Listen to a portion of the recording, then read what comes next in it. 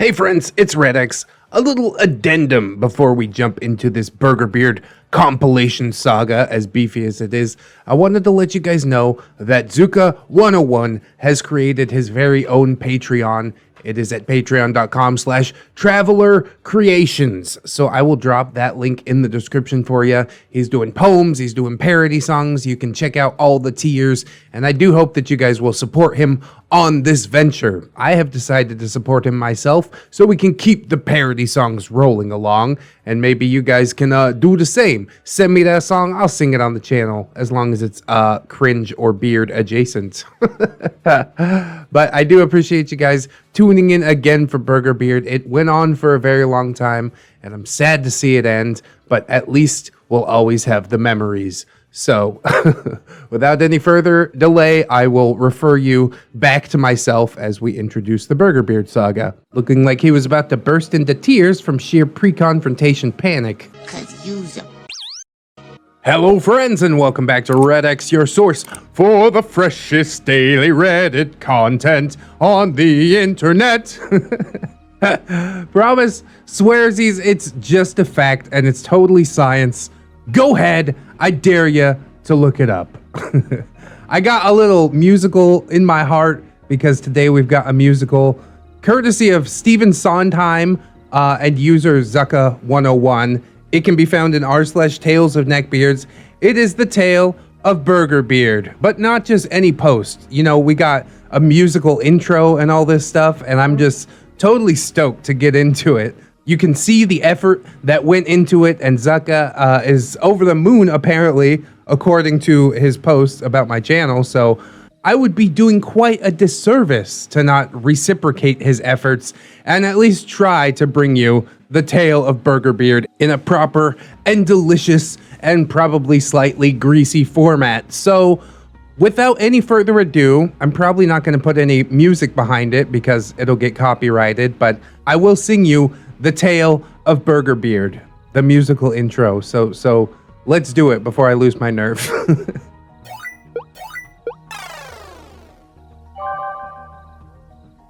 Attend the tale of Burgerbeard. His frame was fat and his tastes were weird. He cheated in every game he played, yet somehow he managed to never get laid. His failures, they were always cheered. This Burgerbeard, the cheating gamer of Zuck's group. It's so perfect. He fancied that he was ever bold, with custom dice that he never rolled. So what if nobody saw the result? If ever called out, he resorts to insult. This Burgerbeard, the cheating gamer of Zuck's group. Grab your dice up fast, Burger, fill the air with lies.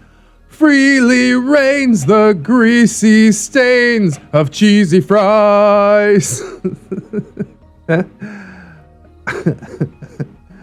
His skills were few and his gear was chic. Ooh, a waifu pillow, what a fancy geek. A velvet bag to hold his dice, a room that held his tiny pet mice. For hygiene he is at least cleared. This Burgerbeard, the cheating gamer of Zuck's group. Inconsiderate Burger was, mean and cruel, unkind he was, using computer derived from the cloud. Burger played music unbearably loud. Burger planned and Burger schemed, like an angry incel he schemed. Burger was quick, Burger had ruses, call him out and he sputter excuses. Burger.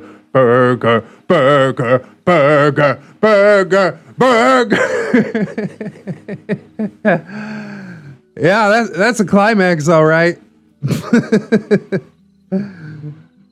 Here we go, finale. All right, tend the tale of Burgerbeard. His hands were clean, but his soul was smeared. What happens next will follow my posts, for I wouldn't want you to miss all the roasts of Burgerbeard, the cheating gamer of Zuck's group. Oh, God. That's too good, dude. The effort that it must have taken. And honestly, it's just yeah, it goes right along with the music. Everything's perfect. I couldn't not read the stories after this, if you want me to be quite honest. I will repay your effort with some efforts of my own, because that's how we do it around here. Thank you so much, dude. That is like, can you do these like every week? I totally want just neckbeard parodies out the yin yang. I think that would be the best thing ever. But all right. Now that our musical interlude is out of the way, I guess we can jump into the first Burgerbeard tale. And what a great way to start it off. So let's rock and roll. Burgerbeard's Misadventures in the Game Group, Part 1. The 15-minute Rage Quit. Edit. Any readers of the YouTube persuasion who wish to read these tales, you have my eager blessing and permission. Eager blessing, he says. Dang. If you guys get laughs out of it, by all means, read away. Just let me know if you do, because I'd love to listen. And I will reply to this post once the video is up. Hear ye, hear ye. I've been watching lots of ReddX. Seriously, one of the best Reddit readers out there. For realsies. It's scientifically proven. Google it. Oh, God. You're building me up a little too much, bro. People are going to come to my channel and be like, that's it? The description just might be better than the reality, but I thank you regardless. And I was listening to ReddX regale us about this ghoulish parade of hat-tipping, Cheeto-gorging, beladying crimes against humanity, and that stirred up memories for me. Dark memories. I come forth to submit for the approval of the Redditors this tale of an unusual specimen of Neckbeardicus harumphus of the order Condescendicus. Now that's real science, boy. 15 years ago, I was still in one of our nation's fine institutions of higher learning, and I sought out friends interested in tabletop role-playing games as something to do on the side while throwing the money I'd earned in 4-H into a big bonfire called college. I mean, I was pursuing a degree in ancient history. After the fantastic intro you gave me, I refused to rip on your ancient history degree. I hope you are following your passion. That's what I'll say. I got introduced to a large group of gamers, and we got along famously. Each of them as nutty as me, and most of us are friends to this very day. Dramatis personae. For the layman's, that means the cast. We've got Burgerbeard, the star of these chronicles, so named because he shares a first name with two other guys, and we came up with job-related prefixes to differentiate them. Burgerbeard works at a cheeseburger stand in the kitchen. Unlike many neckbeards, Burgerbeard showers regularly, has an aroma no more offensive than your average 20-something of questionable body mass index, and shaved around his goatee, most of the time. He enjoys a full head of hair that's high enough in volume and length that he ponytails it. Nay, dear reader, this neckbird's foulness is a sickness of spirit. And that's where it really counts. Every time he opens his mouth, he speaks with nods, slowly enunciating, as if he's talking to the mentally handicapped. Just all the damn time. Condescension oozes from his every pore. Imagine if Bill Lumbergh from Office Space had a greasy little baby with Burke from Aliens, and you'll get some idea as to how this man-child conducts his speech. If you could play tabletop RPGs with me, that would be great. We're gonna need you to come roll a paladin on Saturday. Yeah. We've got Zucca, OP, Master of Ceremonies, and the guy who hosted most of these games because my family's house was nice and big. Bystander for most of these chronicles. Badastovich, the lanky ladies' man with more rage than his body knew what to do with. He takes no crap from anyone, and in spite of putting on the trappings of dickhood, he is a true pal. Prefers spellcasters in D&D Pathfinder, tech priests in Warhammer 40k, and is a proper spotlight addict. Wrangler, so named because of his job, which has remained unchanged for years. His job chiefly involves corralling wild shopping carts out in the parking plains and taking them on back home. He's awkward, anxious, and shares a first name with Burgerbeard to his deep and unmitigated displeasure. Radio. He's a radio operator in the army. He takes even less bullshit than Badastovich. True bro, not present for most of these chronicles though. Dragon. Nicest man in the universe. Japanese descended gamer nerd. Works at home improvement store and has 2 sons. Always makes support characters in the games that we play. Ninetales, so named because of her kitsune fixation, weeaboo of the first degree, and also missing half of her teeth. Dragon's wife and resident gamer mama. Slumsy, former best buddy, who later had himself one moment of horrible neckbeardism that damn near overshadowed everything that Burgerbeard ever did, but at the same time, a true bro and live-in assistant to Dragon and Ninetales. Turtle, international man of action. Sarcasm self-check complete. He's a neckbeard of the greasiest subgenus, sarcastically referred to as the international man of action because he will waddle to my big easy chair, nest in it, and just fall asleep, waking only to roll the dice and mumble responses to questions. So named because he looks like a Teenage Mutant Ninja Turtle trying to cosplay Dwight Schrute from The Office. That's far too accurate. What a picture is painted. I am fast. To give you a reference point, I'm somewhere between a snake and a mongoose. And a panther. His head is stooped forward, his belly juts out, his chest is sunken, and he has a mop of greasy black hair on his trapezoid-shaped head. Like someone tried to paint the top of an egg with squiggly black Sharpie lines. His neckbeardism shall be chronicled later. He's Burgerbeard's BFF and totally worshipped the ground that Burgerbeard walked on. It was long speculated that he and Burgerbeard were an item, but further observation revealed it was less they were lovers and more of like a master and beloved pet kind of situation. And no, not sexually. Not that we judge. I mean to say that Turtle acts like Burgerbeard's watchdog. We also got Jitters, decent dude, terrible hygiene, the worst game master to ever live. He shivers at all times like a neurotic chihuahua. He never lived down putting a big red button in a game that he ran that didn't move the plot along, but TPK'd us. I mean, you gotta push the big red button. What did he expect? Curiosity always kills the cat. Bluto, perpetual special guest star, always a listener, never a player. Neckbeard extraordinaire, the toilet slayer. He who melts in direct sunlight. He had a sense of humor as foul as his BO. Ogre, the other guy who hosts all the games. Big as a whale, generous as a jolly leprechaun, kept a clean house and runs a tight character when gaming. And so, with the cast out of the way, we have The Stage. My family's former forever home was a beautiful Spanish mission-style ranch home on the farm that I grew up on. The dining room contained a gigantic wooden table, which is where I hosted games whenever it was my turn. A huge set of windows looked out to miles of farmlands and the mountains beyond, and when you stepped outside with so few lights, you could see the stars with so much clarity. Well, that sounds awesome. Why is it a former forever home? You guys should have stayed there. Bruh. Now I'm a little sad. But regardless, the troupe is ready and the stage is set. Tale the first, the 15-minute rage quit.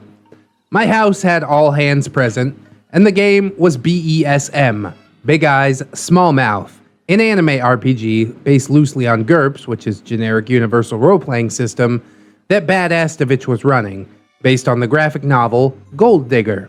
I was sitting near Badastovich, and the huge table at my place accommodated everyone with ease. Badastovich prefers to sit at the head of the table when he's running the game, and Burgerbeard prefers to sit at the other end so he can roll the dice far away from Badastovich's watchful eyes. The particulars are lost to time, but Badastovich became cheesed with Burgerbeard's seemingly supernatural luck, rolling max damage and perfect hits. "I think you're full of shit, Burger," Badastovich sneered after Burgerbeard rolled his 5th natural 20 of the night. Burgerbeard smiled like the cat who got the cream. "I'm using my good dice," he smugly informed us. Come on, Burgerbeard, at least let us see what you roll, Ninetails complained. That's fair, yeah, just let us verify, Dragon cheerfully said. Jitters adjusted his glasses and looked anxiously between Burgerbeard and Badastovich, looking like he was about to burst into tears from sheer pre-confrontation panic. And Wrangler grabs his head in typical dramatic fashion, gritting his teeth. Burgerbeard scowls but rolls for damage, dropping 3 8-sided dice and swiping them up before Ninetails, who was sitting near him, could actually see. Hey, I saw 2 1s, Ninetail piped up. Those were 7s. Burgerbeard exclaims, eyes wide. Hold up, bro. 3d8s? Dragon exclaimed. You're using your bare fists. Well, yeah, I'm a brawler. My strength modifier is +3, so I get to roll 3 8-sided, Burgerbeard said in his trademarked, I'm smarter than you, condescension. That is so not how this works, Slumsy bellowed, looking disgusted. What the hell is wrong with you? Burgerbeard scowled. I didn't cheat. You're saying I'm cheating. Look, just roll 1 6-sided, dude, I cut in. The rules say that unless you've got the requisite talent, you can't do it. I've totally got the talent, Burgerbeard bellows, maintaining eye contact while his hand sneakily writes on his character sheet. Hey, Zucca, pass me his character sheet, Badastovich scowls. I glance at Burgerbeard and give a sheepish grin, rubbing my forefinger, middle finger, and thumb. Well, you heard the man, I say. Burgerbeard looks back and forth between me and Badastovich and gives a dramatic flourish of his hands. If you don't trust me, then I'm leaving, he exclaims, and then begins to turn off his laptop. His laptop, which at the time was so old that it requires a plug-in Wi-Fi antenna, was so frail that it could not just be abruptly turned off. In other words, he couldn't just slam it shut and make a proper angry exit. He sat there, fuming, for 15 minutes. Hell of an exit. While his clunker of a laptop shut down, he sat there, arms crossed, ducking his head behind the screen. Maybe they'll just forget that I'm here. Bluto, with his impatience showing, shattered the awkward silence with all the grace of an inebriated hippopotamus on ice. Keep playing the frickin' game, dude! Badastovich cleared his throat and looked towards Wrangler. So, your turn.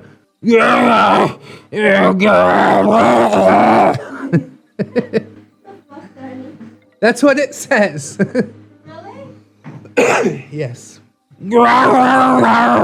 Burgerbeard interjected, making guttural noises, as if his testicles were being fed into a garbage disposal. Which, let's be honest, that's probably where they belong, because if this dude ever breeds, the world is over. Well, I'll just attack the Wrangler begins.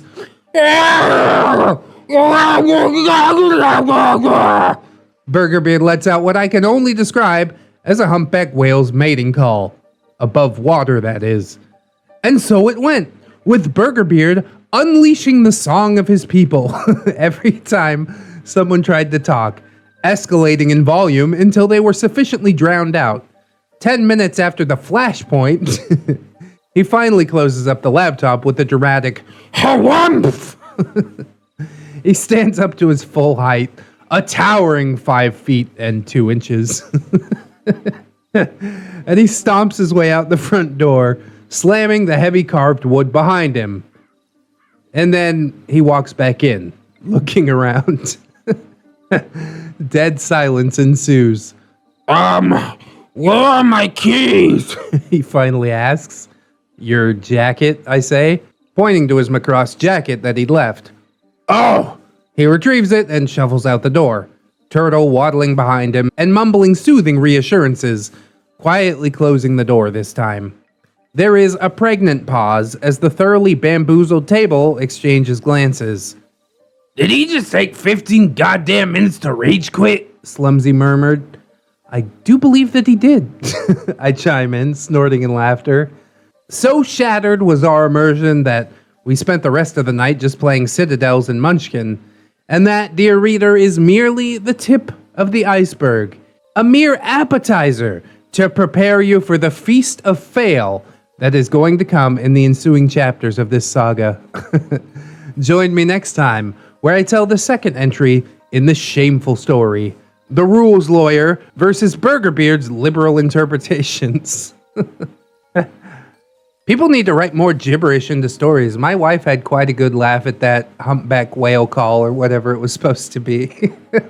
And I had fun making it. Maybe we should do r/I had a stroke or something like that. That would be fun.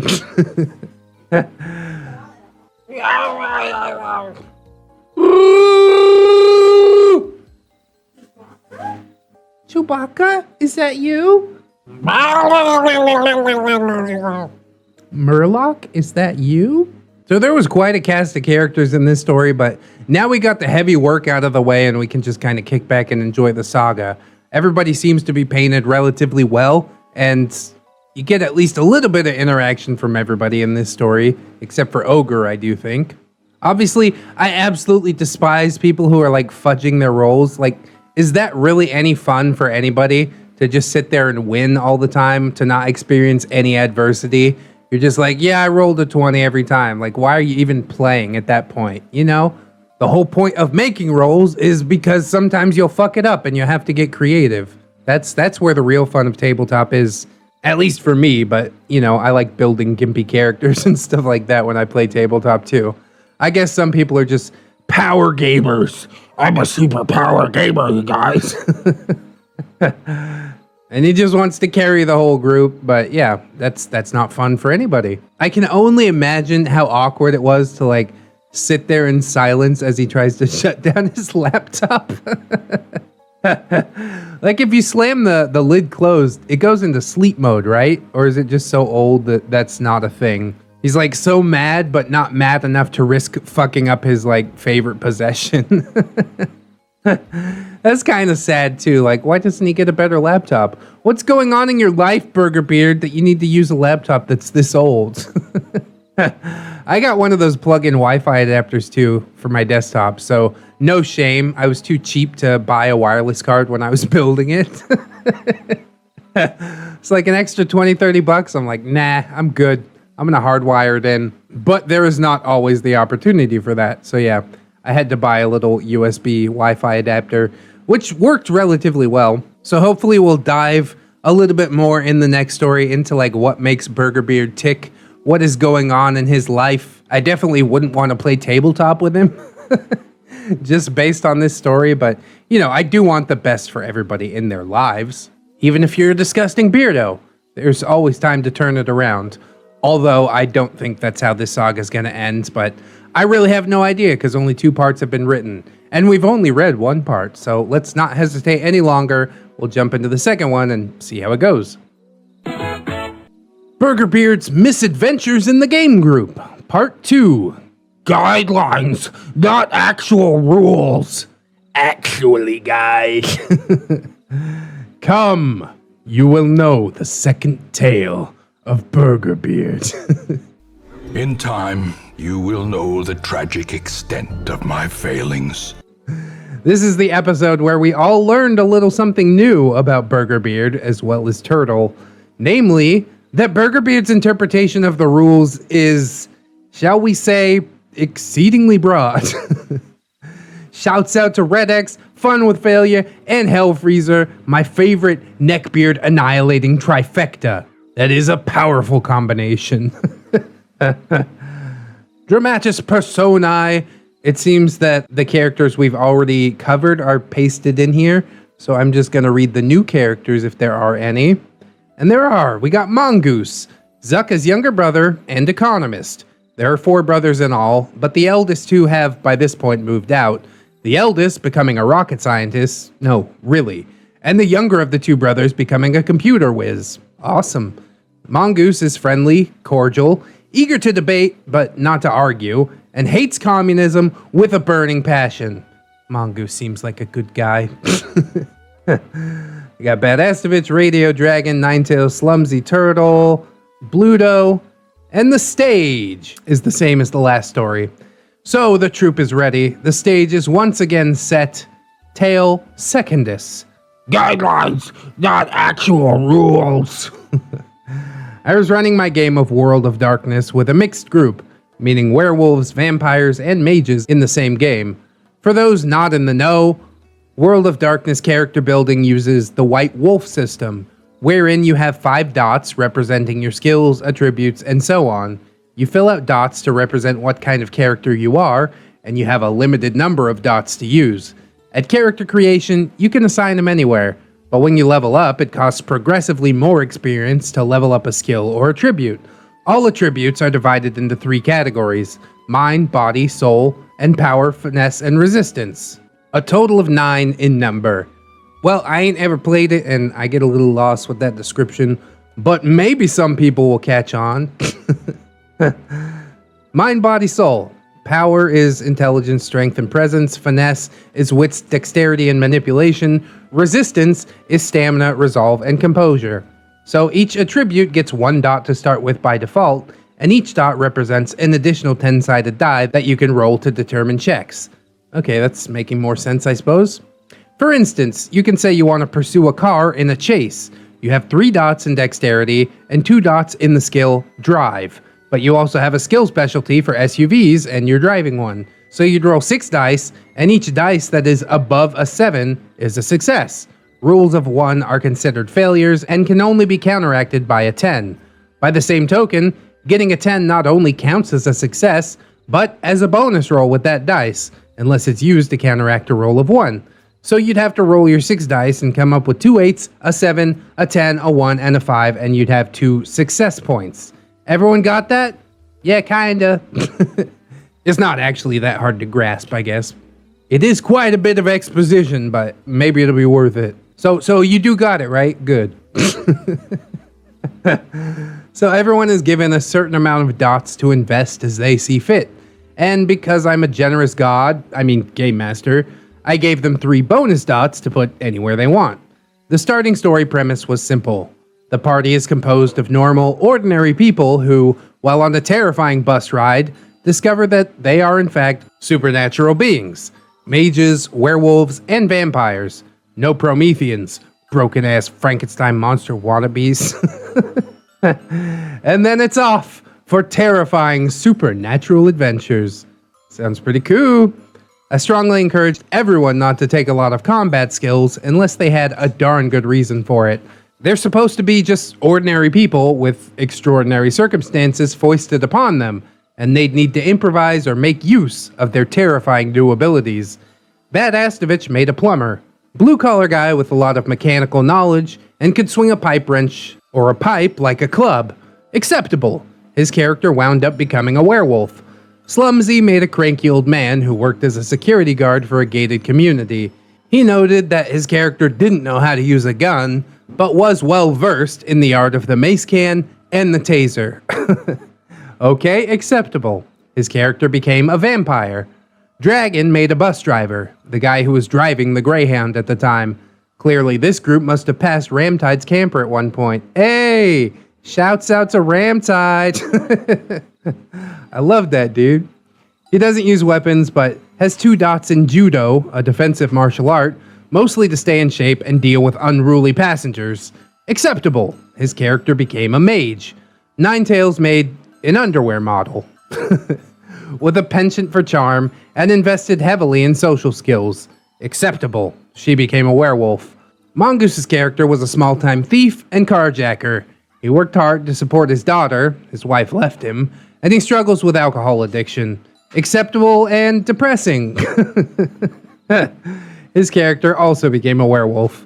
Radio made a pawn shop owner who had access to lots of random items and a sizable amount of hard cash. A deal maker, a negotiator, and a real mean cuss.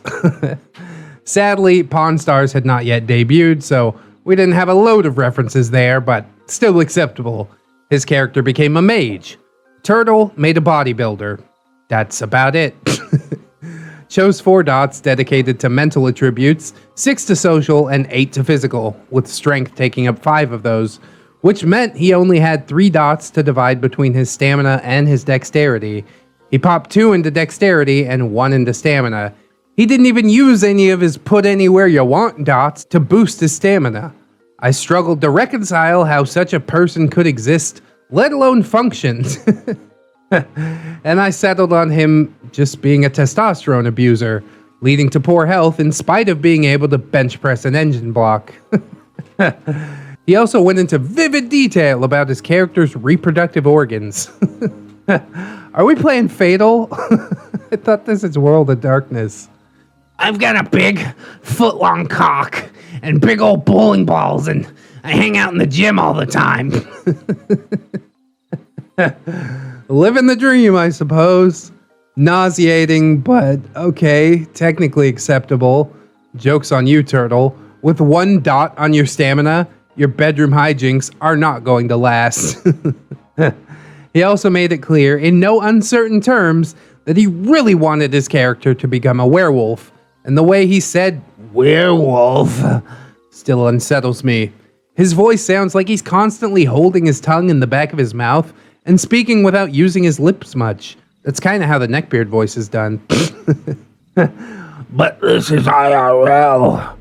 I had randomly determined who becomes what, so welcome to Eternal Undeath, Count Jimula. I might have let him be a werewolf, if he asked real nice. Bluto, the eternal special guest star that he is, just sat and watched. Not the most pleasant of people to have around, but to his credit, never did he bury his face in his phone or computer. He always listened to the table and gave his full attention. And finally, there was good old Burgerbeard. I asked him what he made, and he gave his trademarked smug smile. A Desert Storm veteran.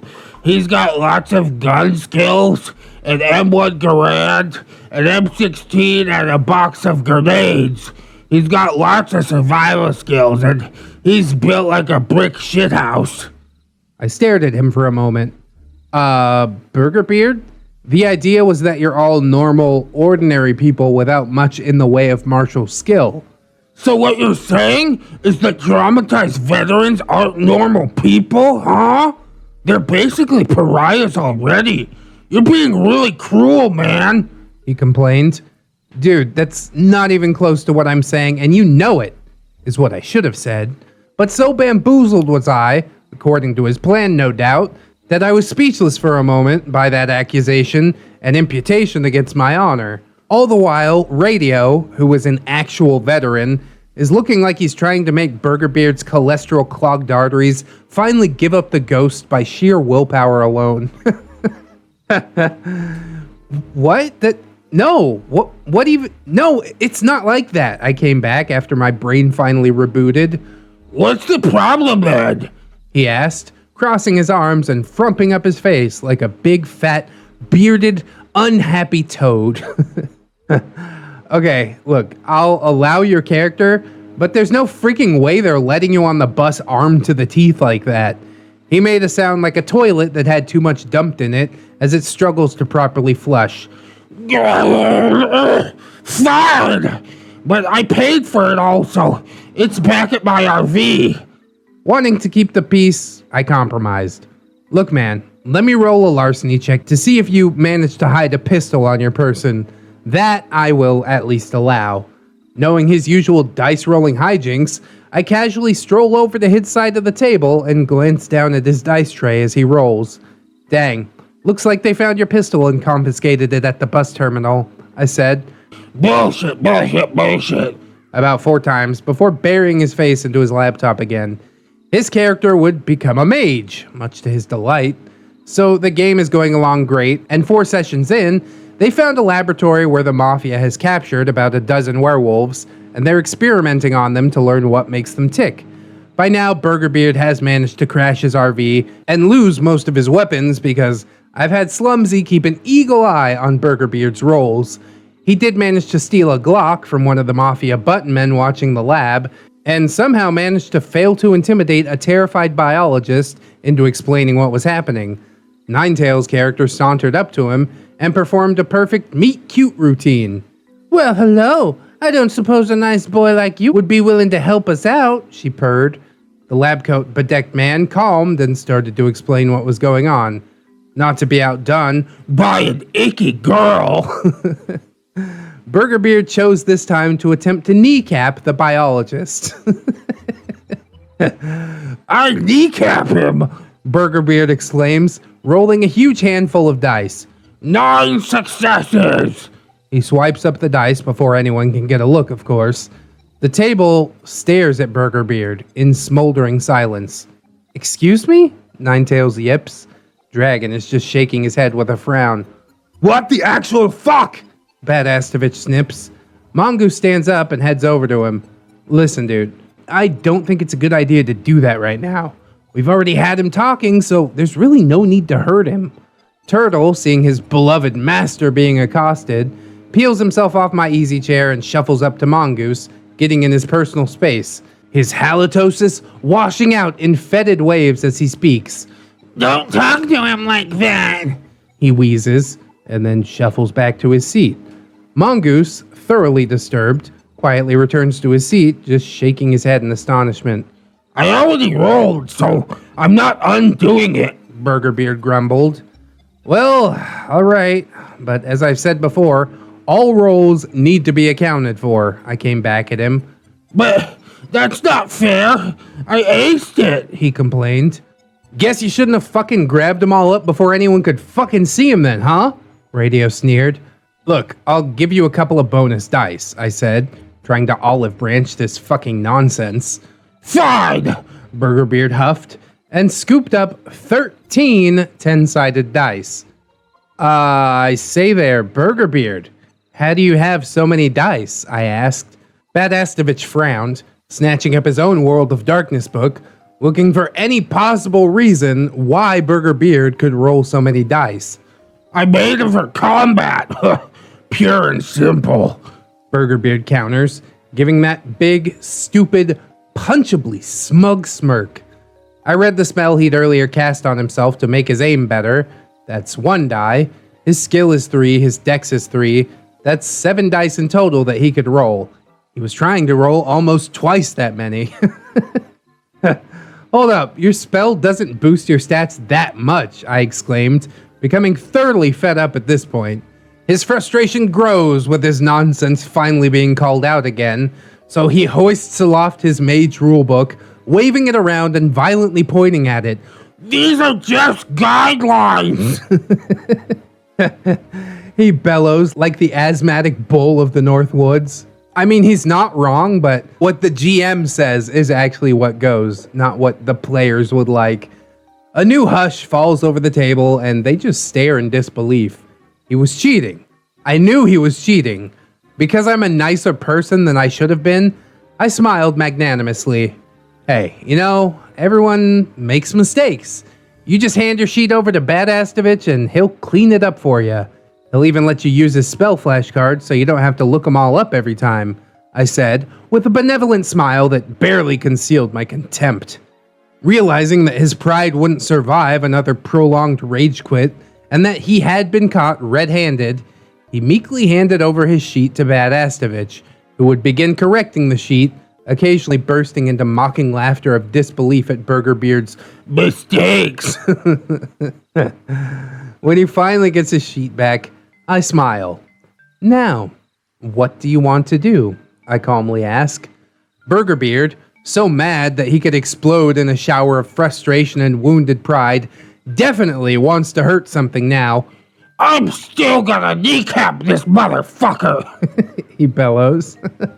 Ninetails is obviously very unhappy about her efforts being undone, but she's not done being pissed at Burgerbeard tonight. No siree. Now, roll your 7 dice, I tell him. Dramatic failure.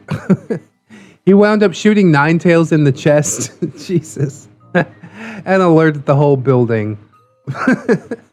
The group frantically fought their way through the dozen Mafia button men, and they later had a whale of a time explaining to their underground doctor friend where Ninetails got her nearly fatal gunshot wound.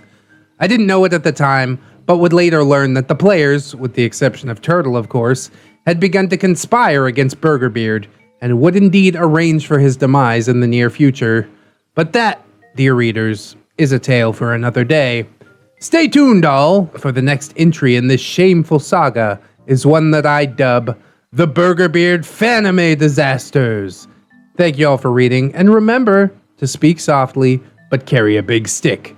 For you never know when a neckbeard shall emerge from their nest of Dorito crumbs, Pocky wrappers, and Daki Makara pillows to wreak havoc upon the world. And accidentally shoot their allies in the fucking chest. Oh, Burgerbeard, way to show your true colors once again. He tries to think that he's all clever during character creation. The GM's like, don't make a character for combat. And he's like, I actually made a veteran. Okay. You don't get any weapons, though. And he's like, no way. But finally, he does manage to get his hands on a weapon. And what is the first thing that he does with it? Of course, tries to shoot somebody. As any smooth brain would, I do suppose. Like, everything's going along swimmingly, and you just kind of got to throw a monkey wrench into the middle of it. Ugh, what an infuriating person to play with. I'm also slightly amused at Turtle, you know, making sure to illustrate just how big his character's dick is and all that stuff. Bro, we're not playing Fatal. And if you don't know about Fatal and just how deep it gets, there's currently a reading on my Facebook page that's also accessible through my Discord. If you should like to join me there, I'll link you right to it. I'm also slowly working on a Fatal episode that I sat down and had Ramtide GM with a couple of patrons, but it is beefy. It's like 4 hours of character creation and like 40 minutes of just beating the shit out of each other. And somehow I've got to trim this down into something watchable, which is sort of an impossibility, but we'll do our best. I'm super glad that Burgerbeard did like kind of give in and let people fix his character sheet. But yeah, you got to police this guy so heavy that he's really not worth having in the group. I don't know how he's made it this far. I would play with him once or twice and be like, look, if you can't fix it, then you're out. And that's basically it.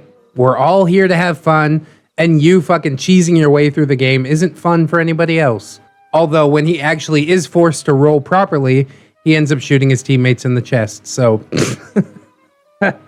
I don't know. There's just no winning with this guy. It's amazing. Yeah, dude, watch out for that super devil.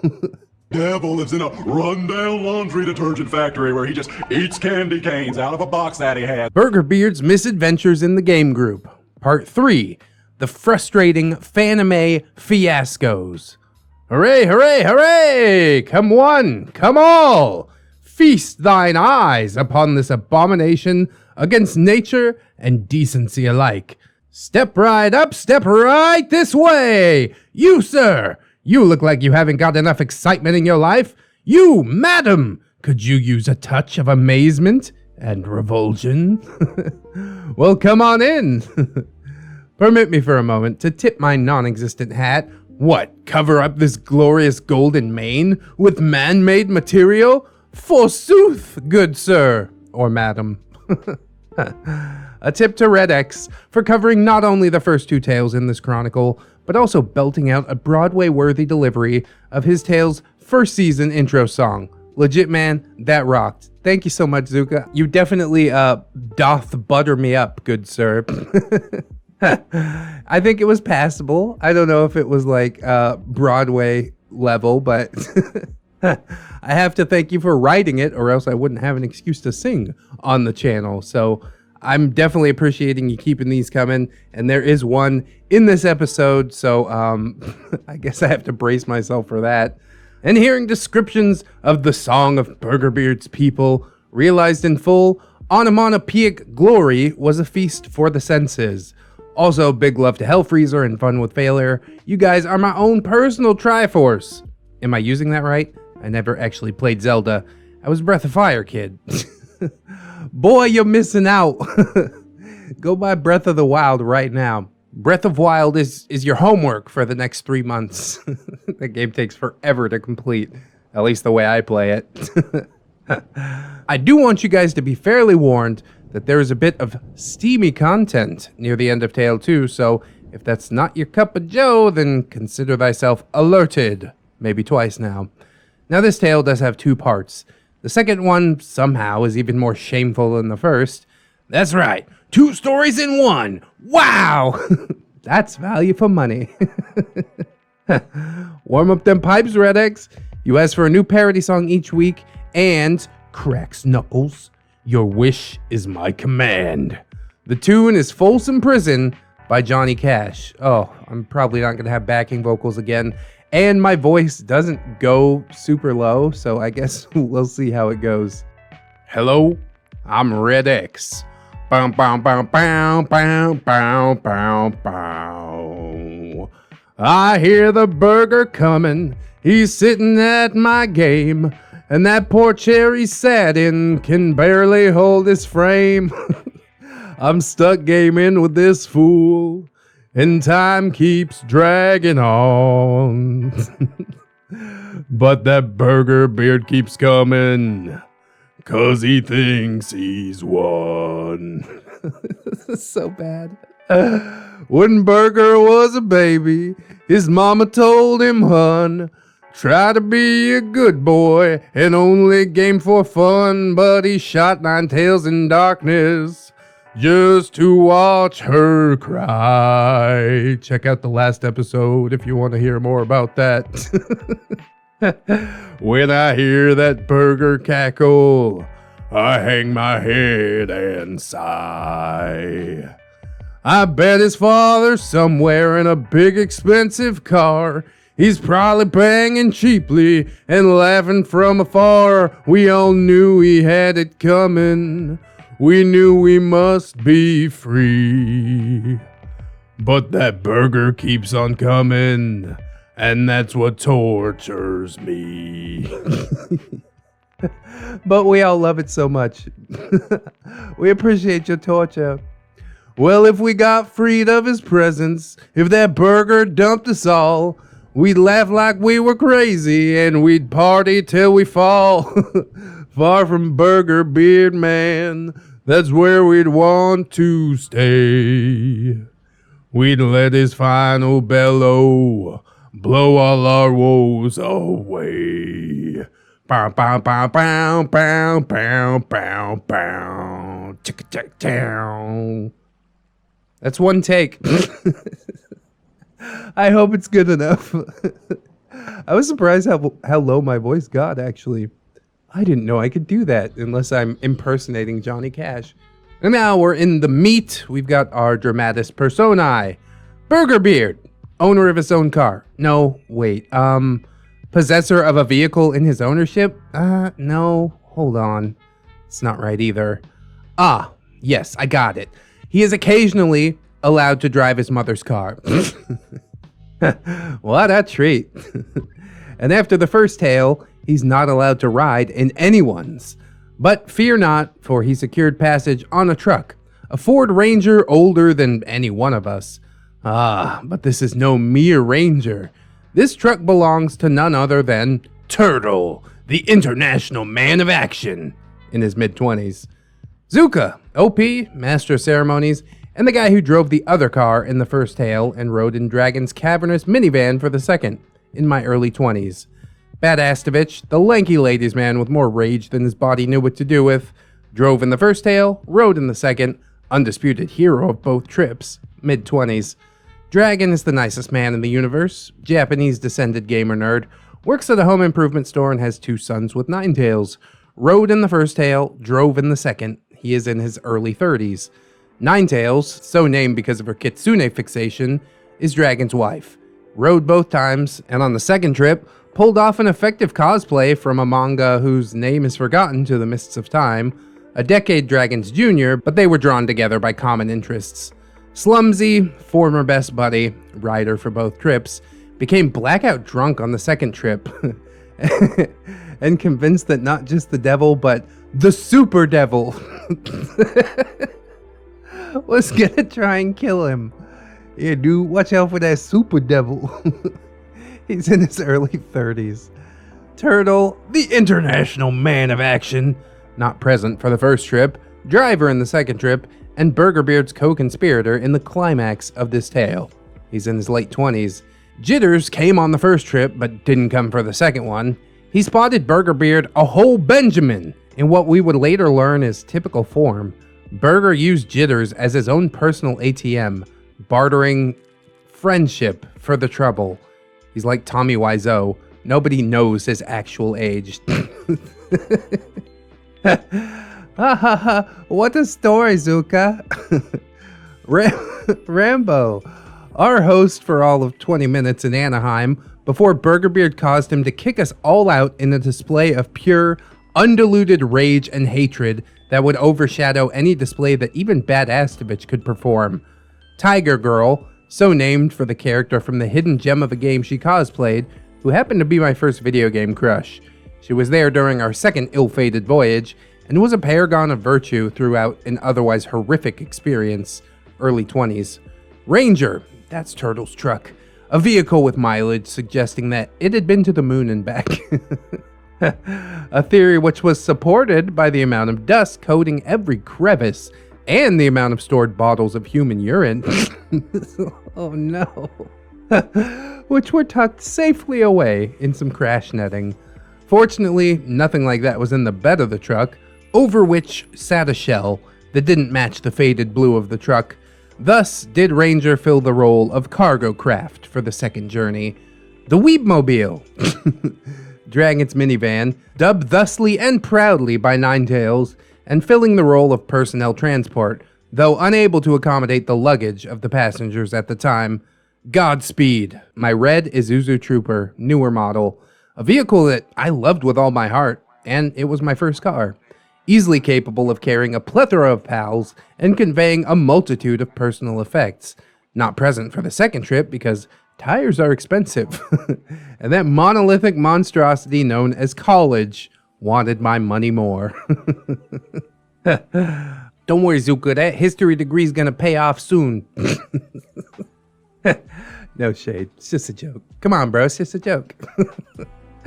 The stage. The big city, where Fanime was held, and the enormous convention center that housed it.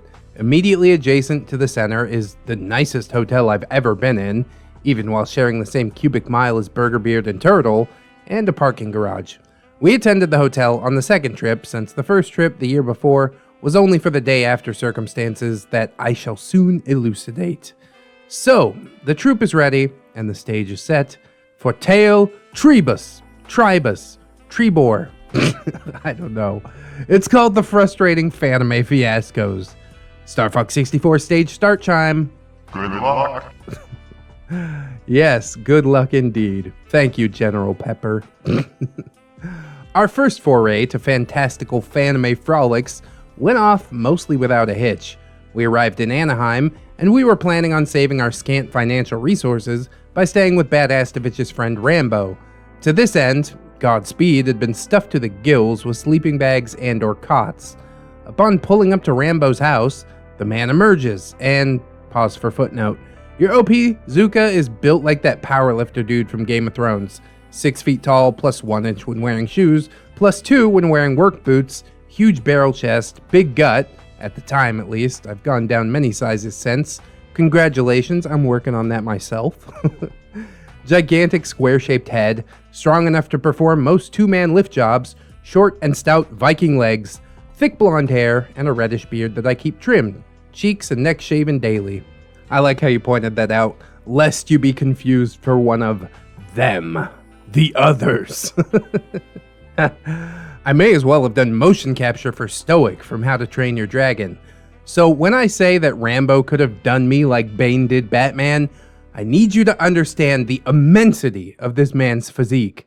This Adonis looked like what Turtle described his character to look like in the previous tale, only he looked healthy, and to the best of my recognizance, did not possess a couple of bowling balls and a matching bowling pin in his pants.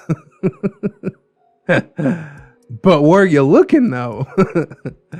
He welcomes us into his home, which is outfitted like a geek mecca.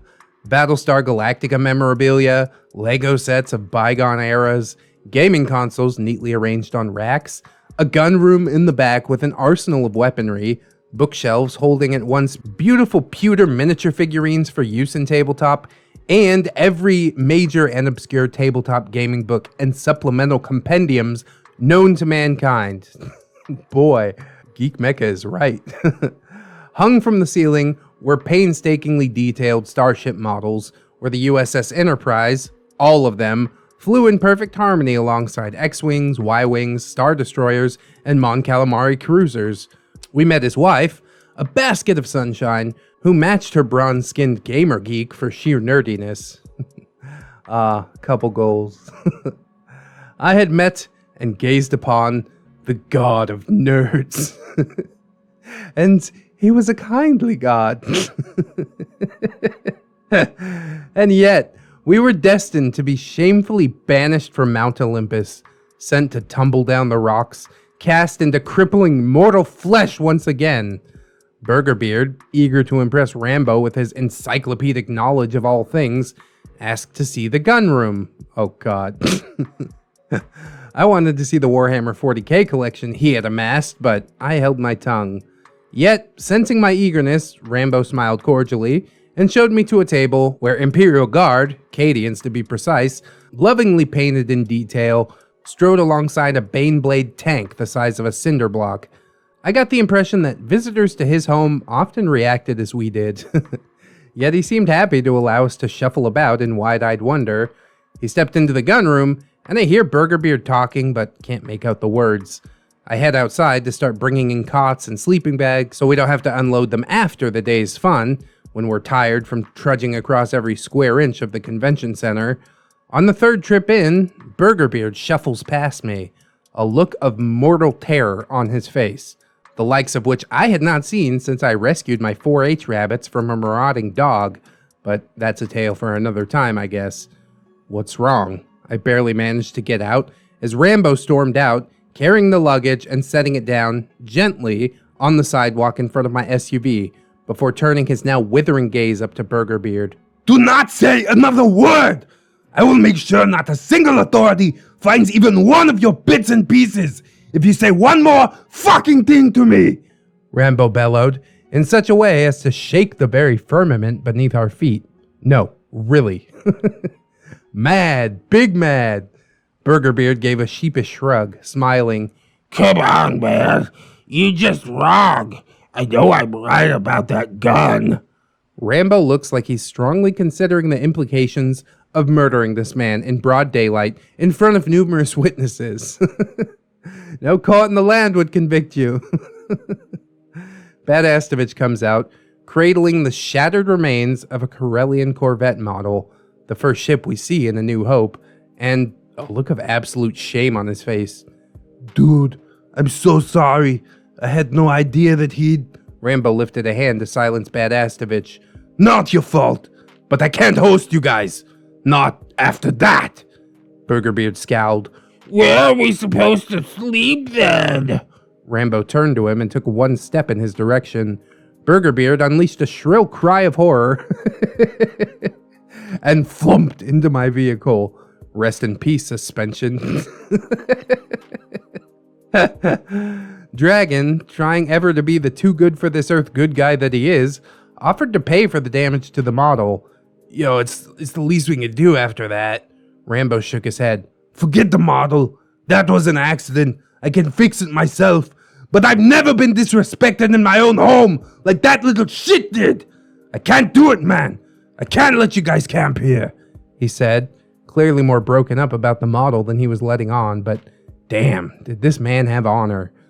Well, it's all right, bud. We'll just make this a day trip then, I said. You sure we can't help you in any way? You could start by explaining how that, he pointed at the cowering Burgerbeard, is associated with decent people like you guys. The god of geeks, even in our moment of deepest shame, had warmed our souls with his radiant beneficence once again. Alas, none of us had an explanation. Friend of a friend, you know? Rambo sighed. Just get him away from here, and don't ever bring him back.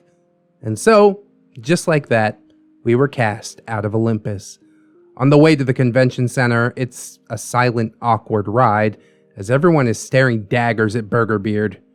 Okay, bro, what the fuck did you do in there? Slumsy snarled, slapping Burgerbeard upside his ponytail-bedecked head. Ow! What's the big deal? I corrected him about his gun collection. Burgerbeard protested, flailing his arms like an irritated orangutan. What did you do to his model? Ninetails asked, frowning in disbelief. Come on, man. There's no space in that little gun room, so I just stepped out to test his sword. Burgerbeard complained. There's dead silence. Badastovich turns his head like an owl as he's sitting in the passenger seat, staring at Burgerbeard with his teeth bared, his eyes wide, and one eyebrow arched so high that it nearly reached his hairline. What? The precise fuck! He screams after a few moments. You swung around his authentic katana like a fucking spaz in the model room? Burgerbeard obliviously shrugged. Well, he didn't say that I couldn't. Yeah. Common sense is just out the window, I guess. Then his doughy face arches into that trademarked smug grin of his, as if he'd cracked a code and was on the moral high ground here. Hold up, but what did you say to him? I asked, remembering through the haze of adrenaline that he was more angered by Burgerbeard's words than his actions. Burgerbeard launches into a tirade. Well, see, he didn't know that his SAGA 12 was actually made in England. Badastovich unbuckles his seatbelt and spins around, resting his knees on the seat while trying to grab some part of Burgerbeard to destroy. While Dragon played the peacekeeper, I unleashed my own roar. Settle down, everyone, or I'm turning this bus around! Then it's Jitters' turn to speak up. Burgerbeard, the SAGA's made in Russia. Doesn't the manufacturer's name Kalashnikov suggest that? And I heard you and him talking. You said he was dumb and wrong, and that if he couldn't keep track of his weapons, then you'd be willing to take them off his hands. God damn it, Burgerbeard! Badastovich bellowed. That's my best buddy down here! You couldn't sideline your shit for 10 fucking minutes? Burgerbeard does that little shrug he does when he believes he's in the right but doesn't want to argue anymore. And by that time we had pulled into the parking structure. The convention is actually really fun, and a welcome respite from the nightmarish tomfoolery of yesterhour. We actively avoid Burgerbeard until we see him groping a Warcraft Night Elf cosplayer, Jesus Christ, and drag him by his goatee for the rest of the day to make sure that he does no further harm. Just report him to security, dude. Don't associate with that. Jesus. The ride back is perfectly fine, each of us laden with bags full of swag and purchases. I bought a Vash the Stampede figurine from Trigun, along with a Nicholas D. Wolfwood, also from Trigun, for my same age as me nephew by marriage pal, and an Alexander Anderson from Helsing for Mongoose. We arrived back home in the wee hours since it was a long drive back from the big city. It's time for everyone to hand over the gas money for the trip, everyone throwing in $40. Burgerbeard did not. Sorry, I spent it all at Fanime, he said, smiling, perfectly pleased with himself. God, punch him. Please, somebody punch this man. You know how in anime, there's a little starburst symbol to indicate a blood vessel that's bulging on the head? Badastovich's forehead was thusly bulged. I had never seen that in person, at least not on anyone that wasn't my mother or father, dealing with the torment that my brothers and I put them through in their quest to turn their literally barn-raised litter into respectable human beings. We all paid up, Burgerbeard. Stop being a shithead and cough it up, Badastovich growls. Come on, dude, hand over the money, Slumsy urges him. Hey, I don't have any money left, so there's nothing for it. Leave me alone, Burgerbeard said, in that oh-so-lovely condescending manner. Seriously, bud? You gonna do me dirty like that? Do all of us dirty after you screwed us back at Rambo's place? I didn't want to do 2 4-hour drives in the same day, but I did it anyways, I grumbled. too tired to fight as much as I wanted to. Burgerbeard hoists his arm under my face, the underside upturned as he slapped the vein, hollering, Do you want my blood, man? Do you want my blood? I mean, let me think about it. Yes, drain your life force. Finally, you will have served a purpose, even if that purpose is just painting the fucking sidewalk. Now I'm getting like offended on OP's behalf. What a bag of shit. Oh, God. Badastovich's enraged face turns into a Grinch-like smile of malicious delight as he opened the back of the SUV and scooped up Burgerbeard's swag along with his own, tying both the bags shut. Hey, that's my stuff! Burgerbeard lowed. It sure is, and I'd be happy to relinquish it all as soon as you render unto Zucca the fee of 40 buckaroonies. Badastovich sweetly murmurs. Whale song in 3, 2, 1.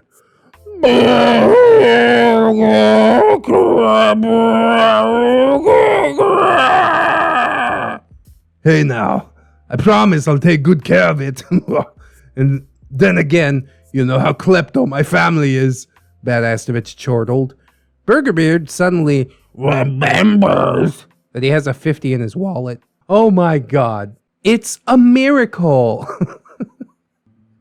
What a bag of shit, dude. I hate him so much. I take poor Ulysses S. Grant from him, the president looking piteously up at me through the sheen of moisture clinging to the matted fibers of the green legal tender.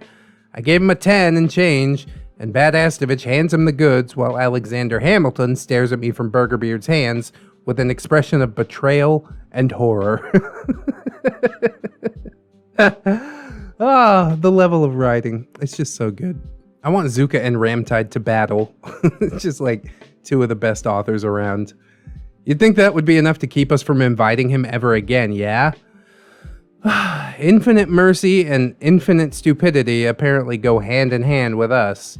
So, next year, we're going to Fanime again. And by then, we'd mostly forgotten the horrors of last time. Mostly. To that end, rather than impose upon friends in the area, we had saved up enough for a couple of rooms. Bring some sleeping bags and cots. It'll be a grand old time. Of course, this time, not one soul among us wants to convey Burgerbeard. That is, except for...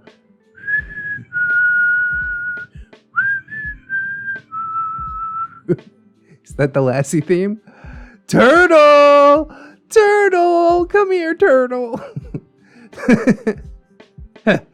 The international man of action stepped forth for the honor, nay, the privilege of driving His Majesty Burgerbeard.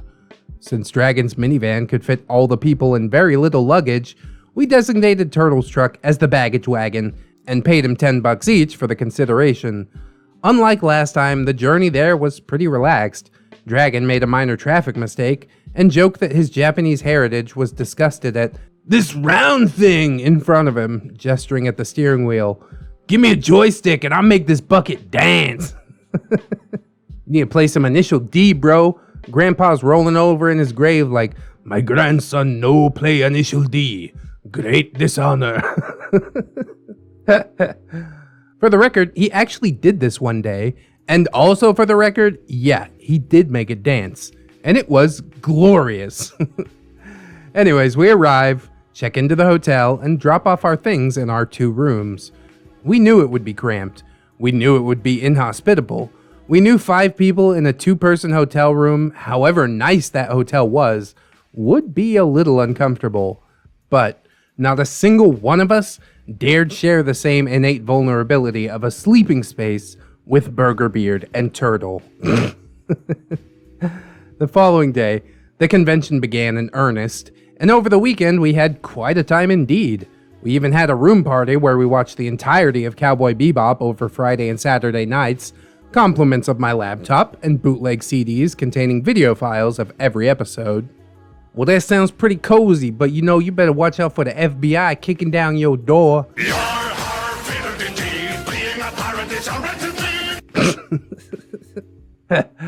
I had a pretty simple cosplay going myself. I dressed as Fatty River from the aforementioned Cowboy Bebop, a friend of Jet Black's that we see in the episode Sympathy for the Devil. I badly wanted to go as Jet, but I basically looked like Fatty River by default anyways. Google the guy. That is anime me. This is anime Zucca101, okay? For all of Turtle's foulness, he did act as something of a conscience to Burgerbeard, keeping him from getting too handsy and grabby with all the beautiful cosplayers who roam the center. Cosplay is not consent, Burgerbeard, scumbag. Of course, that was also the convention that I met a fantastic cosplayer of my first video game crush.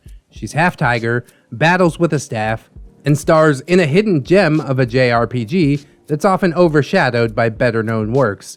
By the way, if you know her and guess correctly, you win a link to one of the last known ROMs of the retranslated game to which the character belongs. DM me your answer though. Don't guess in the comments. I probably also shouldn't guess in the video, but it's Ty the Tiger, isn't it? I remember playing that on GameCube. It's probably not it. That's a male tiger, and it's also a platformer, not a JRPG. But boy, we had some good times on the GameCube, back before we knew what actual platforming was supposed to feel like. She and I talked for a good while, mostly about the game and the incredible attention to detail that she gave her costume, and we swapped stories. We genuinely hit it off, and I invited her to watch Cowboy Bebop with us in the room party. Oh no.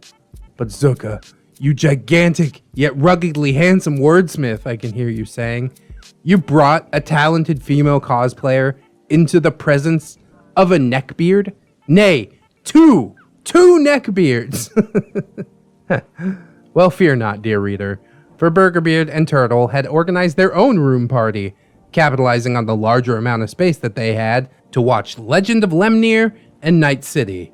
Please, for the love of God and all that is decent and holy, do not Google those at work. Seek out the sage named Bennett, and he shall illuminate you through a filter of good humor.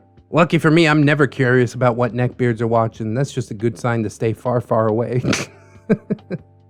So we watched our thing, Turtle and Burger watched theirs, and all was well and right with the world.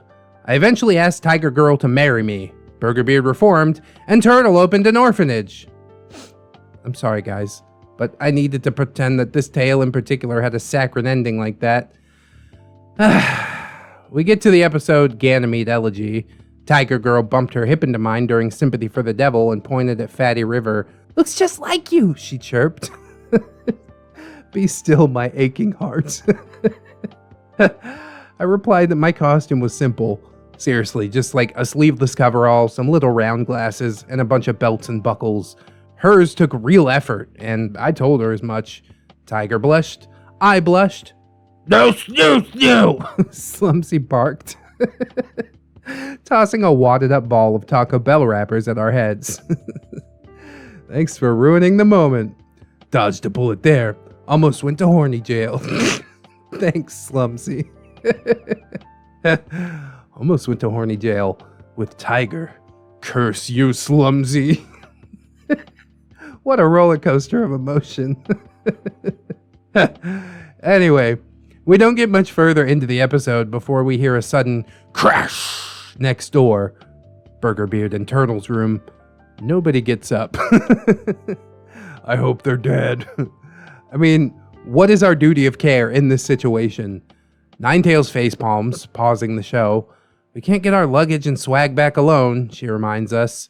Curses. Foiled again. Ah, come on, OP. Just take the keys from the pockets of Turtle's corpse and get somebody who knows how to drive the Ranger. No problem.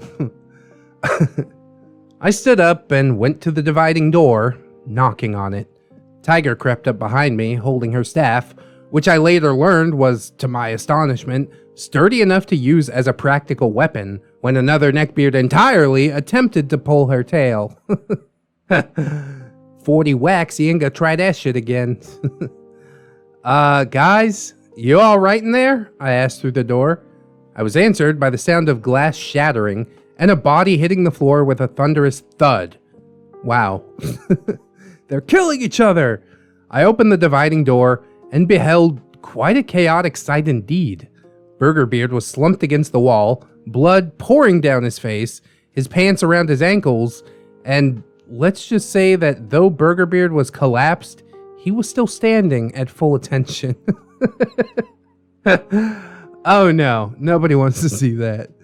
Turtle was nowhere to be found, but in the middle of the room, murmuring in a drunken haze, was a 19-year-old boy who, were it not for his 90% state of undress, would otherwise be dressed as Bridget from Guilty Gear. For context, Bridget is a boy in the game too, but dresses like a girl. Extremely feminine, smooth legs, short shorts, etc. Turns out Turtle, in a characteristically responsible manner, had gone to fill up his truck with gas so that he wouldn't have to do so during rush hour when we left the following morning, leaving Burgerbeard alone, bereft of his own personal trapezoid-headed Jiminy Cricket. So Burgerbeard started thinking. Now, I'm not a forensic scientist, but come on. It doesn't take the CSI to realize what happened here. Best case scenario, they were about to have some perfectly consensual sex, but both were so drunk that when action time came, they just kinda collapsed. Worst case scenario, they were about to do the deed when, to quote Ace Ventura, he found Captain Winky! And subsequent freakouts and passouts occurred. Turns out it was actually neither of those things. Burgerbeard would never speak of the event, and Turtle ducked in his head when inquired after to this day, but Bridget admitted that he thought Burgerbeard was cute. Oh, you sweet bubble-butted summer child. And snuggling turned to cuddling, turned to hanky-panky, while they were drinking like fish and watching hentai. Seems Bridget is well versed in the art, because one old-fashioned later and Burgerbeard slumped to the ground, knocking over his Jack Daniels, breaking the bottle, and somehow attaining a head injury. A worse one than he obviously had before, at least.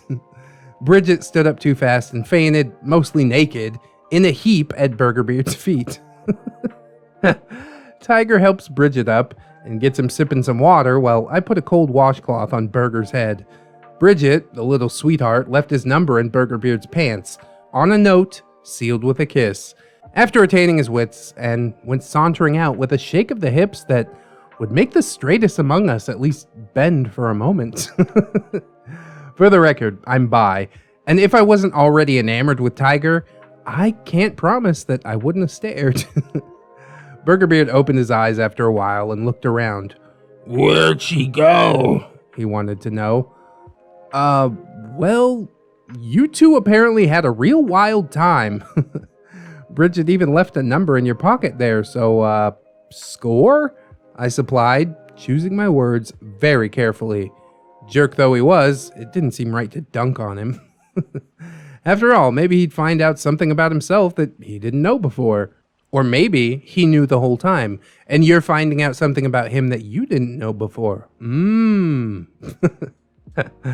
Like I said, no king shame, but no king same. I probably wouldn't be into it, but, you know, if you're into it, then whatever, go for it. Balls deep. Literally and figuratively. Frankly, finding someone that he could connect with on that level might have done him some good. Bridget did seem genuinely sweet and interested in Burgerbeard after all. But I digress. I didn't know for a long time what ultimately came of it, and didn't see that he-vixen for some time indeed. Tiger and I go to decompress at the bar, ordering soft drinks and just chatting after making sure Burgerbeard wasn't concussed. Turns out we didn't live too far away from each other, and actually dated for a few years before her family moved to Colorado. Godspeed, little Tiger. You were a stripy angel of mercy. The following day, the entire hotel is just choked, with weebs flooding the hallway to enact their departure and return from whence they came. Myself, Slumsy, Dragon, Ninetails, Badastovich, Burgerbeard, and Turtle all stood before the elevator doors, which had not opened.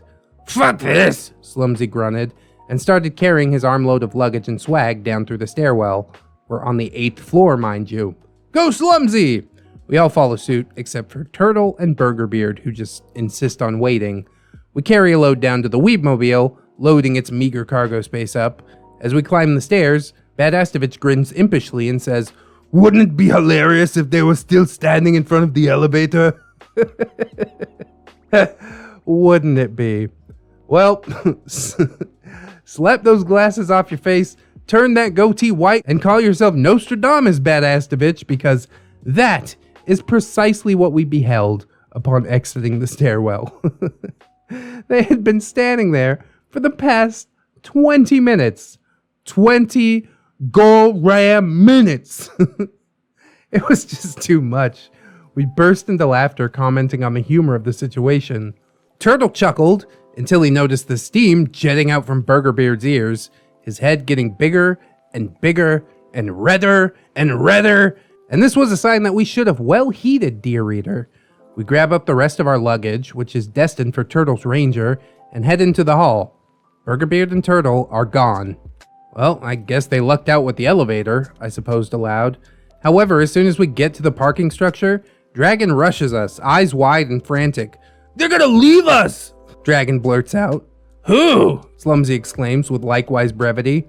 "Burgerbeard and Turtle! They're driving out of here!" Dragon cried out. There was no way on God's green earth that we'd be able to fit both we the passengers and our luggage and swag into the Weebmobile. Not even if we piled up in laps and all. Badasstovich looks around frantically before seeing the Ranger pull around the roundabout and onto the ramp leading down to where we were. And then, in a moment of indisputable badassery, the aptly named Badasstovich leaps onto the hood of the Ranger, torso and arms splayed across the windshield, roaring out, "Stop this motherfucking truck!" Turtle slams on the brakes, but Badasstovich is clinging onto the hood like a Comanche warrior holding fast to a wild stallion. He starts slamming his fist on the windshield. "Turn it off!" he snarled. He leaps off after hearing the engine cut and yanks open the door, staring daggers at Turtle. "What the fuck is wrong with you?" "Badasstovich, you are my hero." What's wrong with you? The ever-crafty Burgerbeard, razor wit that he is, shot back. Turtle, in typical nonchalance, calmly wheezes, "You made fun of us upstairs.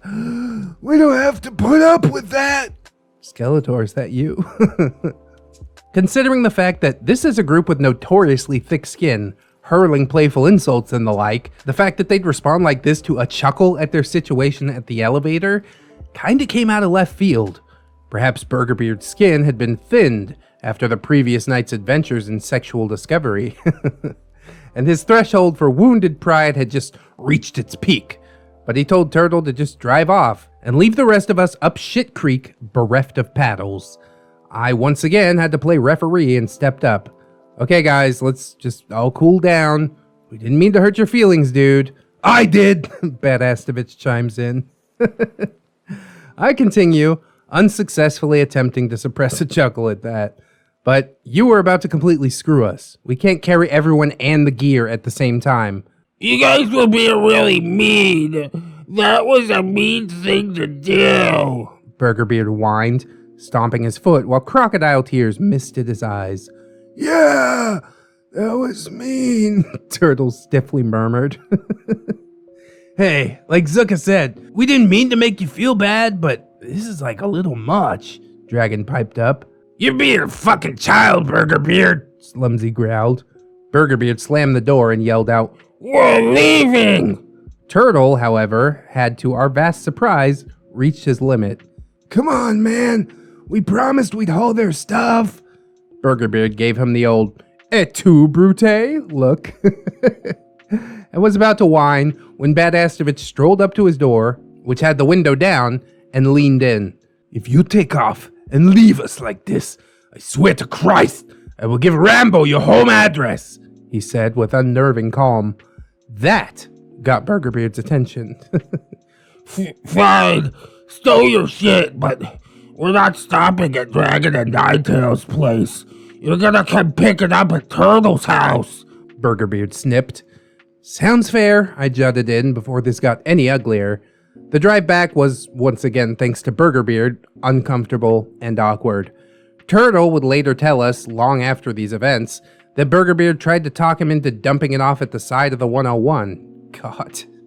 Turtle, to his eternal credit, talked Burgerbeard out of that idea. So we finally decided never to invite him to Fanime, and never did he darken our future visits. But because we're stupid, we kept inviting him to the game.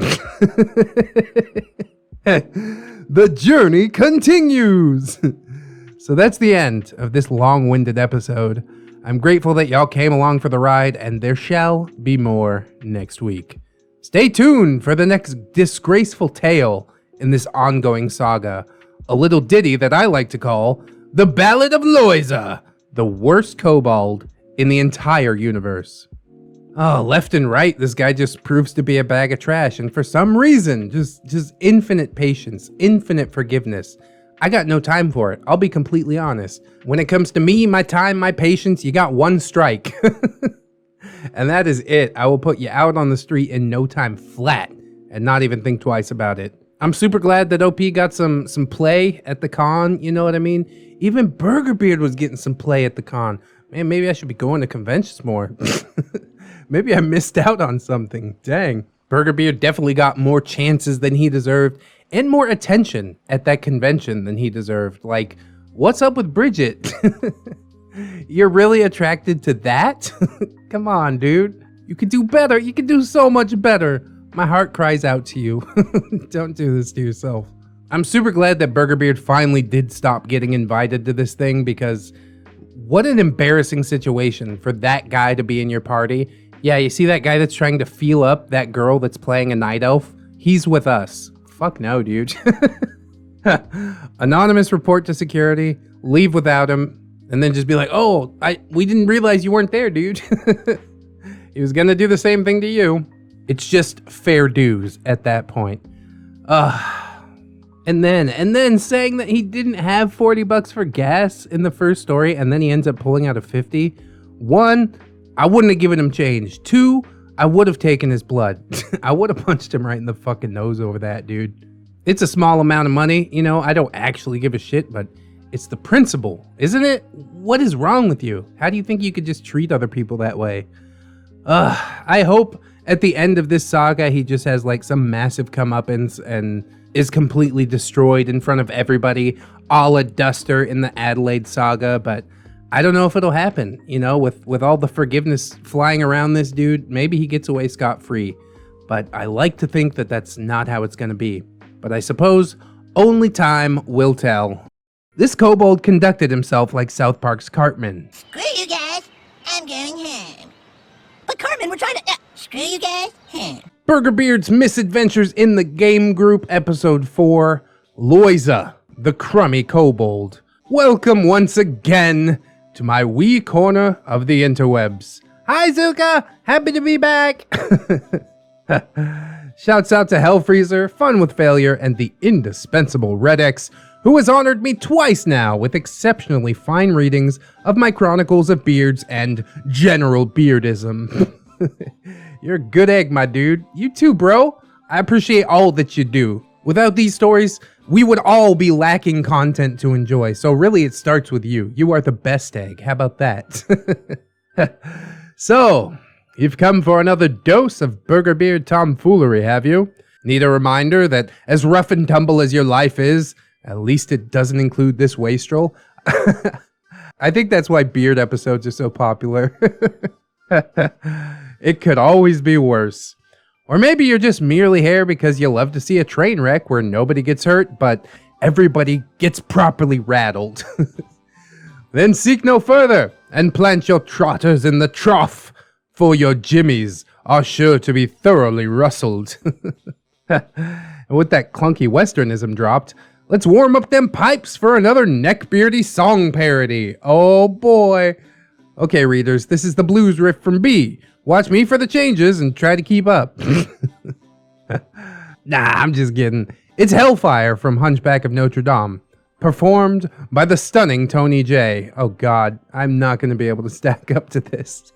It's gonna be bad, dude. I'll try my best. Hear me, dear Gygax, you know I am a nerdy man. In my geeky knowledge, I am fine. Hear me, dear Gygax. You know I'm much more patient than the folks who deal with neckbeards all the time. That's ReddX. Then tell me, dear Gygax, why I see him smirking there, why his beady eyes still haunt my soul. I smell him, unwell him, the light reflecting off his rolls is oozing as he sits there just to troll. This burger, beard burger, this burger in my house, this smirking fat bastard is turning me too gross. It's not my fault. Mea culpa. I'm not to blame. Mea culpa. It is our slumsy friend, the guy who let him game. Mea maxima culpa. It's not my fault. Mea culpa. If in God's plan, mea culpa, he made this neckbeard so much stronger than a man. Protect me, dear Gygax. Don't let this creepy bastard in. Don't let his condescension ruin game. Expel Burgerbeard now and let him find another group, or else just send him back from whence he came.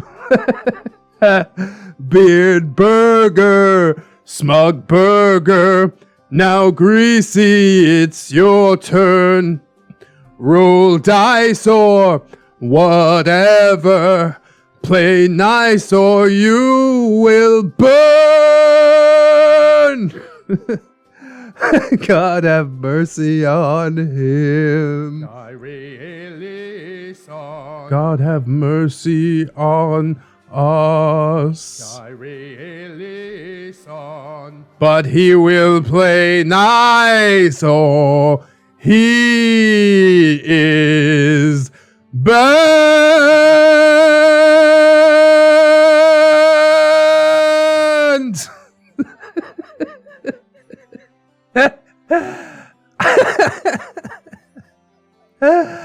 God, dude, this is running the gamut, man.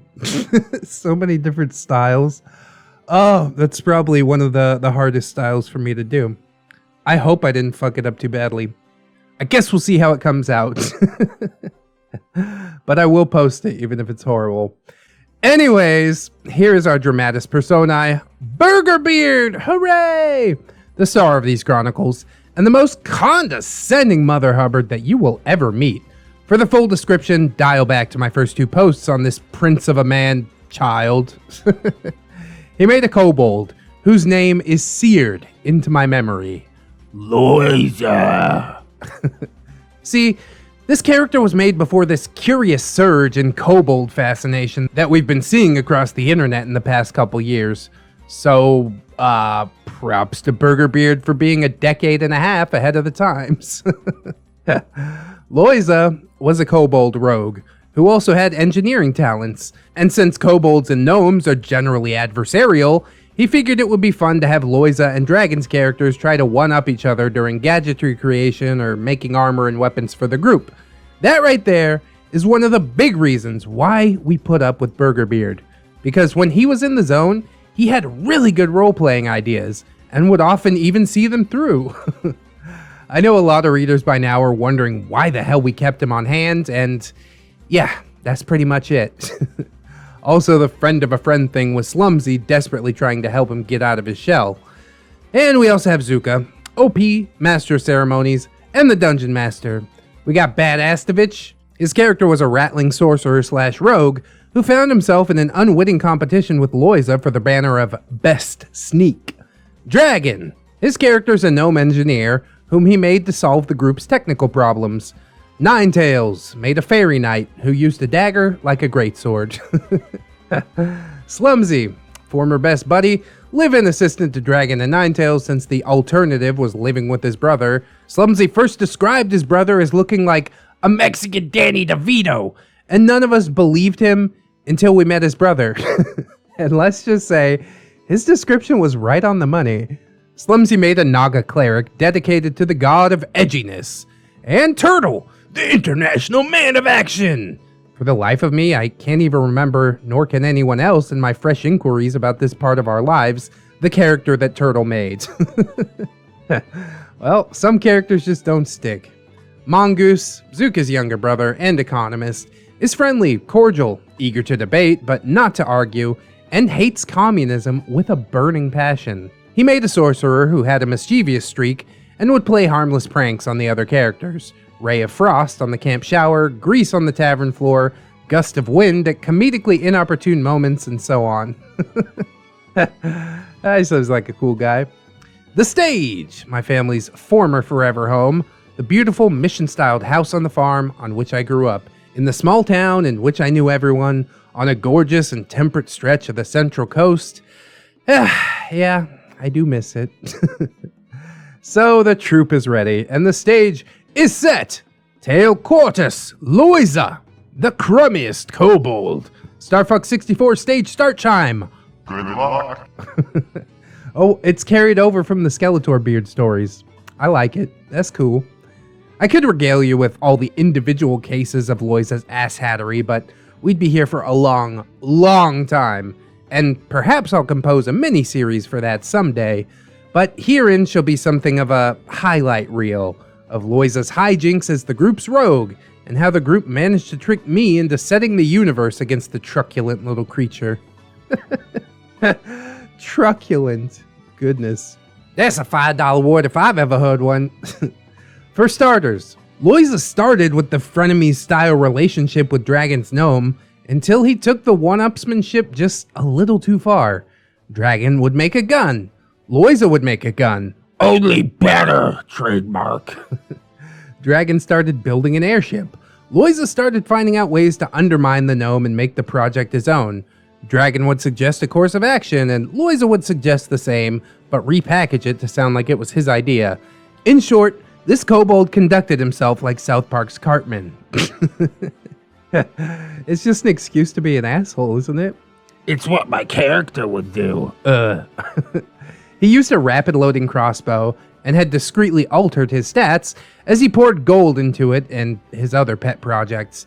And because he was using his thinking brain and not his asshole brain, he thought to use charisma-boosting charms to overcome the fact that kobolds aren't warmly regarded on Zaxxon, the nation in which this campaign took place.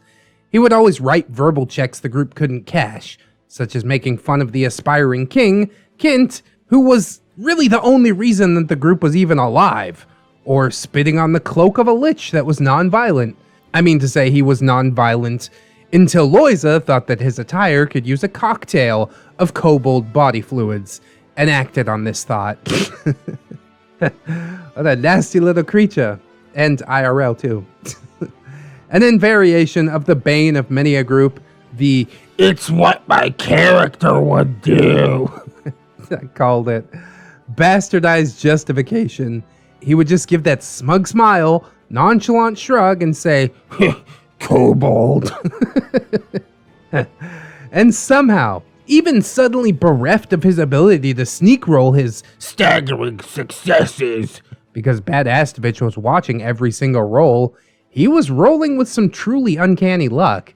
We even tested his dice to see if they were weighted. Nope. Burgerbeard had apparently made some kind of Faustian bargain to just roll better.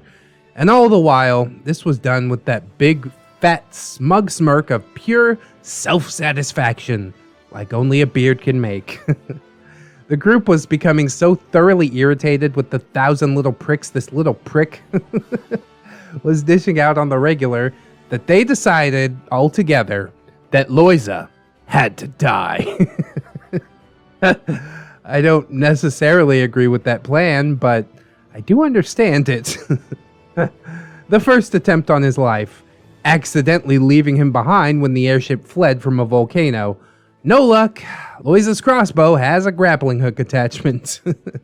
Second attempt, refraining from helping him when he was caught by the watch of Crater Lake City, only for him to stroll into the airship meeting room later, having talked his way out of being charged, even though he had been caught stealing from a noble's treasury red-handed. It's just good rolls, bro. I don't know what to say.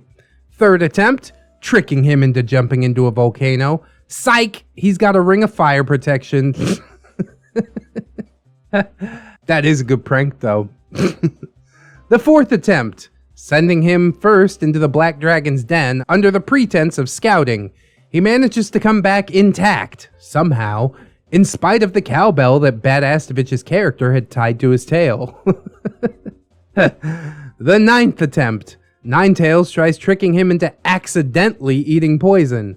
Well, he ate the poison, but he aced the fort save. Oh my. 15th attempt.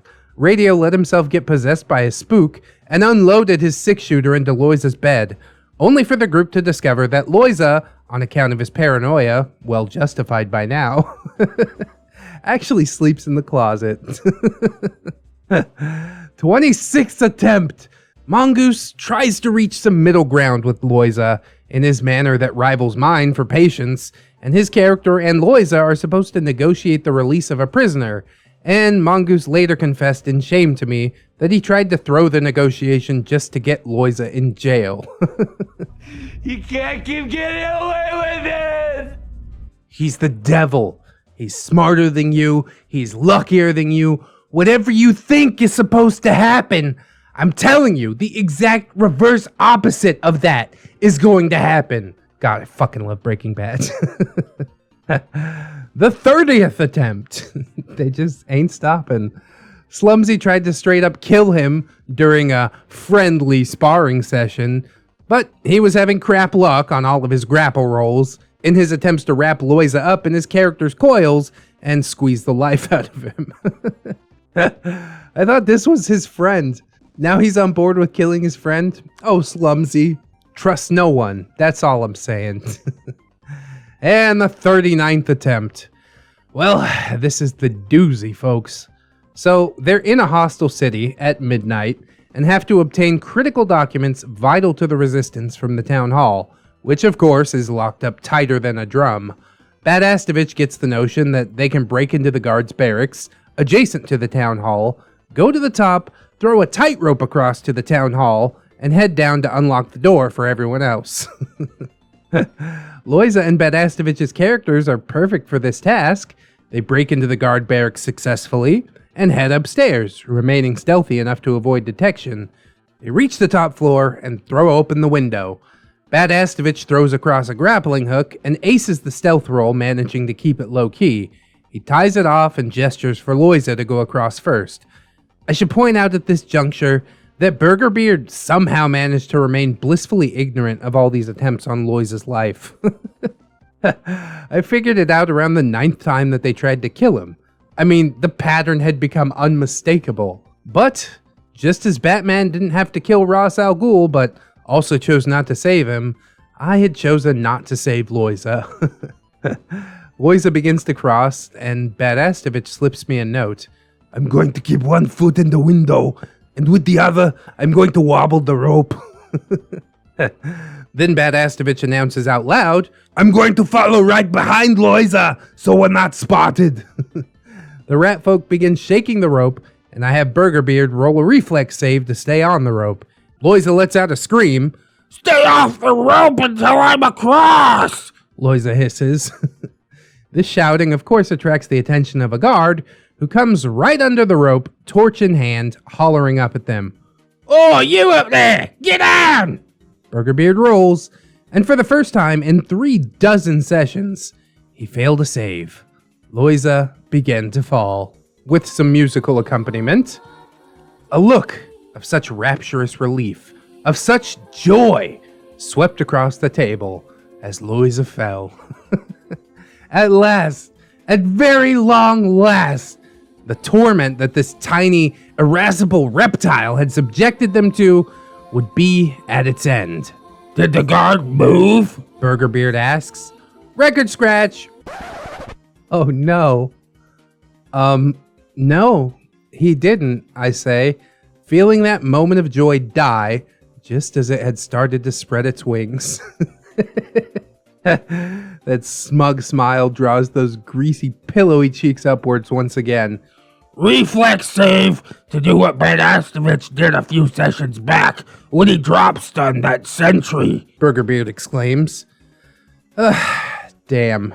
If there wasn't a precedent for that maneuver, I could have just told him no, but I have not, nor will I ever be dishonorable in my GMing. Looks like you've got a shot, but you'll have to stick the landing, I tell him.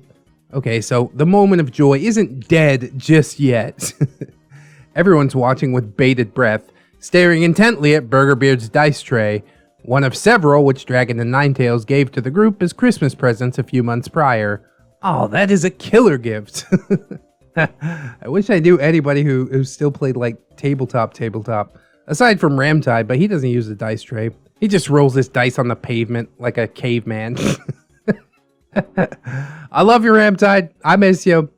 He breathes on his 20-sided die and tosses it into the tray where it bounces off the walls, dancing around the green felt that coats the bottom. 20. A natural 20. A natural fucking 20! I had never seen a starker contrast between the morose misery of the group and Burgerbeard's exalted jubilee. Even Turtle poked his head out of his shell to excitedly clap for Master.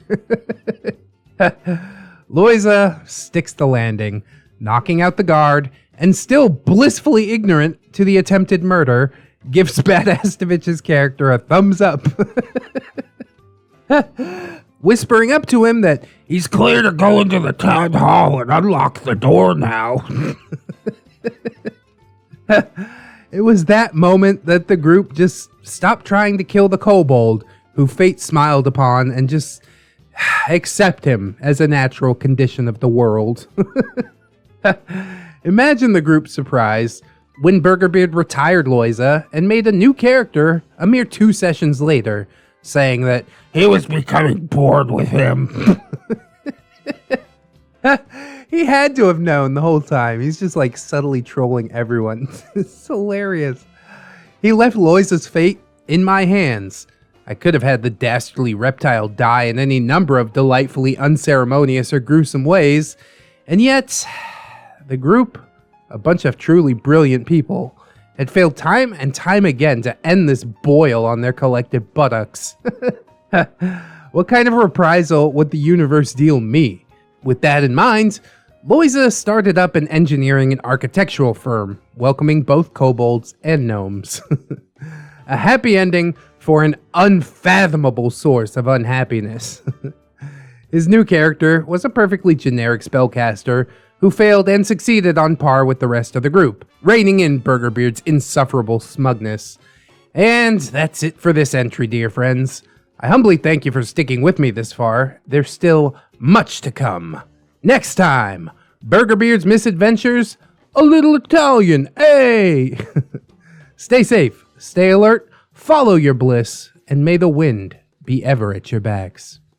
I'm sticking with my theory that he knew the entire time. How does the group conspire to kill you 40 times and you're just like, meh,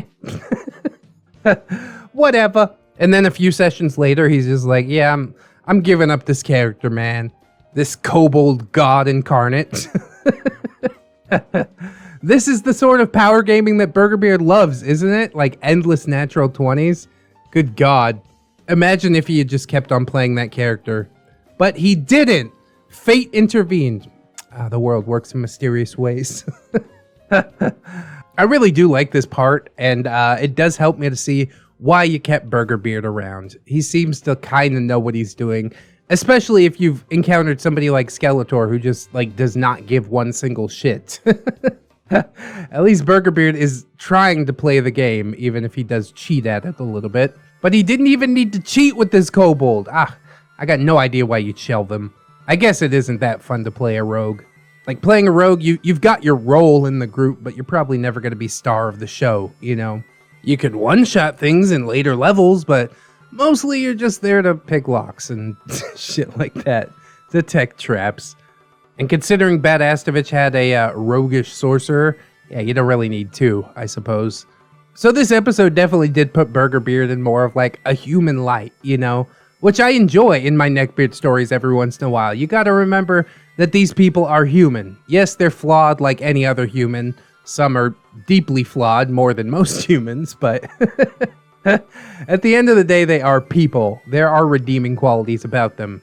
Then I think back to last episode and what happened at Fanime, and I'm like, oh yeah, well, he is a piece of shit.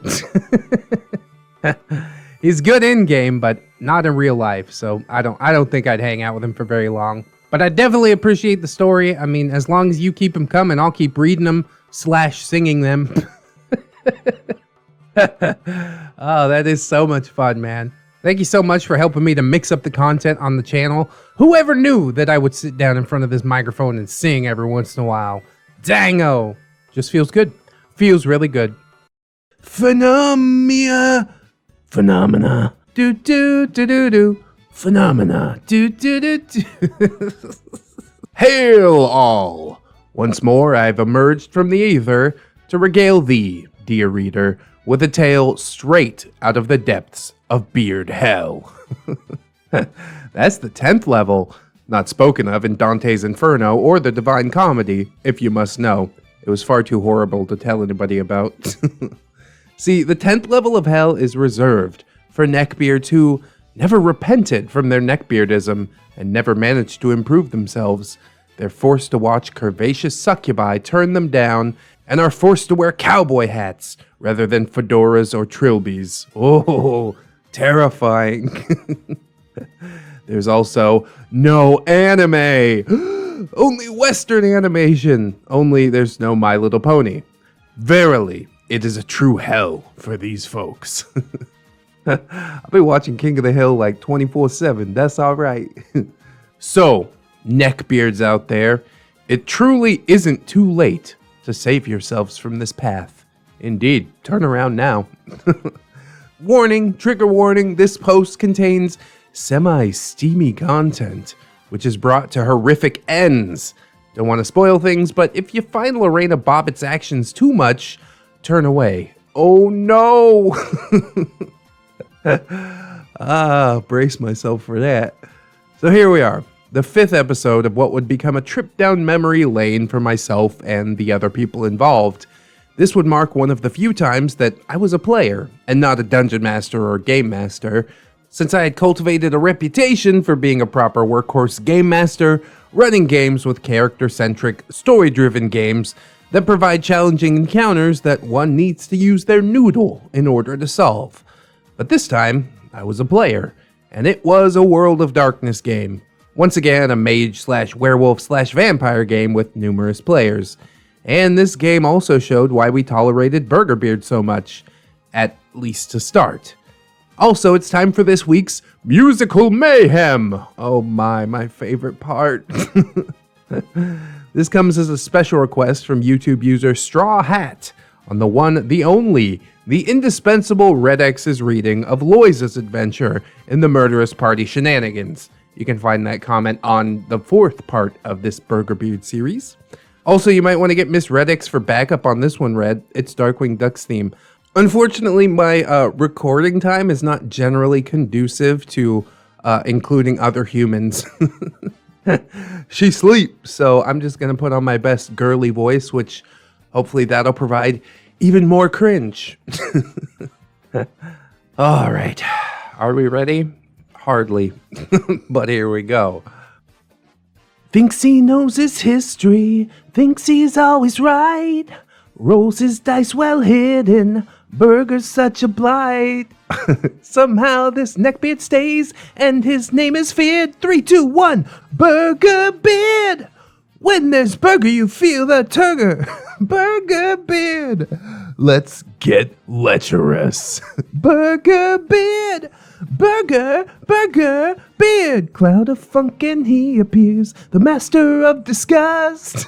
Who's that slimy mind behind those hands that grope for bust? Nobody wants to know, but this group ain't feeling cleared, 'cause here comes Burgerbeard. Look out! When there's Burger, you feel the turger. Burgerbeard! Let's get lecherous. Burgerbeard! Better watch out, cosplayers! Burgerbeard!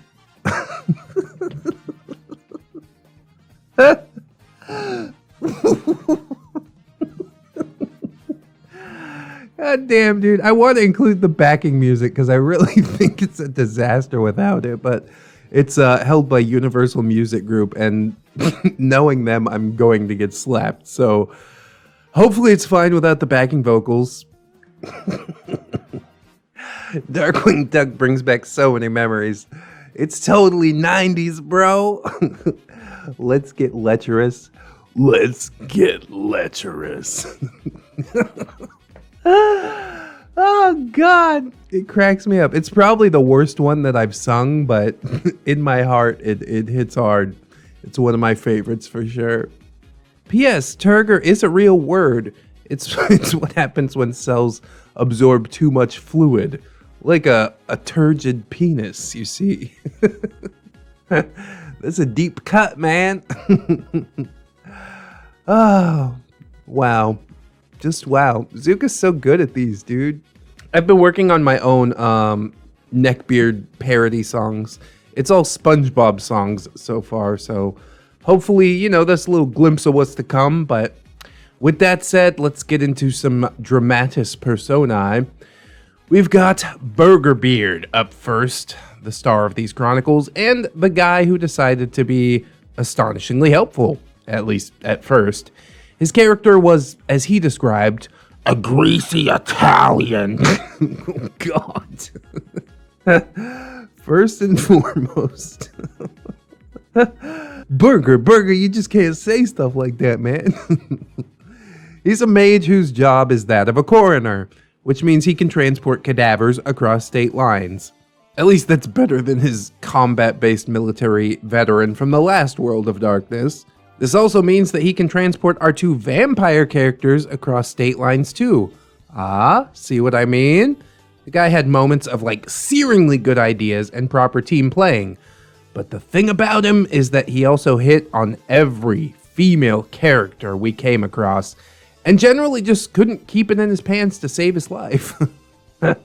His character, by power of description alone, looked like Jim Carrey as Uncle Olaf in his Italian man disguise, circa a series of unfortunate events, or as I like to call it, misery prawn. Haven't read the book, haven't seen the movie, I don't know nothing about that. But I do like Jim Carrey. Zucca, OP, Master of Ceremonies and run-on sentences. The Bathroom Summoner, as I came to be known in this game. For my character in World of Darkness, I decided I didn't want escapism per se. I just made a slightly more fantastical version of myself as a werewolf. Oh, Zucca. You can't be a self-admitted furry and a werewolf and a neckbeard. I would steer clear if I didn't know you personally. But luckily I do know Zucca's a cool dude. It was a sort of, where do you see yourself in 5 years kind of deal. Owner of a bookstore, well connected with friends who like to travel the world, and an Ithier bone shadow who spent an actual talent point to ensure that my Hawaiian shirts survive transformation into my werewolf form. Ah, now that is a quality talent point. What are you wearing, some Tommy Bahama, huh? As an Ithier bone shadow, Ithier? I'm sticking with Ithier, I guess. I'm less about combat and more about making deals with the spirit world and gaining advantages from the deal making, since I've always been more of a talker than a fighter, and I wanted to stay true to this hypothetical future werewolf me. I used my gifts as a tactical edge, and I was the one and only person who could use spiritual powers to heal the party's wounds. Badastovich, the lanky ladies' man with more rage than his body knew what to do with. He made a vampire named Lutario Casanova. And it was the living embodiment of all the highly cheesy, somewhat sleazy vampire-type romance novels featuring a milkmaid and a flowing nightie leaning against the inexplicably bronzed chest of her undead hunk, his hair flowing in the breeze. Oh, yes. Anybody else have like a really weird boner right now? Dragon, the nicest man in the world. Japanese-descended gamer nerd, works at a home improvement store and has 2 sons with 9 tails. He made a mage martial artist who used his powers to enhance his attacks. May or may not have been Bruce Lee come back from the dead. 9 tails, so named because of her kitsune fixation, Dragon's wife, made a scientist vampire who attained the nickname of Tara Reid, since we had recently seen German filmmaker and professional troll Uwe Boll's Alone in the Dark. No. And her frequent failures in science earned her that nickname. Slumsy, former best buddy, game master for this game, and the final boss of this campaign was an Atlantean mage of ancient origin who dwelled at the top of a New York skyscraper. The big bad evil guy's name? Gordon Gekko. Guess what movie Slumsy was loving at the time? Also, Slumsy is about the only game master crazy enough, yet disciplined enough to run a game with 10 players. Jesus. Turtle, international man of action. He made a werewolf. He made a big, strong werewolf. He made a big, strong werewolf that crushed on my character, which I hasten to remind is supposed to be a future werewolf me. God. The best part, when he tried to victory kiss me when we were both in werewolf form. Yep, good times. Good times. So he just licks your face or something? I suspect that it was around this time that Turtle found out I was both a fellow bi and a fellow furry. But if you'll pardon the pun, he wasn't just barking up the wrong tree, he was not even in the right forest. The reason he hung around Burgerbeard so much was because that he had an in real life crush on him. But since Burgerbeard was straight, at least we think he was straight, he was always the Gaston to Turtle's LeFou. God, that's the parody I'm waiting for. No one gross like Burger or gropes like Burger. Something, something, eating eggs. Is that how the song goes? I don't think it is. See, that's why I haven't done the parody for myself. It took just this one game for Turtle to get over me and return to Gaston's side. Side note, I think we have a new idea for our next parody song. Bruh. Me and Zucca always on the same wavelength, man. This is wild. We've got some new characters. We've got Ogre, that's right, the big as a whale, good-natured host of this game, which was held at Ogre's home in Lompoc, adjacent to Santa Maria, and he had a mage who wielded an artifact sword. Taya, named after the Yu-Gi-Oh character, on account of her excessive leg beardism. Oh, rare. I like it. Made a werewolf warrior, who my character developed a sort of brother-sister relationship with, and we had great chemistry. Taya was in a relationship with Inuyasha. Too skinny to be a neckbeard per se, he and Taya's relationship is basically built on-again, off-again tomfoolery, and while the pair were always decent to me, they didn't get along too well with Ogre, Turtle, Dragon, or Ninetales. Made a vampire Wall Street stockbroker. Fill in your own joke here. Bloodsucker! Bubba Beard, oh my. A neckbeard who looks like the love child of Lachlan Monroe, circa Scary Movie, and a naked mole rat. Ew. Indeed, one of the most foul human beings I've ever encountered. His little house among the broccoli fields on the northwest end of Santa Maria's Valley was a testament to filth. Or one to summon Paul Bunyan, the original American kaiju.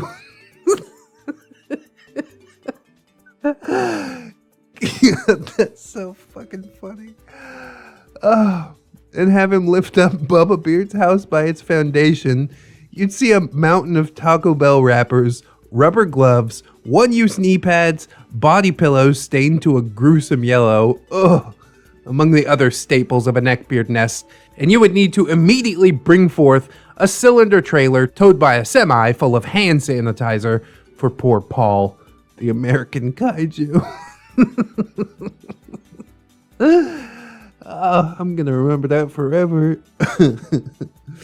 Indeed, Bubba Beard's foulness of self, sporting t-shirts that had turned gossamer thin from overuse, and shorts that didn't ably serve to conceal the sentient funk cloud within. Thought him to be harmless at the time, but later chronicles will prove that he was a force unto himself. He made a mage with a knack for illusions. Bluto, perpetual guest star, slayer of toilets, the amazing animated flesh pile. Looks like a thicker version of the Faceless from XCOM 2. Google it, if you dare. I put it in the video just now. Sorry in advance. Sat next to me on Ogre's couch until one fateful night. The stage, the little town of Lompoc, which is perfectly pleasant if not for the looming shadow of the maximum security prison a stone's throw away. The road from Santa Maria to Lompoc took the long way around, and somehow I let Burgerbeard talk me into using the shortcut that takes you directly past the prison. Super happy, cheerful route, yay! Ogre's apartment, in a block that looks like it was ripped from the Tatooine slave quarter set in episode 1, The Phantom Menace, is a little one-bedroom affair that we managed to cram 12 freaking nerds into. Oh, God. Wow. A feat accomplished through the use of folding chairs, clipboards, and the sofa, which operated on a first-come, first-served basis. A little counter stuck out like a bar from the kitchen galley, which is important later, I promise. And we nerds broke bread with each other by the way of Papa Murphy's Take and Bake Pizza. Your contribution to the pizza fund afforded you dominion over toppings. And God help you if you only got one paper plate to hold in one hand while balancing your character sheet and clipboard on your knees. Precarious. Poor Ogre's carpet soaked up more spilled soda and pizza than a Chuck E. Cheese ball pit. Needless to say, my family home was the preferred gaming site. Yeah, invest in a table, Ogre. What's up with that? Anyways, the troupe is finally ready, and the stage is set for Tail Quintus, Italian sausage, and meatballs. Star Fox 64 stage start chime. Good luck. This tale takes place after Loiza, but before the second of the two Fanime fiascos. So there we were, 15 sessions deep. It's my second year at college, and Badastovich is helping my heartbroken dyslexic ass to learn to do college math. I mean, I could do math just fine. It's just writing down all the crap to prove that I know it that feels like neurological torture. And at the time, I was fresh off of a breakup with a girl that we'll call Miss Frizzle. It was my own dumb, neglectful fault, and I'd learned hard lessons, but I was pretty mopey for a while. Yeah, bro, I'm gonna miss that magic school bus for real. Mongoose is back home watching Commanding Heights for the umpteenth time, and lo does Burgerbeard finally grace us with his presence an hour after we all turned up. He excitedly opened up his bag and revealed a host of new books that he'd gotten for the game, passing them around like candy. At the time, we took it for immense generosity, and none of our idiot selves asked the hard questions. Namely, how can Burgerbeard, with his jobs whose funds chiefly go to pay for the roof over himself and his mother's heads and food on their table, suddenly afford to hand out game books that average $60 a pop to everyone? A question that we didn't even know the answer to until 2 years hence. So we toss the pizzas in the oven and get down to it. By now, we've discovered a mage hideout where Atlantean cultists practice their darker arts, and we need to go in there and bust them and figure out what's what. They're in Atlanta, Georgia. Slumsy. Yeah, we get it. And are in a fancy mansion. Being the group's socially inclined person, I talk my way onto the premises under the pretense of representing a werewolf pack that has been gaining influence in Georgia and made nice with powerful local spirits. Wouldn't it be nice if you boys had a pack of spirit walkers to keep your magical bullshit on the down low? After all, lots of mages would stamp Atlanteans like yourselves into dust if they knew. And don't get your frilly little pink underrobes in a bunch. This isn't a threat. We won't out you if you say no. This is nothing more than a friendly offer. You help us mend the threshold between this world and the spirit realm, and we'll not only keep the spirits off your collective backs. Imagine what a pack of Urathra, werewolves, could do for your personal defenses. This was a compelling offer, and I excused myself to the bathroom, making a foul joke about only renting roadside barbecue, and stepping into the lavish lavatory. And here's why Burgerbeard gave me the nickname of the Bathroom Summoner. See, bathrooms are generally private places where someone can consult with the spirits in peace. And that's exactly what I did in just about every building we had an operation in. Did I ever make use of the facilities? Hell no. Not after I accidentally communed with the spirit of the commode and was forever haunted by its pleas for mercy from the terrible things the Nosferatu flesh-eating vampires in whose home it resided put it through. That poor turlet. I need to do my thing. I just go full wolf form and go into the nearest woods or dog park. ReddX, I blame you and Ramtide's waffle stomping for even making me remember this little detail. I don't think anybody liked the waffle stomping episode except for me. That was definitely pushing the envelope, but I had fun. So I conjure the spirit of the house itself and learn that the cultists are dealing with a big shot, ancient, original Atlantean mage who's been a looming presence the entire campaign. Worse, I learn that they're planning something huge. That means to bring Atlantis back up from the depths of the ocean, bringing about an apocalyptic fate for... And that's when Burgerbeard decides to burst in alongside Turtle's muscle doge. We gotta get out of here. The greasing, balding Italian coroner exclaims, grabbing my arm and yanking with the help of his faithful companion. Slumsy's eyebrow arched as Burgerbeard and Turtle did this. Metagame much? Taya huffed. Slumsy folded his arms over his chest, smiling impishly. No, I want to hear him explain how he knew to come and get you. Turtle murmured, suddenly playing dim. Burgerbeard smiled in that smug, self-satisfied manner. Remember when I gave everyone headsets? He began. Yeah, sure. Like they'd let him walk around with a headset on, like he's Billy Mays. Bad Estimate scoffed. Bubba Beard smirked. I love a good train wreck. Yeah, but I bugged him. Burgerbeard shouted after the derisive laughter. Did you now? Is that right? Let's see if you thought to do it. Slumsy huffed. Burgerbeard rolled his dice as everyone crooned their necks to watch his dice tray. His reputation for fudged rolls was now legendary. Ha! Dramatic success, he exclaims. Slumsy demands to see the roll and then stares at Burgerbeard. He stands up and says with a dramatic flourish, Welcome to class, children. Want to see what not to do when playing World of Darkness? Dragon inspected the roll. Dude, that's 5 successes, but you rolled a 1 too. That means auto-fail. Burgerbeard looked like he was winding up for another long, truncated spiel about how unfair life and the universe and everything is. Slumsy, sensing this, threw his arms up. Ah, fuck it, whatever. Go right ahead, you bugged him. Ninetails' turn. But wait, how could your bug hear what the spirit is telling Zucca? Cricket chirp.wave. Burgerbeard seemed at a loss. Turtle to the rescue! EVP! Turtle exclaimed. Electronic voice for new phenomena. Do do do do do. Phenomena. Do do do do. Inuyasha tentatively supplied.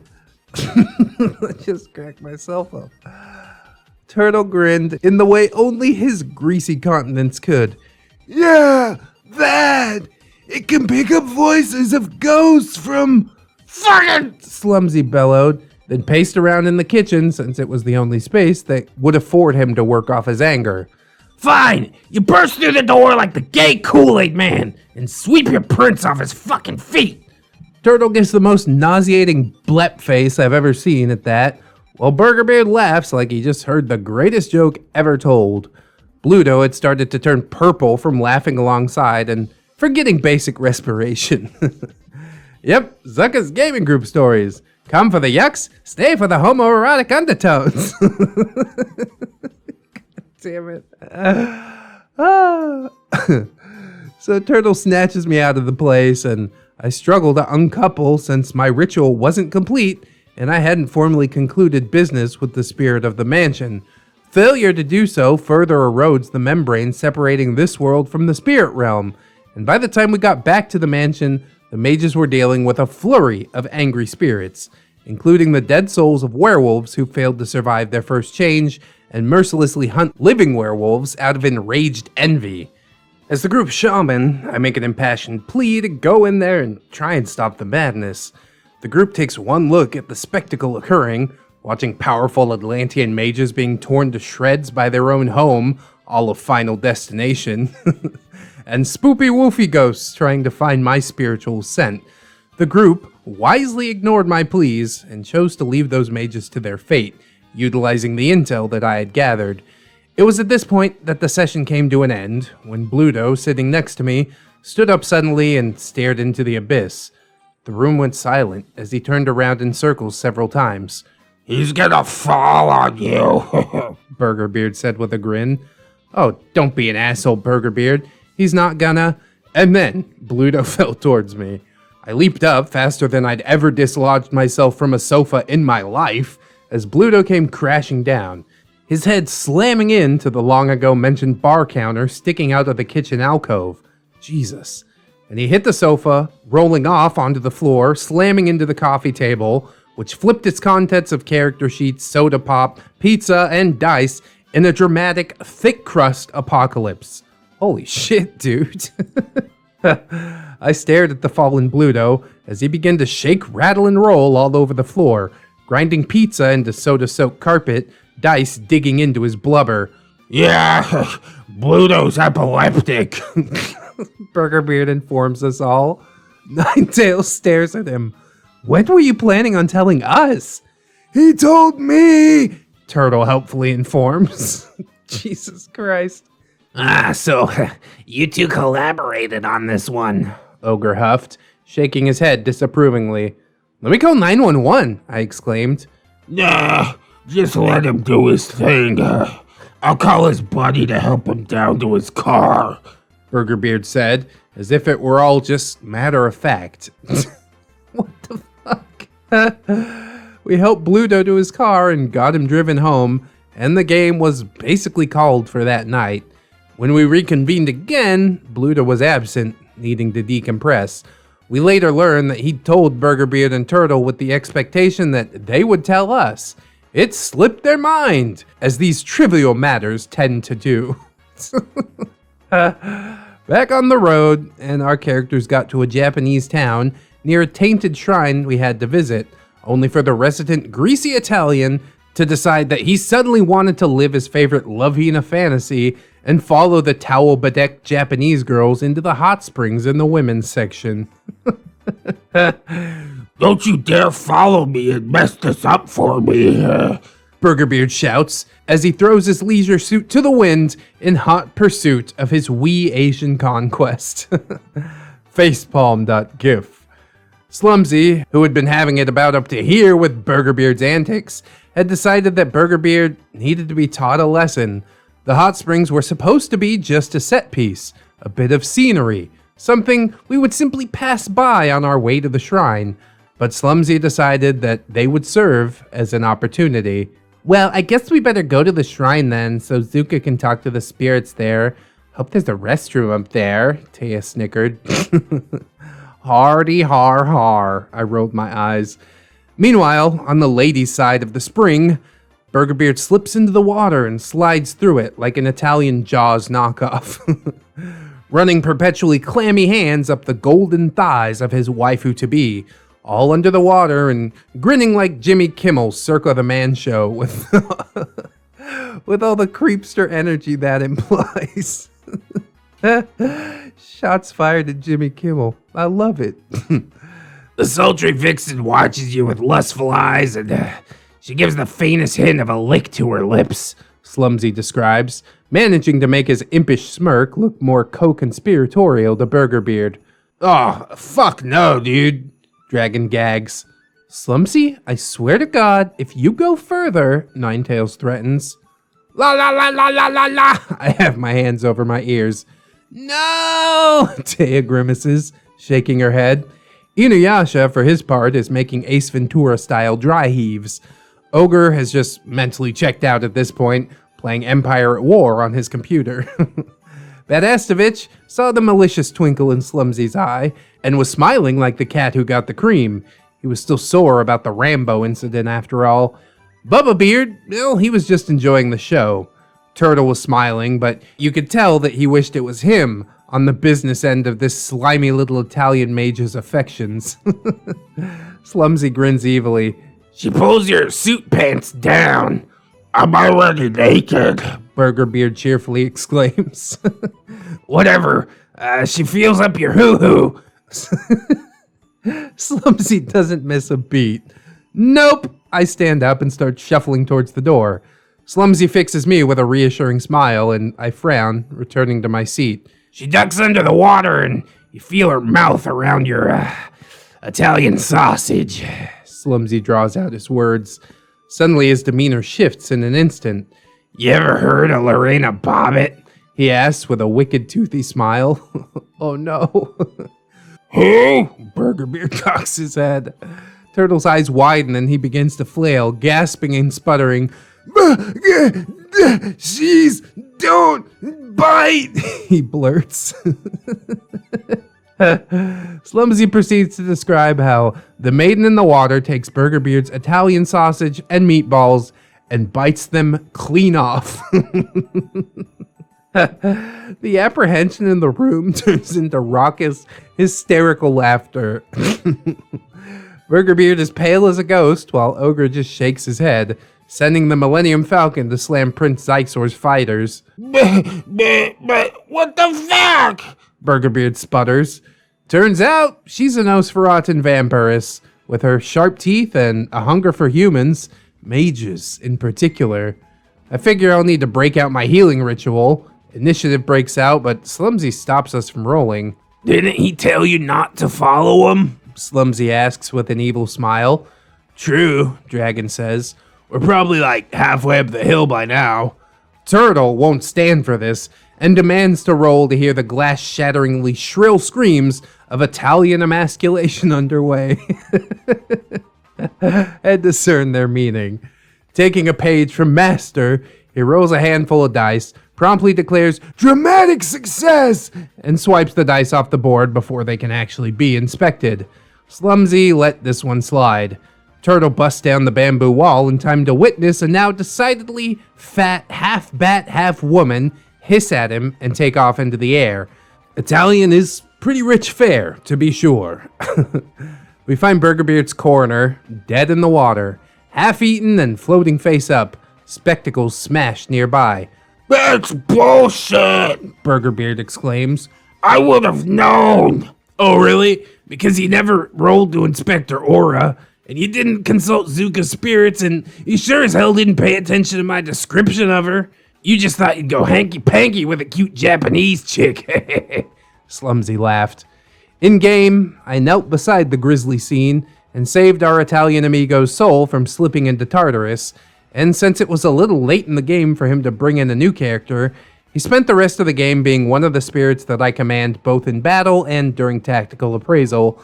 It was from Slumsy that I learned the art of amorous punishment as a game master, a technique I carried into the Star Wars game when Skeletor demanded that he wanted a girlfriend. You can check out the Gun Girlfriend episode if you want more of that.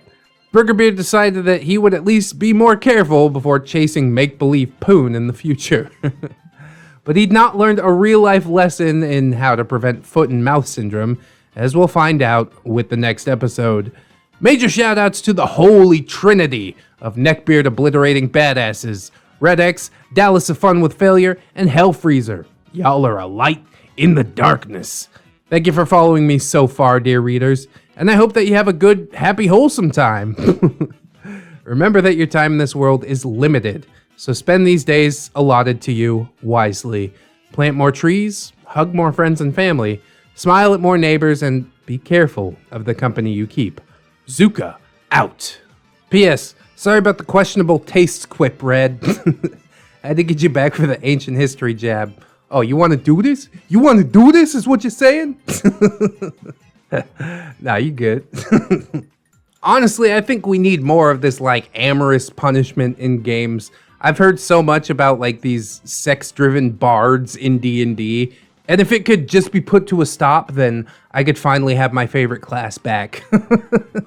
It's absolutely ridiculous, people just chasing around, as you put it, make-believe poon. Go play Fatal if that's what you're looking for.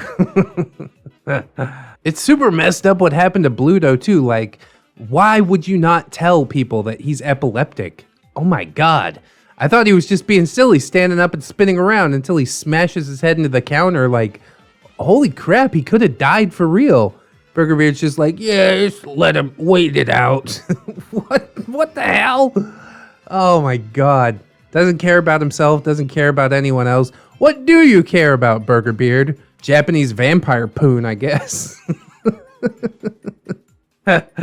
Absolutely ridiculous, but we would expect nothing less, I suppose. Definitely a lot of voices, a lot of characters to move around the board, but you described it beautifully. Hats off to Slumsies for even attempting something like this, because Jesus. I'll be like 3-4 characters max, I'm good. With 10 characters, there's gotta be a lot of waiting around, right? But at this point, it has already lasted for nearly 20 sessions, so people must be having fun. I guess I ain't gonna scoff too much at it. And as always, thanks for sharing, Zucca. We'll get part number 6 up sooner rather than later. And I'm looking forward to singing about Gaston, the Burgerbeard.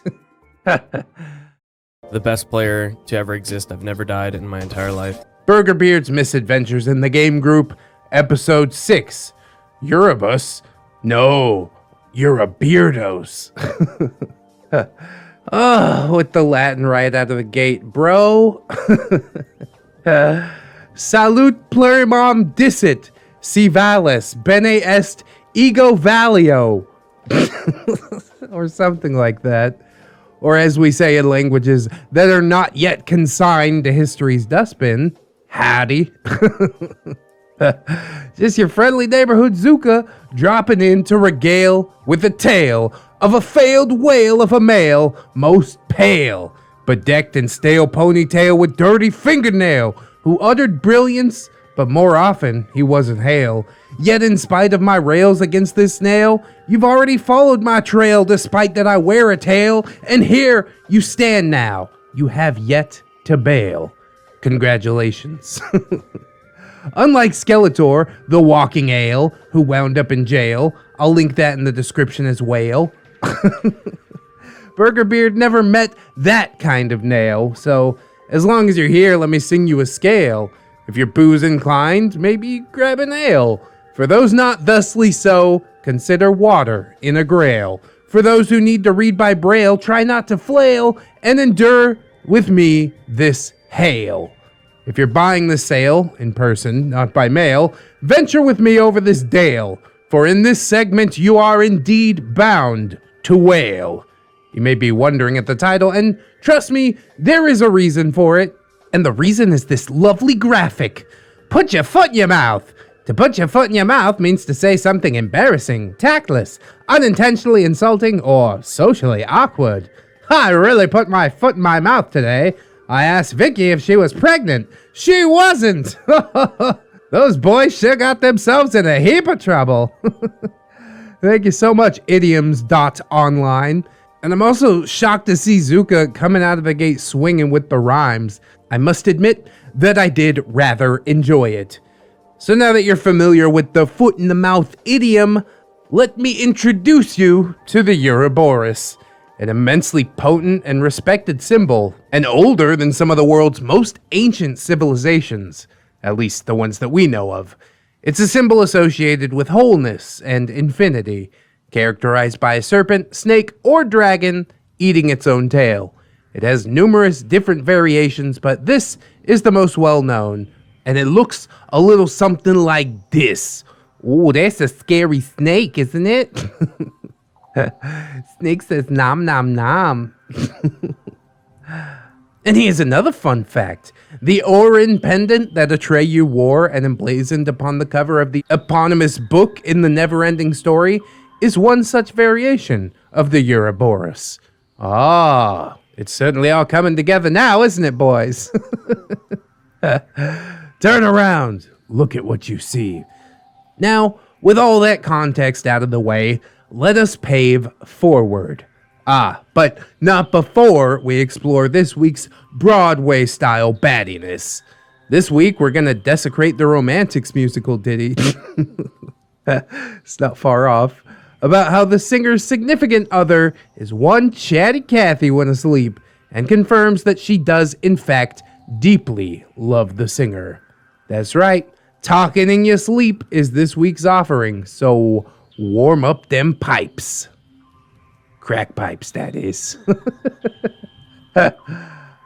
Boom, boom, boom, boom, boom. When you open your comp, when we're at the game, boom, ba boom, ba boom.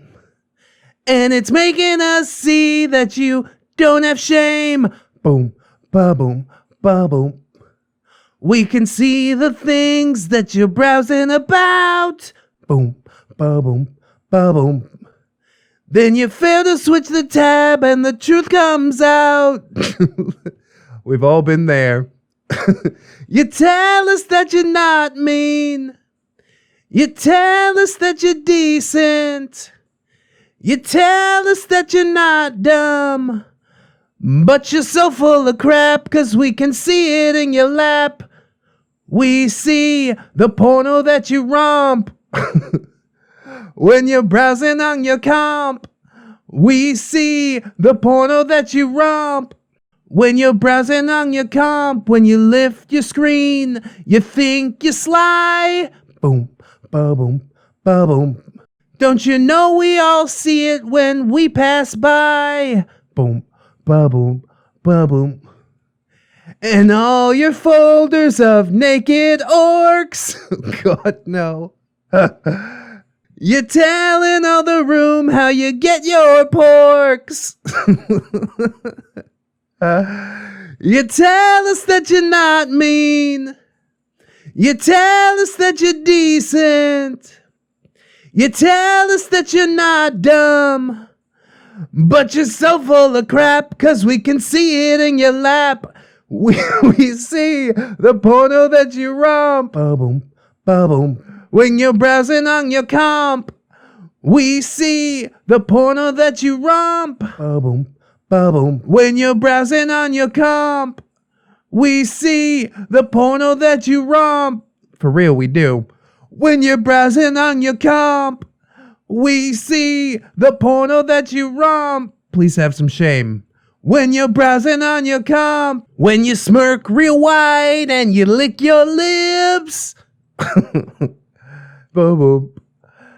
Probably 'cause you're writing all your fanfic ships. You tell us that you're not mean. You tell us that you're decent. You tell us that you're not dumb. But you're so full of crap, 'cause we can see it in your lap. We see the porno that you romp. When you're browsing on your comp. We see the porno that you romp. Boom, ba boom. When you're browsing on your comp. We see the porno that you romp. Boom, ba boom. When you're browsing on your comp. Well, I gotta admit that I don't know that song very well. But I also gotta admit that it is a bop. I think we talked briefly about Burgerbeard's poor beat-up computer in the very first episode. And it hasn't been mentioned since. And I'll assume that was because it was all leading up to this episode. And I mean, the age of the computer probably does come into play with it breaking down and stuff like that. But you can't discount all the big green orc wangs and badges that he probably has hoarded on there. What kind of websites did you have to go to get those, Burgerbeard? You just got to be careful on the internet. That's all I'm saying. Your computer will last a lot longer.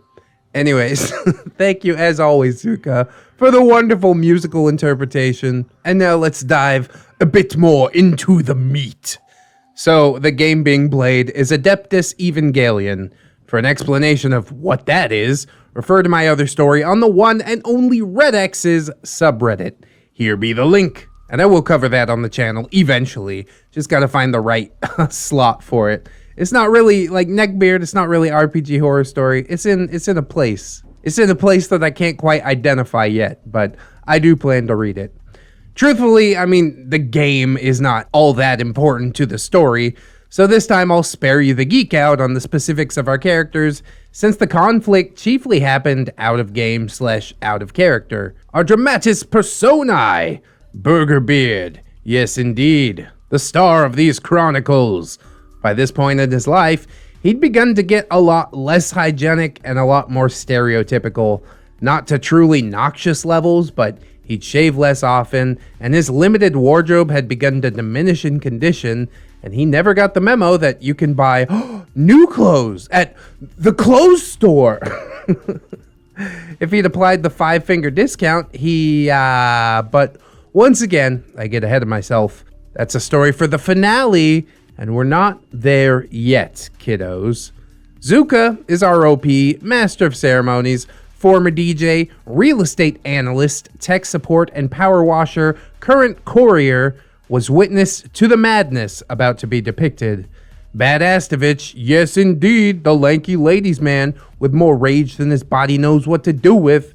He was fresh off the heels of a torrential love affair with a fellow Ren Fair enthusiast, and his pimp hat, fine chapeau, complete with ostrich feather, remained on his head.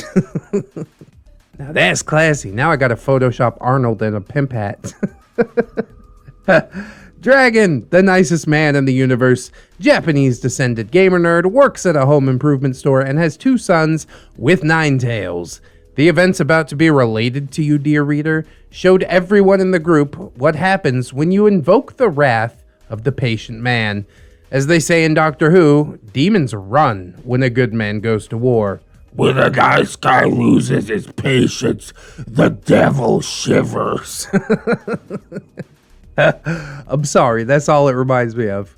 Ninetails, so named because of her kitsune fixation, Dragon's wife, the other chief subject of this entry, she would suffer the slings and arrows of Burgerbeard's outrageous behavior with amazing grace until Dragon took up arms against the sea of troubles. Indeed, it was to be. Get some Shakespeare references in here. This classy. Slumsy, former best buddy, game master for this game and wielder of the banhammer. Once a man that I'd have wanted at my side if I had to walk through hell, now a man who I pray has changed his ways, lest he wind up there instead. Bubba Beard, a neckbeard who looks like the love child of Lachlan Monroe, circa Scary Movie, and a naked mole rat. Indeed, one of the most foul human beings I have ever encountered. Mostly just cheered Burgerbeard on. Where's Turtle, the international man of action? The stage is Dragon and Ninetails' palatial estate, at least when compared to Ogre's wee, mono-bedroom nerd terrarium. Nerd terrarium. Oh, bro, I lived in one of them for many years.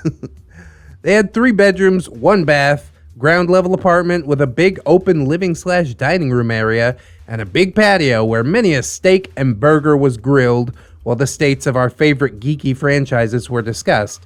Dragon and Ninetails' kids, Serpent and Kitsune, were fast asleep in their room, earplugs equipped for unimpaired rest. That's a good tip. I should do that with my boy when I'm recording. The troupe is ready, and the stage is set. Tail Sextus, Urberus? No, you're a beardos. Star Fox 64 stage start chime. Good luck. So there we were, taking a short break from our game to eat some supper, compliments of Dragon using his fire to bring about some marvelous steak and mini potatoes with a helping of local 805 beer. Hell yeah. I don't even want to play the tabletop game, I come for the food. Burgerbeard watches Ninetails head to the restroom and then turns to Bubba Beard. Do you sometimes think that Ninetails has exactly no business being in game? He huffs. Bubba Beard shakes his head. She doesn't even have any business being married. Burgerbeard glances out to make sure Dragon hasn't come back in yet. They're both unaware that myself, Badastovich, and Slumsy are in the kitchen drinking some beer. She's a moron. Couldn't navigate her way out of a paper bag. Have you even seen her stats? Burgerbeard cackles. I hear she and Dragon are fixing to divorce. Burgerbeard said with a hopeful tone. Note, this conversation occurred almost 10 years ago. Dragon and Ninetails are still happily married. This wouldn't be the last time that Burgerbeard injected himself into the personal affairs of the group's members. Tell it to their fucking faces, Slumsy growls under his breath. Whatever Slumsy would become later in life, even after his tragic downfall, he was then, and remained after, a man of honor who acknowledged his wrongdoing and removed himself. He never cared for backbiting. Let's let him know after the game. I think it's clear that we're all getting pretty sick of Burgerbeard's shenanigans, I agree. He's just not gonna change, and we've given him more than enough chances. To this day, I can't believe how pained I felt to say that. Take heed, friends. Sometimes you don't want to remove toxicity because it's familiar and therefore comfortable. But take courage. You deserve better. Wise words indeed, Zucca. Wise words indeed. I've had to do exactly that more times than I care to admit in my life, but it always turns out for the best. My strategy is run from what's comfortable. That's probably why I like to feast on cringe so much. Anyways, where was I? Yes. Badastovich snorts. What about we just dump him on the road and see if he survives walking home through the woods at night?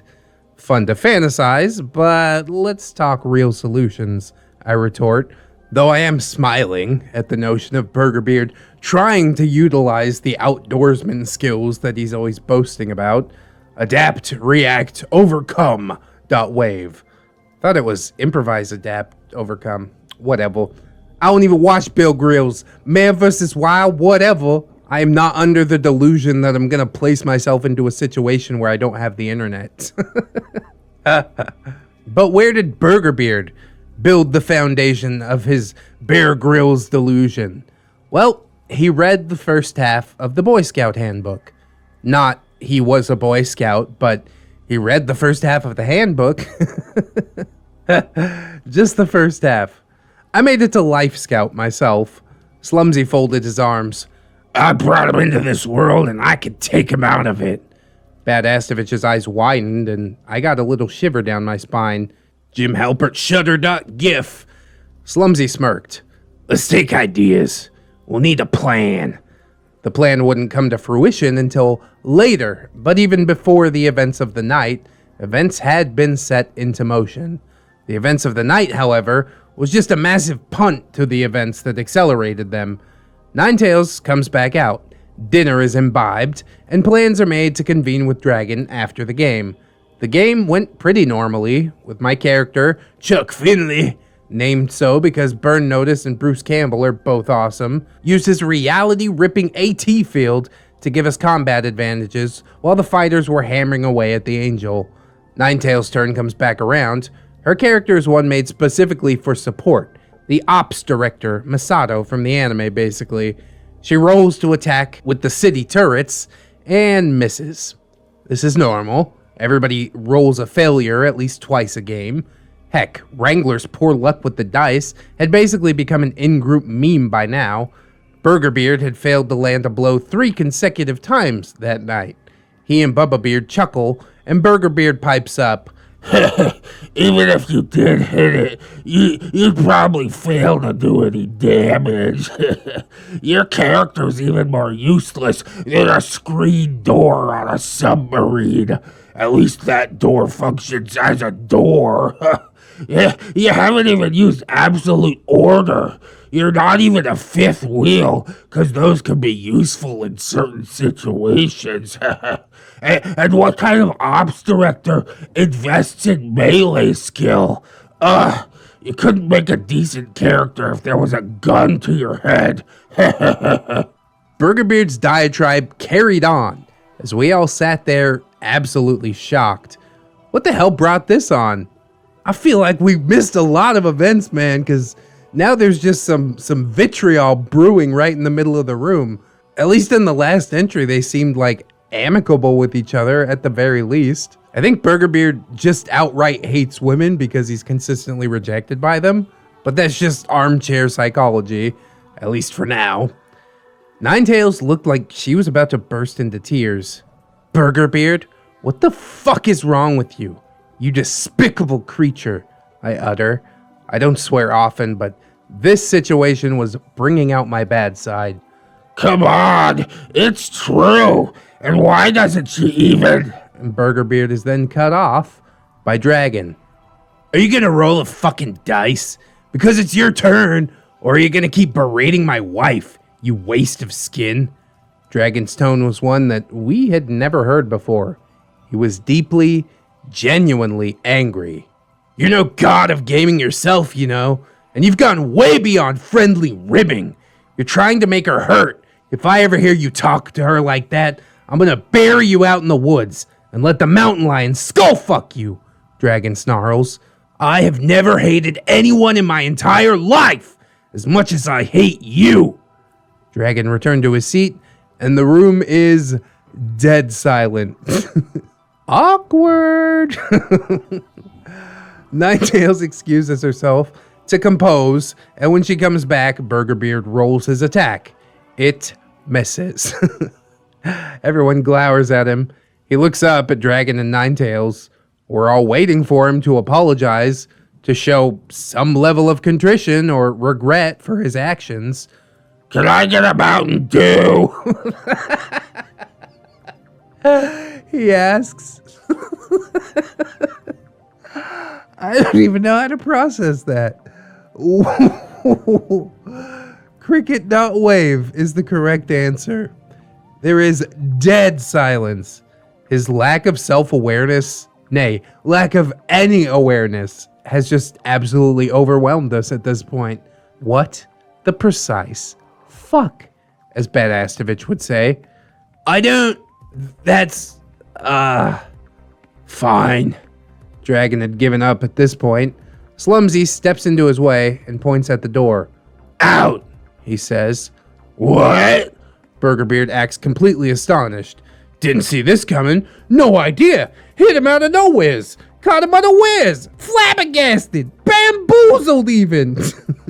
Did I stutter? Slumsy growls. It's time fucking out for you. It's bedtime for Bonzo. Hey, not fair. It's Dragon and Ninetails' house. They're cool with me being here still, he bellows. Badastovich makes a face that screams, how can he be this dense? No, they fucking ain't. And you can get the hell out, Slumsy snaps. If you don't, I swear to God, I'll kill your character. Not my character. Trust me, dude. This guy assassinated his own character out of game a long time ago. No, fine. I'll go. You guys can be crazy all you want. And he walks out.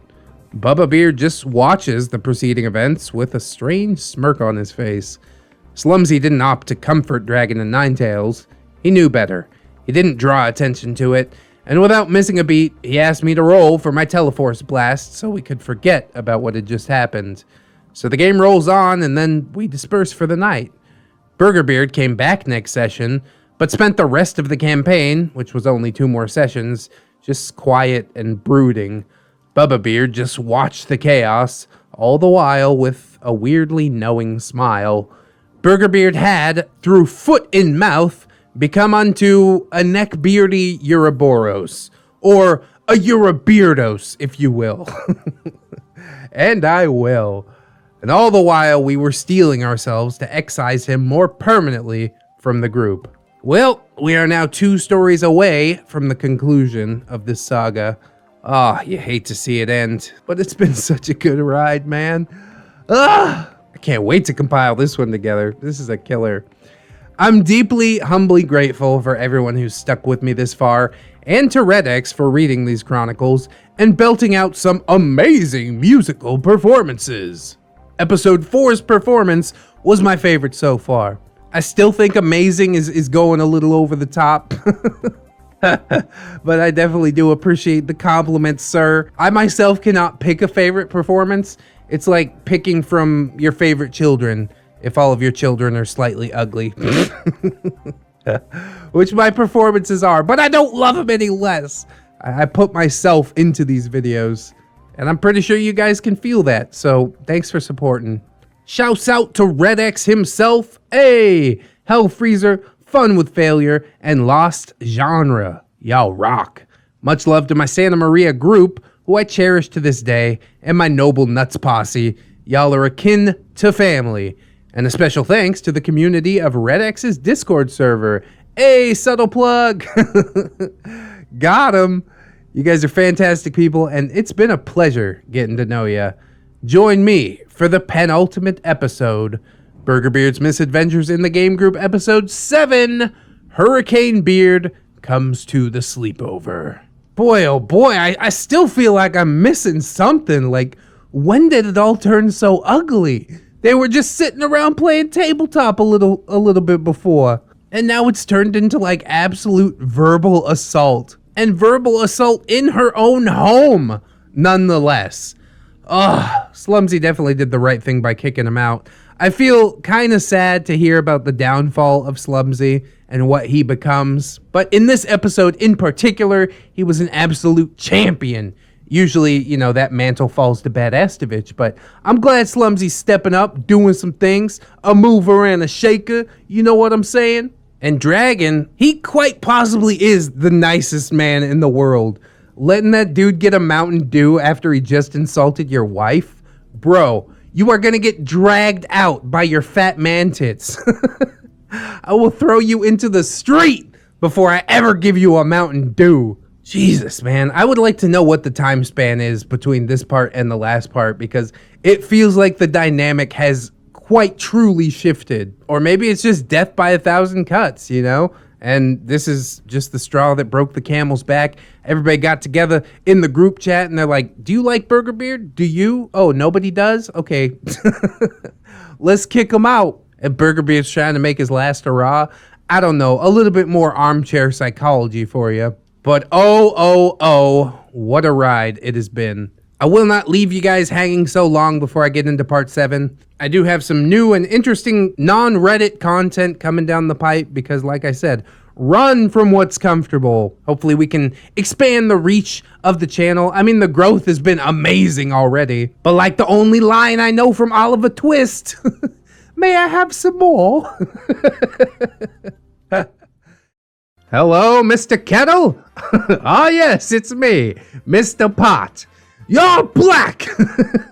I'm black, y'all, and I'm black, y'all, and I'm blacker than black, and I'm black, y'all. Burgerbeard's Misadventures in the Game Group, Part 7. A Night to Misremember. Ladies and gentlemen, enchanté. A tip of the hat from Dr. Zucca, one of the researchers at the beck and call of Professor Firedrake. Yes, indeed, ReddX Industries, we're packed with talent. How y'all doing? Now, if I were a betting man, I'm not though, as I stay away from games of chance, I'd wager that I'm in the company of folks visiting to learn more about the gruesome case of Burgerbeard. What's that? You say there's no way such horrors can actually exist?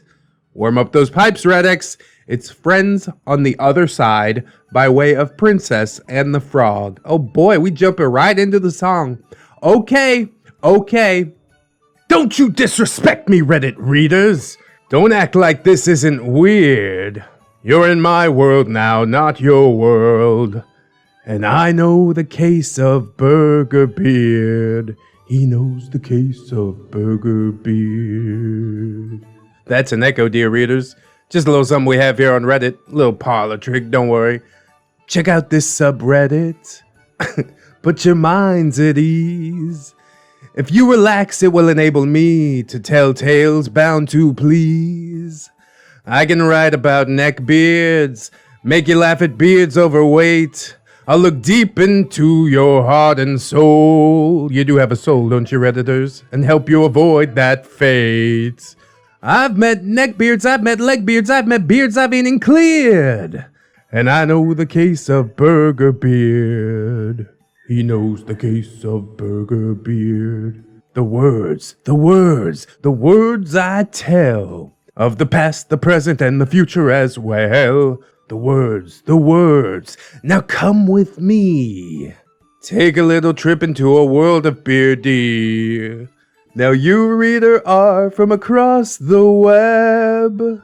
You know that tides of net do flow and ebb. I've been on the net since you were in diapers. Self-opinion's high, self-esteem is low. You need to have a little giggle at beers whose lives blow. Mom and Dad didn't raise you right, huh, Redditor? Now you gotta watch Cringe. But Cringe can wear you down. You just want to be free, laugh here and there, but freedom takes laughs. It's the laughs, it's the laughs, it's the laughs you want. And when I look into your future, it's the laughs you'll flaunt. On the little beards, I don't want to waste much time. They've harassed me all my life. They'll harass you and your mother and your sister and your brother.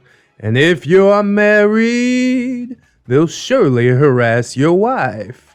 But in your future, the thing I see is a future that's decidedly neckbeard free. Shake my hand. Come on, readers. Won't you shake this poor writer's hand?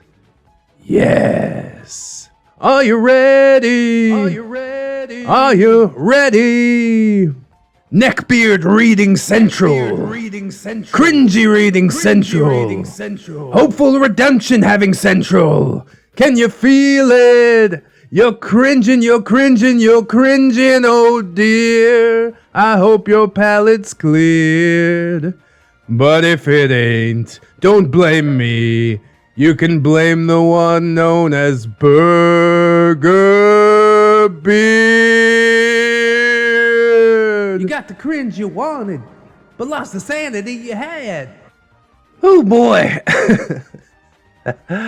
Those songs get better and better, I do think. And I mean, they're written better. I don't know about necessarily sung better, but I definitely am enjoying them. This Disney slant that things are starting to have, oh, it's just classic. I can't believe it. And I know what the song is going to be for the last story. And I'm looking forward to that probably more than anything else. It'll be quite a way to go out. This was a good one, though. This is probably second to none for now until the last one comes out. I just have a weakness for Disney, and it was really nice to be able to sing it, but a beardy version. So, as always, big shout out to Zucca. And now, let's get into the story. First up, though, is our dramatis personae, Burgerbeard, the star of these chronicles. By this point in his life, he had basically started to transform into a neckbeard. Didn't know that he could buy new clothes at the clothes store. I buy all my clothes at the toilet store. I'm basically just abbreviating because I've read these in previous sagas. The fact that he was the only one not to shower in the guest bath only lent more to this. Clad in pajamas of anime girls making the O face. Is that ahegao? I think it's ahegao. Zucca, our OP, master of ceremonies, writer of these posts, blessed Discord member, whose family owned the house in which the night's horrors were to be visited upon us. Sweatpants and sweatshirt in lieu of traditional sleep time, au natural, for the sake of the guests. Oh, bless you for that. I can't go au natural anymore because I have kids. A little 9-year-old girl bursting in the door like, what the hell? Badastovich, the lanky ladies' man with more rage than his body knew what to do with, brought no pajamas, slept in his clothes like a weirdo. Yeah, I feel that too. I've pulled that one many times in my life. Just too tired coming home from work, etc. Dragon, nicest man in the universe, Japanese descended gamer nerd, wore a robe with a huge kanji symbol on it that he claimed to mean eternal discipline. Actually found out from Ninetales that it means good night. Well, one of those is infinitely cooler than the other. Slumsy, former bestie, brought the hammer down and performed emergency toe surgery. What? He wore some Gundam pajamas. Then we got Bubba Beard, a neckbeard who looks like the love child of Lachlan Monroe circa Scary Movie, and a naked mole rat. Indeed, one of the most foul human beings I have ever encountered. Wife beater and 70s style bike shorts constituted his sleepwear. Tiger Girl was Zucca's girlfriend, who we actually met back in part 3 of the Burgerbeard saga. She lived literally less than 3 miles away from the farm, wasn't actually present for the sleepover, but she did play ambulance. The stage, my family's former forever home, the beautiful mission-style house on the farm on which I grew up, in the small town in which I knew everyone, where my 4-H exploits were known to many, on a gorgeous and temperate stretch of the Central Coast. Yes, I do miss it. So, the troupe is ready, and the stage is set for Tale Septum, the sleepover from hell. Starfuck 64 stage start chime. Good luck. But first, a brief warning involving a broken toe. If that's not your flavor of licorice, then find another candy store. Story. YouTube video. Now I can already hear you asking the obvious. Zucca, you writer most cunning! Why in the name of all that is good, decent, and holy would you invite Burgerbeard to a non-game related activity? Well, the whole affair was kinda Slumsy's idea, as a last-ditch effort to squeeze some redemption out of his friend, who he is very close to cutting off at this point. I offered to host at my family's place since, no offense to Dragon and Ninetails, their place smelled like milk often gets poured on the carpet. Did I mention that they have kids? And so, the milk mystery is solved. I could tell Slumsy was desperate at this point. He'd been friends with Burgerbeard since childhood, and was trying to help him out since Burgerbeard had befriended him when he was something of a pariah in school. I seriously owe you, man. You're doing me a real solid, and I won't forget it. Slumsy told me, with the closest to misty eyes as I've ever seen him. True to his word, some years later, he helped me overcome a terrible event and cited this very moment. Once again, I hasten to remind that however low he fell, he was truly a good man, and a good friend before that fall from grace. Dragon begrudgingly agreed, deciding that a last-ditch effort just might be worth it. Badastovich simply wanted to observe. Though I think he secretly wanted to be front row to the trash fire so his marshmallows would be fresh, and soon they get hot and ready. Oh yeah. I can't remember, nor can anyone else after some inquiry, why Bubba Beard showed up. He just wanted to watch the dumpster fire, but for reasons far less personal than Badastovich, who, if you've kept up with these chronicles, had far greater reason to want to see Burgerbeard forever banished from our group. About the only person who didn't know the truth behind the sleepover was Burgerbeard himself. So I pulled out all the stops, doing what my folks taught me in terms of being a good host. I got cracker and sausage platters, ooh, classy. Soda pop, yum yum. Grilled up cheeseburgers for lunch, dang! Homemade chips, what? And all that jazz. Hey Zucca, next time you having a sleepover, hit up your boy Red. How about it? Dang, I'm hungry. And to our collective surprise, Burgerbeard was actually being somewhat cordial. If I didn't know better, I'd have figured that he sensed that he was on his last legs, and that if he didn't shape up soon, he would officially be out. But as had been shown, that level of awareness is beyond Burgerbeard's kind.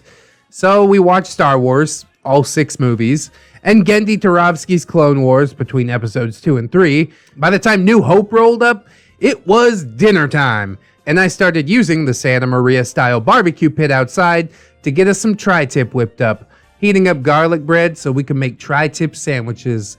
God damn, dude. That sounds so amazing. Please, Zucca, don't forget my invitation. I'm trying to eat. Brief aside, if you've never had Santa Maria-style tri-tip sandwiches, you're missing out. Just take tri-tip, the cut of beef, cook it medium rare or rare. Remember, if it's red, you're dead. If it's pink, you think. I mean, I try to remember that, but I don't think I understand what it means. I never think, but I do like it pink. And then you get some garlic bread toasted to the point that the garlic butter is melted into the bread and it's walking a fine line between crispy and soft. Oh God, stop. It's too good. lay the strips of beef along it, smear a little horseradish sauce, and enjoy. Oh, I would enjoy. I haven't had dinner yet. I'm recording this before dinner, if you couldn't tell. I'm dying. This was a mistake. Anyway, I knew better than to include the traditional side dish of refried beans, not with this crowd. And I went with the digestive enzyme-rich pineapple, lightly seared and cut into bite-sized chunks. We sat back down for dinner, and the following conversation ensued. Burgerbeard looked over his plate at Dragon. Hey, I'm sorry I was a dick last game. Dragon looked like you could knock him over with a pin. He was so taken aback. Slumsy was nodding sagely, but his body language suggested that he was very pleased with seeing some humility for once. Bubbabeard spoke, crumbs flinging from his mouth, as he had opted that what he had to say couldn't wait for him to finish chewing and swallow the contents of his fetid maw. Yeah, total lack of self-awareness there, dude. Hello, Mr. Kettle? Ah, yes, it's me, Mr. Pot. You're black! I kept my peace during that little gem, seeing Burgerbeard frown and grimace a bit. Hey, better to know so that you can check yourself and try and mend your ways, I chime in. Dragon composed himself and took a deep breath. I'd rather you apologize to Ninetails, but thank you. For my part, I accept your apology. Would that peace reigned in the coming years, but little did we know that even had the events later that night not taken place, and the night went completely swimmingly, with Burgerbeard bending his knee in contrition to those he had wronged, the fatal blow had already been struck months prior, something that I had alluded to in previous chapters, namely, all those nice books he had passed out. Ah, coming full circle it is. We sit down to watch New Hope, and it goes without a hitch, but halfway into Empire Strikes Back, and the late hour, about 2 a.m. or so, was just starting to get to us. Burgerbeard makes an exaggeratedly pronounced yawn, and drops himself into one of the dining chairs that we dragged into the living room, seeing as the sofa could only comfortably sit 3, though only 2 sat on it because reasons. And the 2 easy chairs were occupied. Not to bury the lead, but yeah, Burgerbeard dropped into that chair. Crack! Oh, fuck! Crash! Yeah. I stared at the crumpled heap that consisted of 1 part broken dining chair and 1 part swearing Burgerbeard. You know Burgerbeard's bigger than that chair, though. It's like 6 or 7 parts Burgerbeard and 1 part broken chair. I stared at him for a moment, aghast at what had just happened. Dragon is just shaking his head. Clumsy mother... Ow! Burgerbeard whines, hoisting himself up, then plopping on his gelatinous backside again, before flopping around on the tile floor like a fish, dragging himself to the wall and getting himself upright again. No one, not even Slumsy, moved to help him. Slumsy, who stared at Burgerbeard like Travis looked at Old Yeller after he had contracted rabies, just sighed. That's right, bro, 1 behind the ear. This whole ordeal could be over. Done and done. Stupid chair! Burgerbeard snarled as he gave it a kick. Better call Saul breadstick crack. Ow! Fucking oh my god, fucking hurts! Burgerbeard, in his bottomless wisdom, had broken his big toe, which now stuck inwards at a 75-degree angle, pushing against the adjacent toe. Every time he moved the foot, the toe brushed against the adjacent toe, and a fresh tide of agony danced across Burgerbeard's nervous system, like a red-headed kid finding his stepfather's autographed Led Zeppelin guitar and sliding hands covered in the unique blend of debris that only a kid's digits can accumulate across the pristine virgin strings. What a simile. Or is that a metaphor? I'm not sure. It paints a picture, though.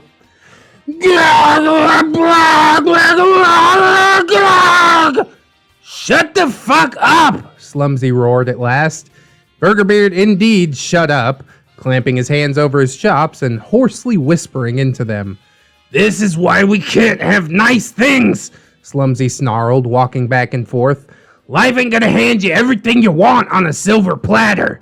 The remainder of Slumsy's "why you suck" speech has become lost to the mists of time, but that is one part that I indeed remember well. Slumsy's a wise man. I do hope to hear about his downfall at some point. We might no longer love him, but god damn it, I respect him.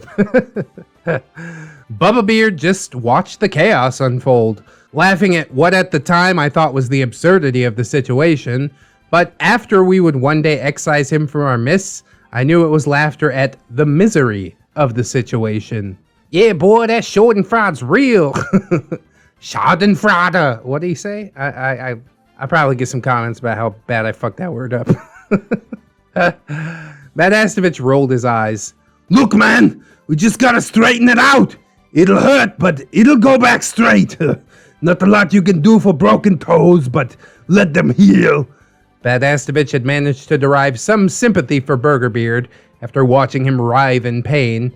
Sure, we shouldn't get him to a clinic or something? I asked, idly wondering about the optics of a gaggle of 20-something pajama-clad nerds flooding into a clinic during the twilight hours.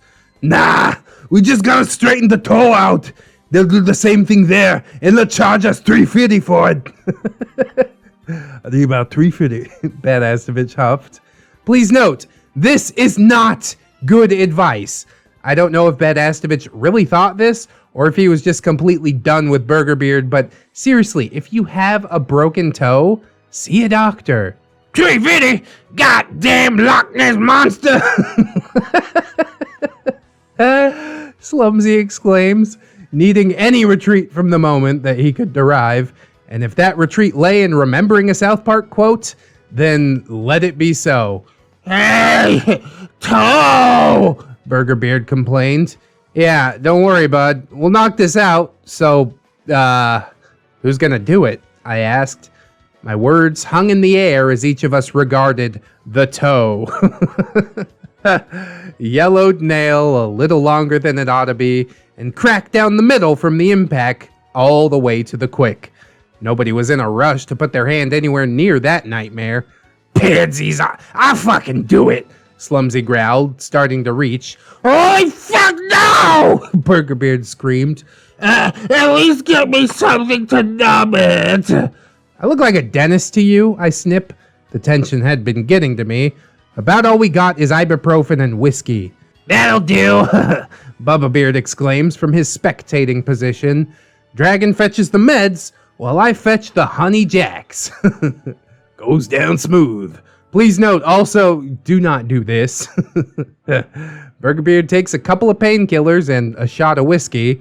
4 shots ought to do it, right? I ask, anxious and uncomfortable.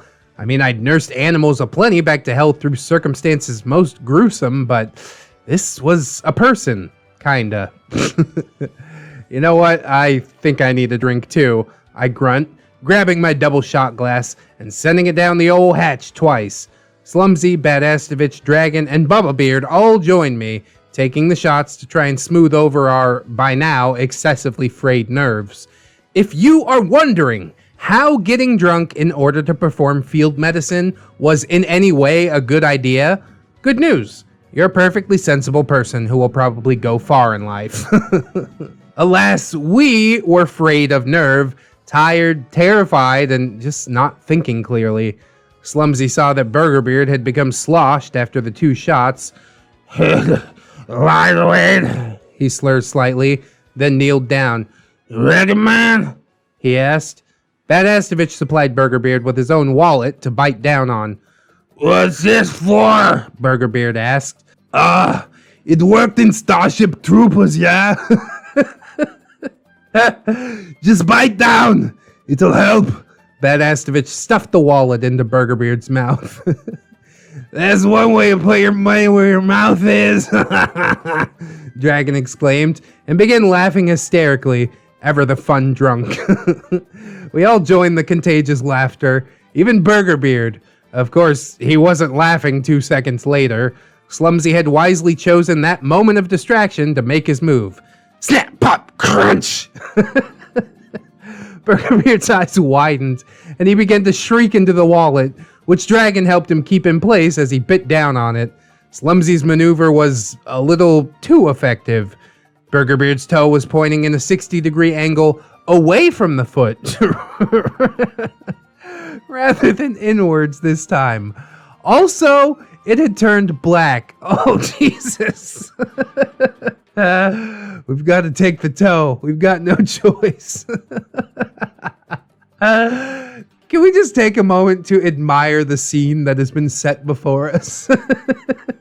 A bunch of drunk pajama-clad nerds just like snapping around this fucking Neckbeard's toe. Oh God, it's gonna fall off. Ah, whoops. Slumsy ashamedly grumbled, looking away. Oh, fuck, guys. What do we do now? I slurred. You say he needs a hospital? But no, you didn't listen to me. Fuck off, Zucca. I could do it again. Slumsy slurs. Burgerbeard claws at Dragon to try and escape Slumsy, shaking his head and screaming, quite sober from the pain. Call 911, I gurgle, wobbling in place. Burgerbeard spat out the wallet. Don't do it! Ambulances cost a fortune. Just drive me there. We're all drunk and shit. Burgerbeard chortles, delighting in the chaos. Wait, I got it. Tiger! I exclaimed, whipping out my phone and dialing Tiger's number. Thank you for calling Walmart Pharmacy. Our hours are... And then I hang up and actually dial Tiger's number. Ring, ring, ring, ring, ring. Hey, babe, comes a groggy, tired, sleep-interrupted Tiger. You okay? Yeah, son, Burgerbeard's toe. He broke my family's shirt. I slobber as I say this. Uh-huh. Gonna need that in English, Zucca, she sighed. Sorry. Burgerbeard broke his toe. We're all drunk. Cannot drive, I enunciate as best I can. She didn't ask any follow-up questions. Didn't even scoff at the audacity of waking her up at 3 a.m. to drive all of our drunken asses to the medical clinic. Hell of a woman. Amen to that.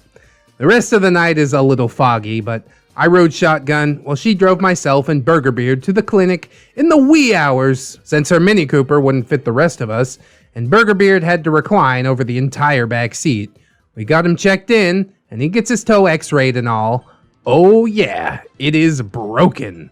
The nurses are exceedingly professional, none of them making a note of the anime orgasm faces festooning his every inch. He gets patched up, written prescriptions and everything. Turns out his insurance helped a lot. Tiger takes us all back home well after the sun has come up, and we're asleep inside of 5 minutes after I kiss Tiger goodbye and give her a couple of 20s for the trouble, only for her to tuck them into my waistband and tell me I owe her. Hell of a woman. Amen to that again. We head home after 3 p.m., saw us wake up, hungover, poorly rested, and still frayed. Burgerbeard was grateful for the help, yes, even the drunken triage, and even joked that it was karma having his way with him. It felt like we all shared a trench, and we would be better friends for it. But that would come to be proven wrong 2.5 weeks later. But that tale shall be told the next time. Stick around for the final sordid entry in this saga, Burgerbeard's Misadventures in the Game Group Part 8, Grand Theft Game Store. Aw, snap, he got them sticky fingers, boy. Remember to value the friendships that stand the test of time, and to not be afraid to make new friends. Anything is better than being around someone who is toxic. Much love to ReddX, Fun with Failure, Hellfreezer, and Lost Genre. And a note to ReddX and Ramtide. Perhaps the waffle stomping tale wasn't well liked, but I liked it. The waffle stomping tale was pretty good because it brought the cringe, and I know that's what most people are coming for. This broken toe story also brought a good amount of cringe, so I'm appreciative. Because beyond the excremental nature lichpinning that story, what it is at its core is a man who issued forth to stand in solidarity with a fellow vagabond and nomad, in the same order as those who shave their heads for friends with cancer, those who eke out to experience hardship just to have common ground with their fellows. What I saw was Ramtide making a true gesture of brotherhood to his friend.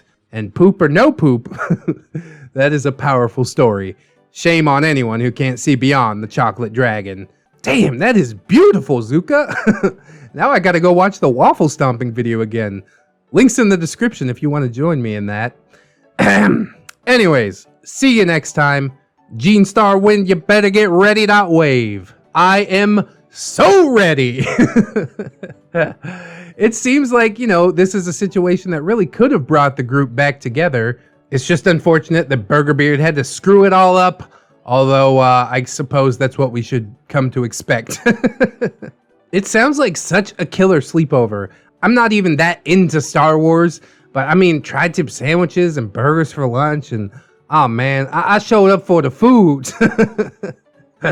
I think that's why Burgerbeard is so scared of being kicked out of the group. He just wants to eat good like anybody else.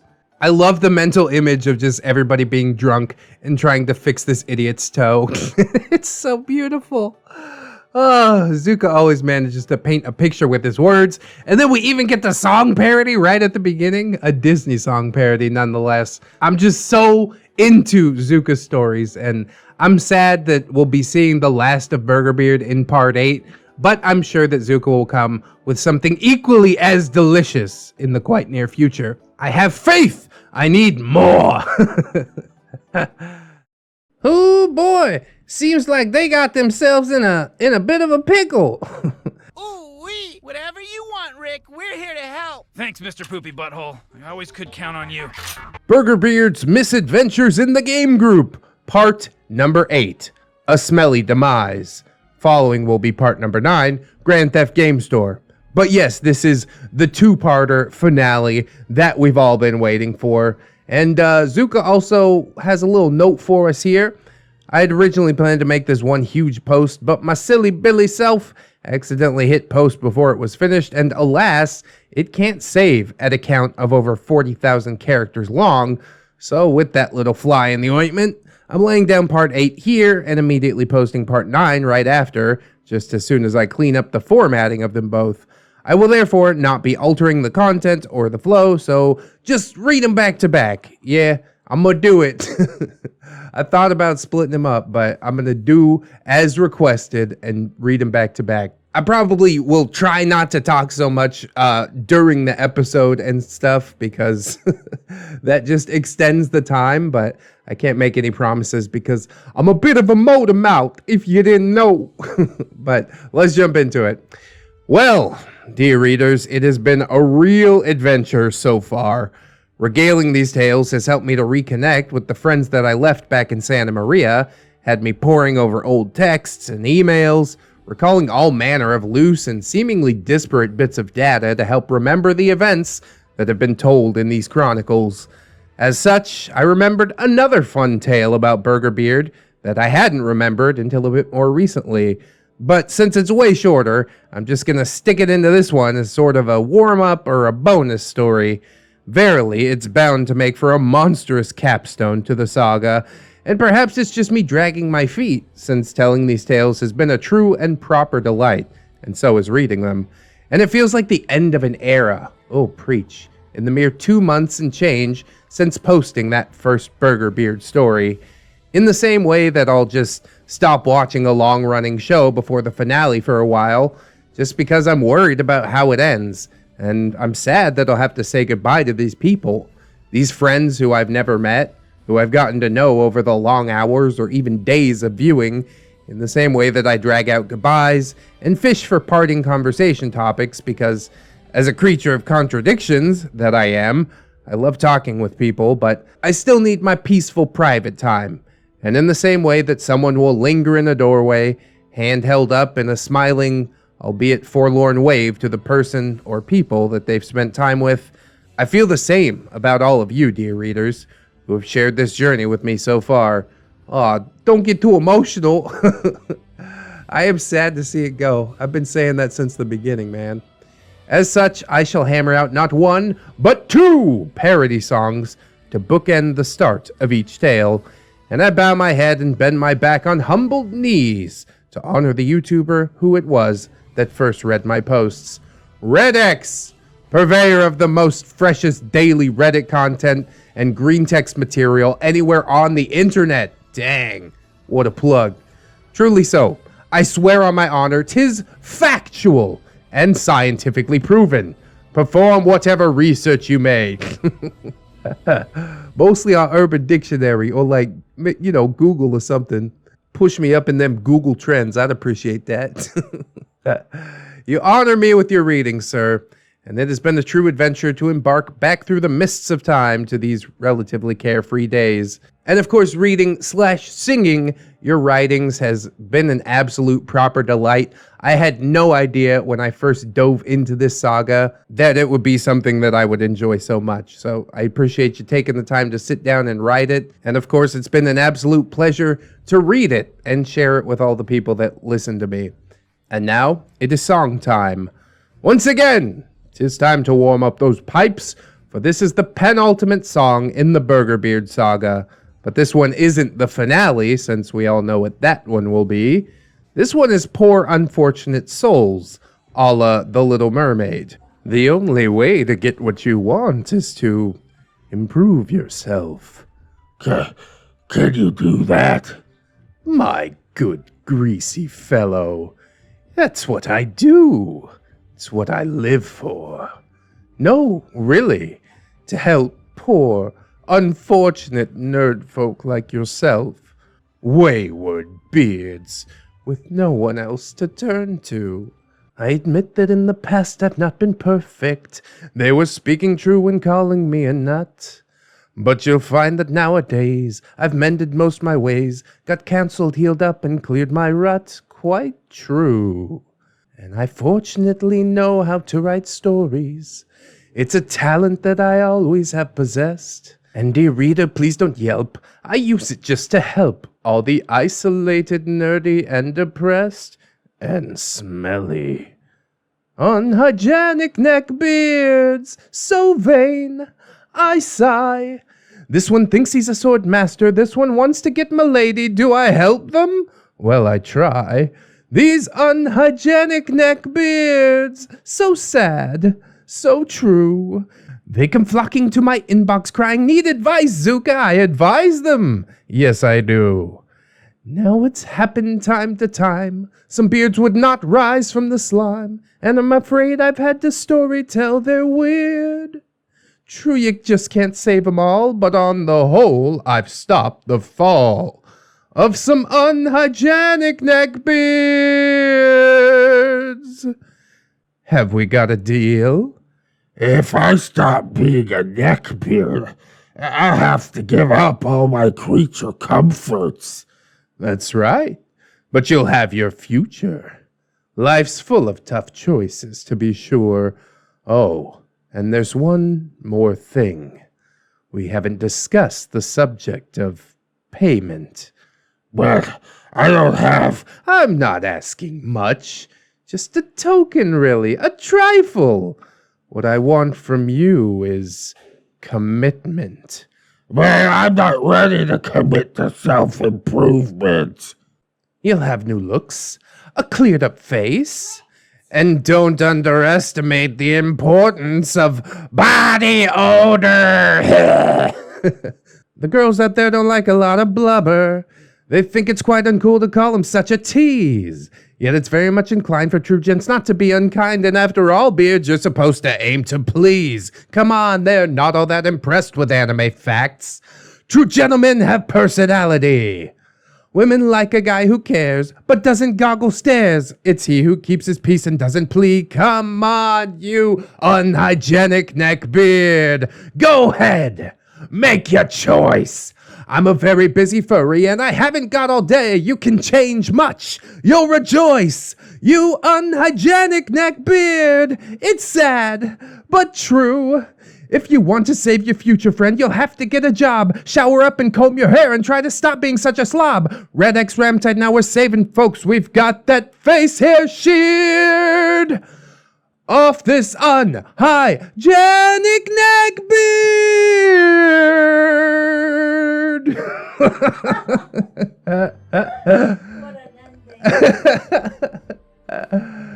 Yeah, that's good stuff, man.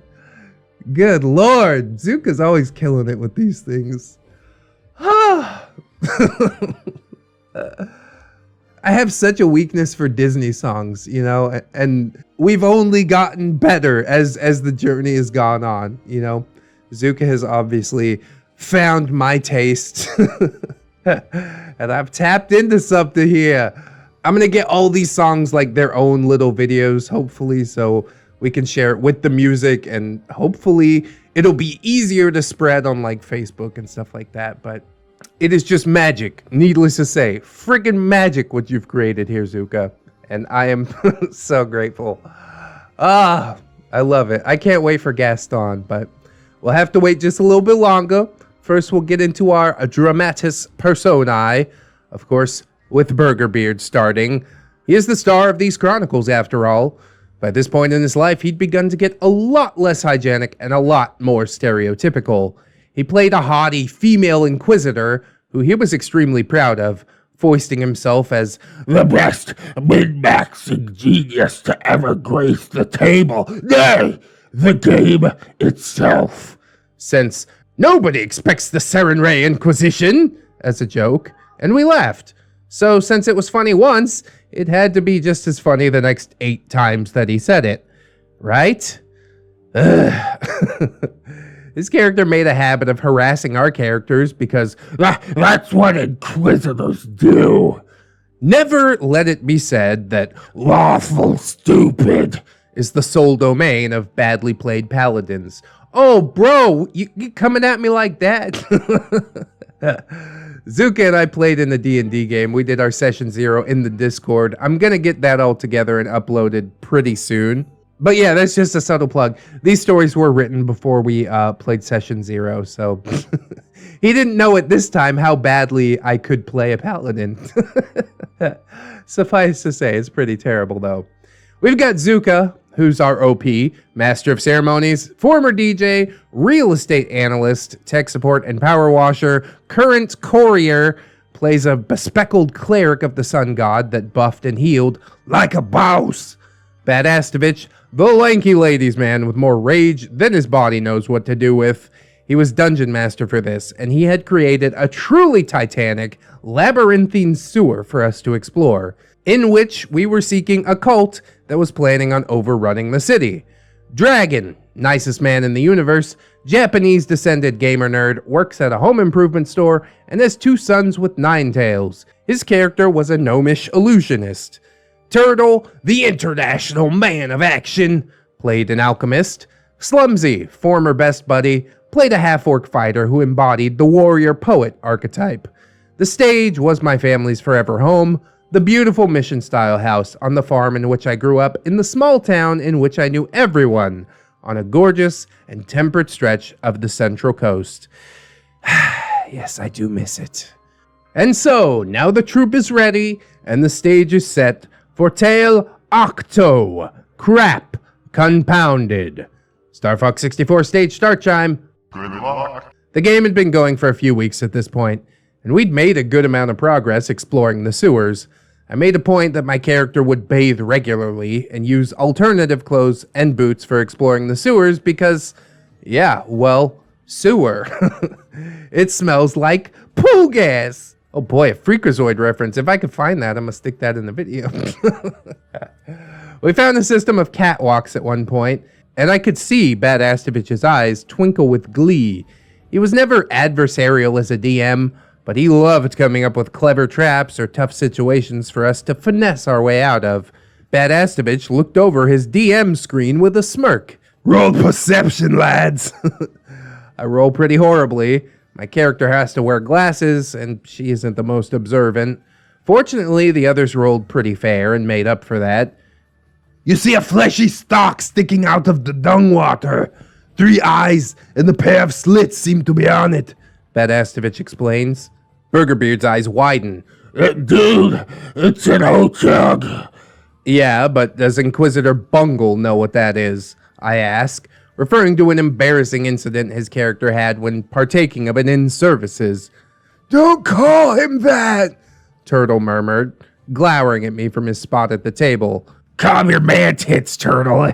It's jokey goodness, Slumsy reassures the international man of action. Roll me dungeoneering, Badastovich asks of Burgerbeard. He rolls, already reaching to swipe it up when he sees how favorable it is. Only then does he lean back to reveal to Badastovich how good the roll actually was, grinning innocently. Okay, Badastovich huffed. You know it's an old jug, and judging by the size of the stock, it's probably a particularly big one.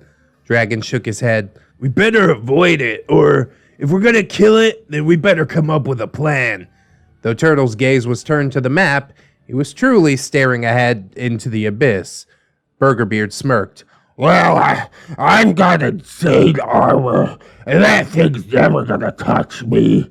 I'll keep it busy while you guys hammer it from above.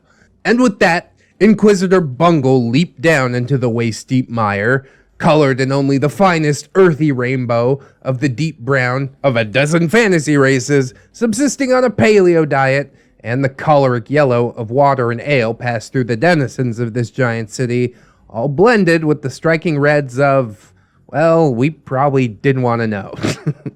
Roll for acrobatics, Badastovich intones. Burgerbeard rolls, then grimaces as he reaches for his roll, but Slumsy sees it first. Ah, shit, a nat 1. Slumsy cackles. You fall over, and you're pretty much covered in the dung of about 50,000 people, Badastovich snickers. Also, you're prone. Burgerbeard was annoyed, but not worried. Yeah, whatever. It still can't hurt me with my armor, he scoffed. We rolled for initiative, and I did pretty well. Turtle aced it. Slumsy rolled so bad that he went after the poo-soaked Burgerbeard. Meanwhile, Karma smiled on Dragon, who went first. He tried to called shot the Otyug's Century Tentacle, but missed it by a country mile. The beast went next, and rose out of the muck. And that is when we learned what Badastovich meant by it being a large specimen. Its category size was huge, not just large. The Otyug sees you flailing in Shit Creek without a paddle, and now it's going to attempt to swallow you whole, Badastovich informed Burgerbeard. Ah, bull crap, man. That thing can only swallow creatures 2 sizes below it, Burgerbeard argued. And my armor class is 23. Actually, it's 1 size category, and even if it was 2, you'd still be fair game, Dragon informs the table. Badastovich smiles. It's touch armor class, though, not total AC.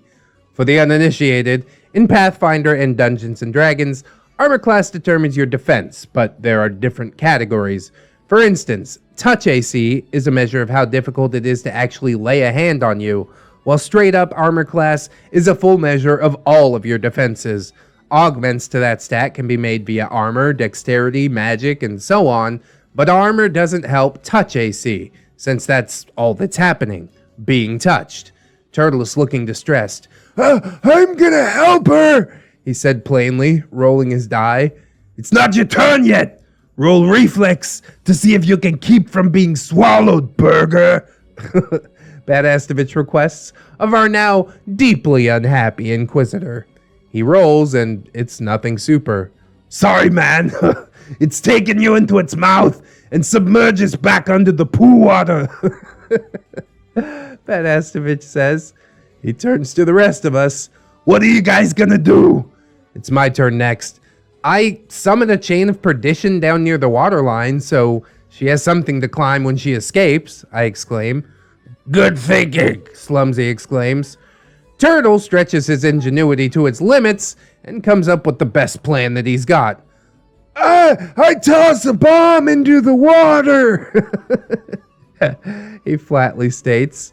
You don't know where it is? Your bomb is AoE though, yeah? Badastovich asks.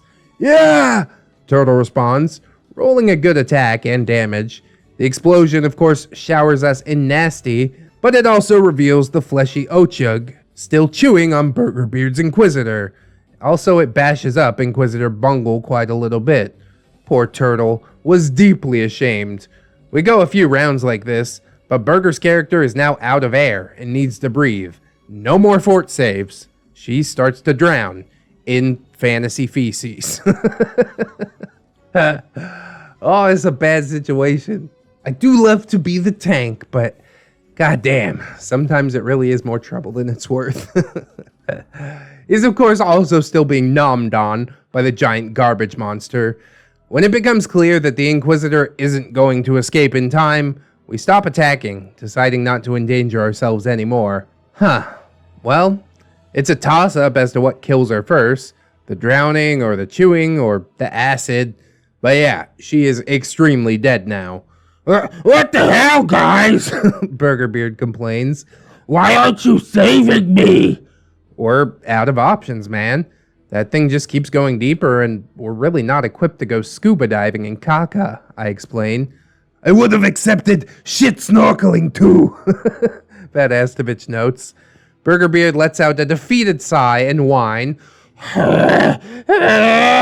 storming away from the table after gathering up his things.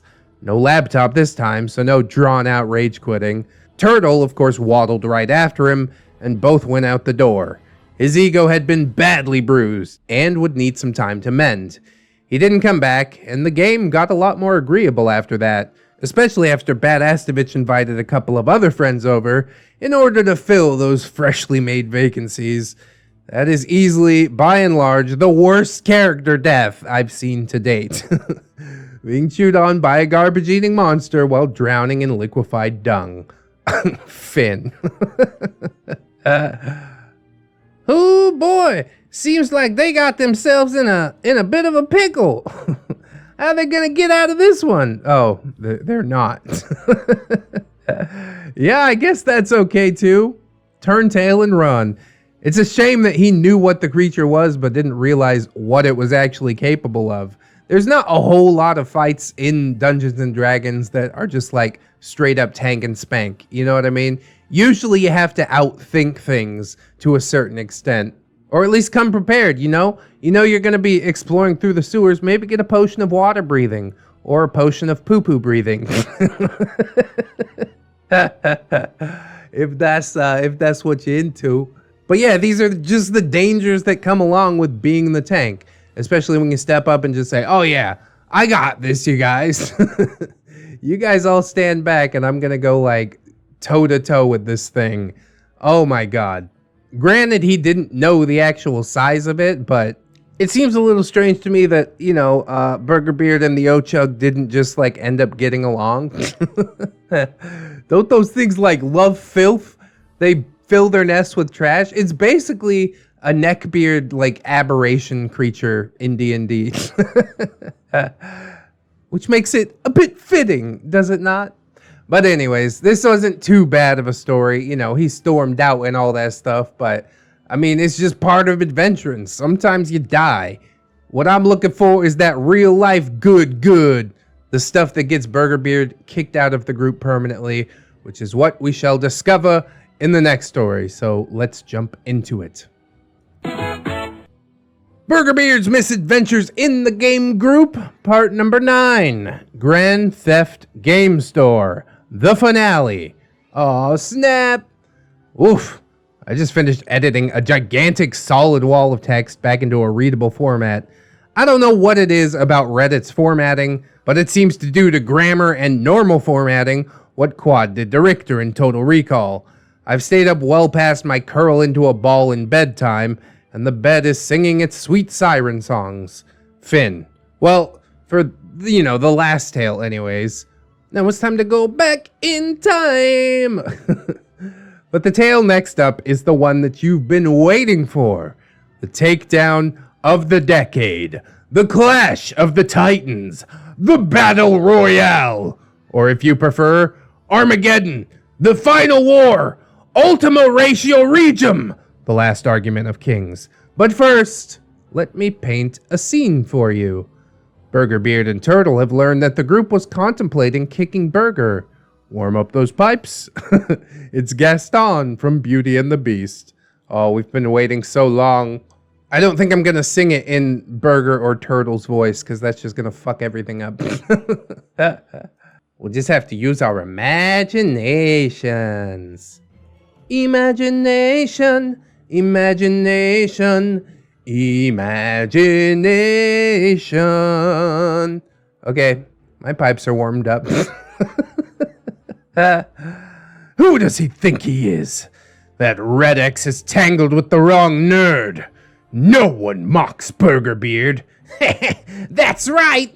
Dissed. Kicked out. Persona non grata. Why, it's more than I can take. Get baked? What for? That won't help. I just don't know why people won't like me. Who, you? People love you, Burgerbeard. You've got to pull yourself together. Gosh, it disturbs me to see you, Burger, acting like you're not the best. Every beard here'd love to be you, Burger, even when lacking in zest. No neckbeard alive is as desired as you. You're everyone's favorite geek. Everyone's totally jealous of you, and it's so very hard not to freak. No one clicks like Burger, picks at nits like Burger. No one skulls as incredibly thick as Burgers, for there's no game around that's as skillful. Perfect, he rolls nothing bad. You can ask any neckbeard who's willful, and they'll say that they'd pick you over some dumb chads. No one's belch like Burger, greasy squelch like Burger. No one's always the smartest in room like Burger. My intellect is so intimidating. My word, what a nerd that Burger. Give 5 booyahs, give 12 big oofs. Burger is the best, as if you needed proof.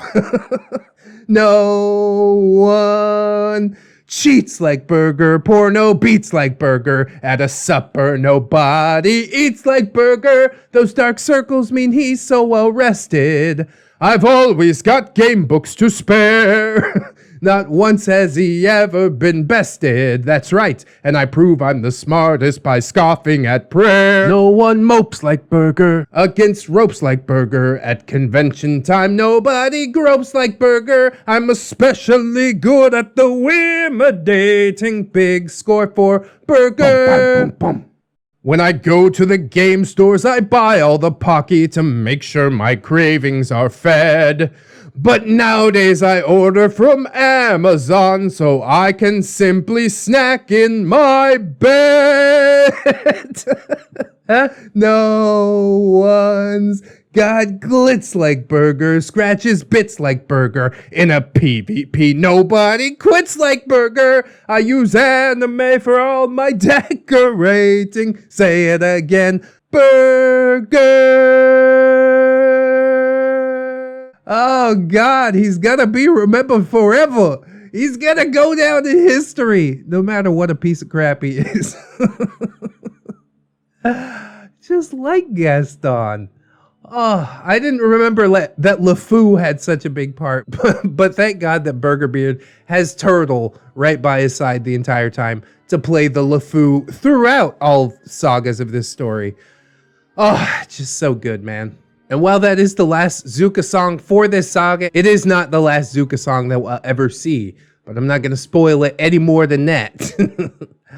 Oh, it's so good, man. What have we done? 3 Disney songs now? And yeah, those are the top 3. I can't say which order they're in because, goddamn, it's like picking between your kids, you know? God, it's just so good. And so Burgerbeard began to think, though. Pondering. Crazy Zucca, Crazy Zucca. Turtle, I'm afraid I've been praying. A laughable pastime. I know. that wacky furry's opposition, and I'm thinking that he's our foe. Now the gears in my head have been cranking since I've looked at our former best host. See, I've promised myself that I'd never be kicked, and now I'm conceiving a roast. If I... Yes? Then we... No. Would he? Guess. Now I get it. Let's go. No one schemes like Burger, double teams like Burger, plans to aggravate harmless furries like Burger, who can food binge like Burger, incite cringe like Burger, who burns Zucca so bad he'll be singed like Burger, and his exile will soon be celebrating my what a guy, Burger. Okay, now the song's over. I didn't realize we were going into like the after part that the song continued. That's wild. I couldn't find any music to listen to for that part, so hopefully it's accurate. I think I got the rhythm down. But yes, now we can get into the story and say goodbye to Burgerbeard. How big is the downfall gonna be? Ooh, I guess we'll see. So once again, our dramatis personae, Burgerbeard, the star of these chronicles. His toe was still on the mend after the night to misremember. That's in part number 7, I believe. And he was a point of conversation and general jokes. We had all shared the trench. We'd had an adventure. Entrusted with the key to Quark's to help him look after the place when Quark was out of town, Burgerbeard was about to show that he had crossed a line that couldn't be uncrossed. And what's worse, he'd made all of us accessories. After the toe event, he did take better care of himself, showering, grooming, and such, but nothing could conceal what he had done. And we've got Zucca, ROP, currently a courier, but drawing supplemental income with the first retail job of my life. My heart goes out to you on that one. Talk about a culture shock. Dang-o. For some reason, Burger fixated on me as the source of his problems. I was the newest to the overall group as well as the youngest. He probably figured that if he somehow managed to get me kicked, the pressure would be off of him. I'm flattered that he thought that I was the source of his woes, but in truth, he faced a united game group. And the true source of his woes was all inside. There's no running from that guy. We got Badastovich, the lanky ladies man, with more rage than his body knows what to do with. He was the first to bring to our attention the terrible truth that we were soon to uncover. Dragon, nicest man in the universe, Japanese descended gamer nerd, works at a home improvement store and has 2 sons with 9 tails. He took the betrayal hard, having developed a begrudging respect after the toe incident. After all, the toe thing had mellowed Burgerbeard out, and his better side was out way more often. The creative side. Dragon hated to hurt people, even those that he didn't particularly care for. Of course, we've got Turtle, the international man of action. By random chance, he was not present for the flashpoint since he had to swap shifts at work. I don't know what went down, but after the fallout, he stuck around the group for a while before returning to Burgerbeard's side. Radio, the army radio operator who busted his knee in service of his country and has no patience for nonsense. He knew secrets and is the closest to Slumsy out of anyone. He was also there for Slumsy after Burgerbeard's fall. Slumsy, former best buddy who, unlike Dragon, had no pains against teaching Burgerbeard a much-deserved lesson. He was ready to get physical, but I talked him down. Ninetails, Kitsune-fixated gamer mama, Dragon's wife, and the other big target of Burgerbeard's ire. Ogre, the gigantic host of the not-so-gigantic nerd terrarium in Lompoc. Good soul, doesn't swear often, and hates Turtle with a searing passion. Oh yeah, there's an addendum for Radio. He's a radio operator in the army who's been a proper bro, and while his patience for losing or for shenanigans is a hair's breadth, he does keep his effort in role-playing. At this point, he's strongly at ends with none other than Bubba Beard, the love child of Lachlan Monroe, circa Scary Movie, and a naked mole rat. Indeed, one of the most foul human beings I have ever encountered. He watched as the chaos unfolded with a gleeful twinkle in his eye. Tiger, the striped angel of mercy who helped me to maintain my sanity. The day she moved away, it was also a game night in Lompoc. Slumsy would immediately notice that something was off. "Are you okay, man?" he'd asked. In my usual manner of hiding away my pain and fear, I smiled and said, "Yeah, of course. Why'd he ask?" He frowned. You always brighten up a place, dude. It feels like you're a black hole now. Such is the keen perception of Slumsy. Such was the effect that Tiger had on my life. However, she had not yet moved away and had been a pillar of support. Quark, named after the best Ferengi merchant / bartender in Star Trek, the owner and purveyor of Quark's Gaming Emporium, a little brick-and-mortar establishment in Lompoc, tucked away behind the fish and chip store and the auto repair shop. He's friendly, personable, loves hosting big games of anything from D&D to 40K and so on, sells gaming paraphernalia and books. His shop was hit hard by the recession, and he'd been having trouble making ends meet. Yeah, that sucks, man. But you gotta get online, you know? Start a website for your store or something and try and win some of that back. I hate to see people, like, lose their passion like that. He obviously loves gaming. Come on, let him sell gaming books, damn it. That's sad. Fontaine is the slimy, two-faced partner in crime with Burgerbeard, named after the chief antagonist of BioShock. Classy name choice, though. The stage. This was spread out all across the town of Lompoc. The lovely, flower-laden, hill-surrounded, fog-engulfed bastion of civilization that rubbed shoulders with a maximum security prison and an Air Force base with the capability to launch spacecraft, rockets, and international ballistic missiles. To say that the town has a confused sense of identity is as if to say, as Rudyard Kipling stated in his immortal work, The Gods of the Copybook heading, "Water shall certainly wet us, and fire will certainly burn." Or as ReddX stated in this video, duh. And so the troop is ready, and the stage is set for Tale Novum, the last argument of kings.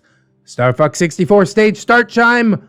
Good luck. It was a game night like any other. Well, perhaps not like any other, for as you may have read a couple of tales ago, we had shared a trench with Burgerbeard via the horrifying toe debacle.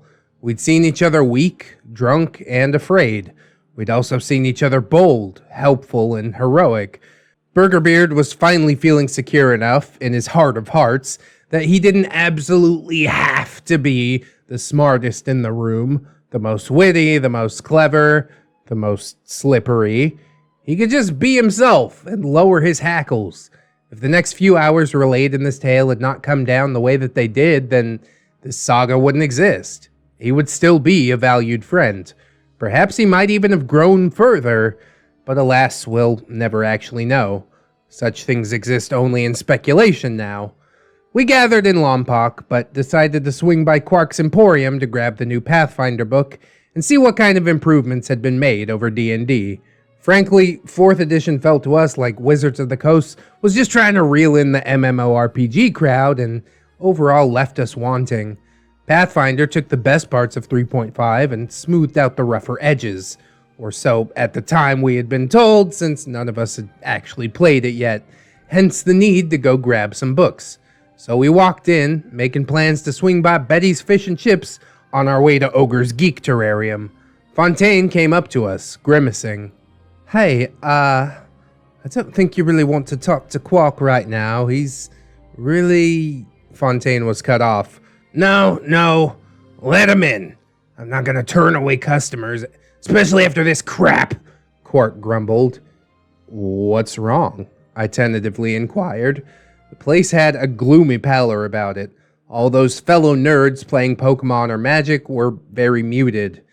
Fontaine scratched the back of his head with an anxious giggle. We got robbed. We got the new Pathfinder books in last night. Only me, Burgerbeard, and Fontaine have the key. I'm not ruling out lockpicks. This is Lompoc, after all. Still, I want to have a word with Burgerbeard, just in case. Especially since I've been looking at the inventory and I'm missing a lot of books. Some 40K kits, too, Quark told us. Distressed and clearly unhappy, Badastovich glanced in my direction, frowning, and I knew what he was thinking because I was thinking it too. Ninetails and Dragon exchanged a similar glance. Slumsy and Radio also traded such a look as well. Do you guys know something that I don't? Quark pointedly asked, stepping forward. Hey, ease up, boss. Burgerbeard's part of their crew. They ain't suspicious, you know, came Fontaine's anxious chiding. Quark sighed, relaxing a bit. Yeah, sorry. So, do you guys want something? He asked, with a fatigued rubbing of his temples. Every glance in his direction from anywhere in the store was met with a suspicious glower. The usual merry atmosphere of the place was now more akin to a funeral parlor. The Pathfinder book? Dragon asked. Quark let out a scowl of anger. I lost every single copy in the robbery, save 2. You want them? Yeah, Dragon volunteered after a pregnant pause from all hands. The game train don't stop, I'm gonna tell you that much. Badastovich takes the other, and both he and Dragon throw in an extra like 30 or 20 bucks to help our friend and local game store owner. Morosely, we grab our food from Betty's and make our way back to Ogre's place, and we settle in. So, Badastovich murmurs. It couldn't be him. Hands down, Dragon scoffs. I don't know, Ninetails murmurs as she shakes her head. Remember all those new books that he's bringing in and boasting about? Radio rubbed his chin in thought. If it's true, then the books he's giving us are stolen property. I take it the rest of you guys have put your names in them to keep track.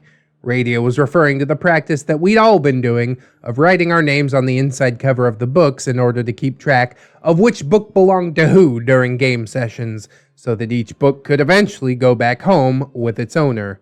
And there were guilty nods all around. You made us fucking accomplices, Slumsy snarled. If I'm gonna get busted for a crime, it's not gonna be for stealing a book from my pal. It's gonna be for offing my pal. Hold up. Now, we don't know for sure, I interjected. Let's talk to him when he gets here. Then Burgerbeard spoke up. What are you guys babbling about? Ogre was listening as he was spending experience points in preparation for the game, occasionally peering over his clipboard, keen eyes taking in the argument before him. It's about Burgerbeard. Badastovich was red in the face after having realized that he could be implicated in a crime. That slimeball! I'm gonna... Cool your jets, Badastovich. I pat his back. Quark's store got robbed. Almost all his Pathfinder books and more, going back months. Anyone else think Fontaine was acting a little weird? Radio huffs. That's true. He might be the thief, Dragon exclaims. Burgerbeard's the thief. I'd bet money on it, Badastovich snips.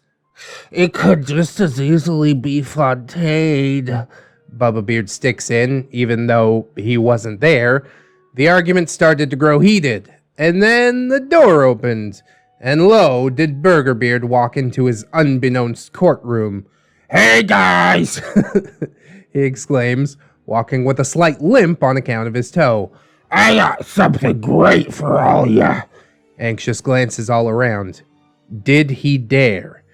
Did he, as the 3 cubs of the spooky old tree, indeed dare? I don't think I get that reference. Time slowed to a crawl as he reached into his bag after lowering his short bulk into one of Ogre's folding chairs, every creak and groan of the seat seeming to draw out until it sounded more like a Spanish war galleon at sea. Once again, Rudyard Kipling's work trickled past my mind. In the Carboniferous epoch, we were promised abundance for all, by robbing selected Peter to pay for collective Paul. But though we had plenty of money, there was nothing that our money could buy, and the gods of the copybook headings said, if you don't work, you die. Ninetails bit her finger. Dragon stared in anticipation. Badastovich clenched his teeth. Radio shook his head. Ogre just watched. Burgerbeard grinned eagerly like a vulture watching Tonto and the Lone Ranger taking weary, haggard steps. Slumsy's expression was pained, but his fingers clenched until his knuckles popped, and I just stared. Blood feeling like it had become replaced with ice water. He pulled out 6 Pathfinder books. Mint condition. We speechlessly watched as he handed them out to each of us with a cheerful grin on his pillowy face. Kipling flowed yet again. As it will be in the future, it was at the birth of man. There are only 4 things certain since social progress began: that the dog returns to his vomit, and the sow returns to her mire, and the fool's burnt bandaged finger goes wobbling back to the fire. I clenched the book as it was pressed into my hands, but not too much. I mean, I didn't want it damaged. I knew what I had to do because everyone else looked ready to burst like a hot water pipe. Wow, bud, thanks. Where did you get them? He might have gotten them in Santa Maria after all. If he said that, okay, exonerated. I picked them up at Quark's, he exclaimed. God, heavy facepalm. Now we can all play. I just wanted to thank you guys for saving my butt a couple of weeks ago. God, no, Burgerbeard. No. Don't make me do this. Hey, are you sure? I quietly asked. Suddenly, even Burgerbeard realized that there is something very wrong here. Have a seat, Badastovich grumbles. Chris Hansen .wave. Let's have a seat right over there. These guys. Badastovich sat across from him. We know, he said. Know what? Burgerbeard innocently put his hands up, and I facepalmed with both hands. You're a thief. You stole from Quark, man! Quark! He's our friend! Radio snapped. Dragon was just swearing quietly under his breath. Slumsy said nothing, arms crossed over his chest, as he stared witheringly upon Burgerbeard, whose guilt was becoming plainer on his face. So, what have you got to say for yourself? I asked, staring at him. Look, Quark let me have his key so I could watch over the place. I do it for free. I just figured I should get something for my time, you know? Burgerbeard said, anxiously rubbing the back of his neck. He's barely scooting by, you bastard! Ogre boomed from his seat. What the hell is wrong with you? He runs the only game shop in town, dude, and you're bearing a knife in his back, I pitched in. Did you know he's grilling Fontaine, too? Well, Fontaine, it was his idea. He helped me do it, Burgerbeard exclaimed. The plot thickens. The lot of us stared in rapt quiet before Radio finally spoke up. Come on, we're heading to Quark's. You're gonna return everything, and you're gonna tell him what a sorry shit stain you are. And maybe, if you're really lucky, he won't press charges on your ass. There's nothing to sue for. Maybe his mom's car. Bubba Beard chortles, enjoying the chaos and misery. Shut up, bud. Now's not the time, I snap. We head over, walking down the street, since we decided that a car is the last place that we wanted a heated and emotional tension. How many books? Which ones that you gave to us? Badastovich grilled Burger as we walked. The activity we reserved for after-game leisure now having taken a dire turn. All of them, Burgerbeard admitted. I just wanted to do something nice for you guys. Bro, we didn't want you to steal for us, Dragon shouts. Then Ninetails adds on, yeah, you dragged all of us into this too.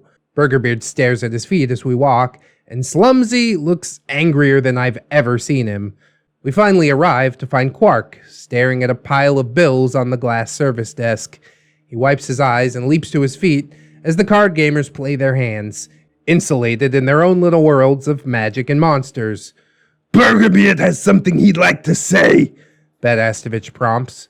Burgerbeard looked back at us, eyes glistening, a silent plea for mercy. In his own warped way, he was trying to show us that he appreciated us. Somehow along the road between boy and man, something had gone wrong, and he'd never been guided back to wisdom and virtue. Then the gods of the market tumbled, and their smooth-tongued wizards withdrew, and the hearts of the meanest were humbled, and began to believe it was true, that all is not gold that glitters, and two make four, and the gods of copybook headings limped up to explain it all once more. Burgerbeard turned back to Quark, and Fontaine, who was standing behind Quark, erratically whipped his finger across his neck while shaking his head emphatically.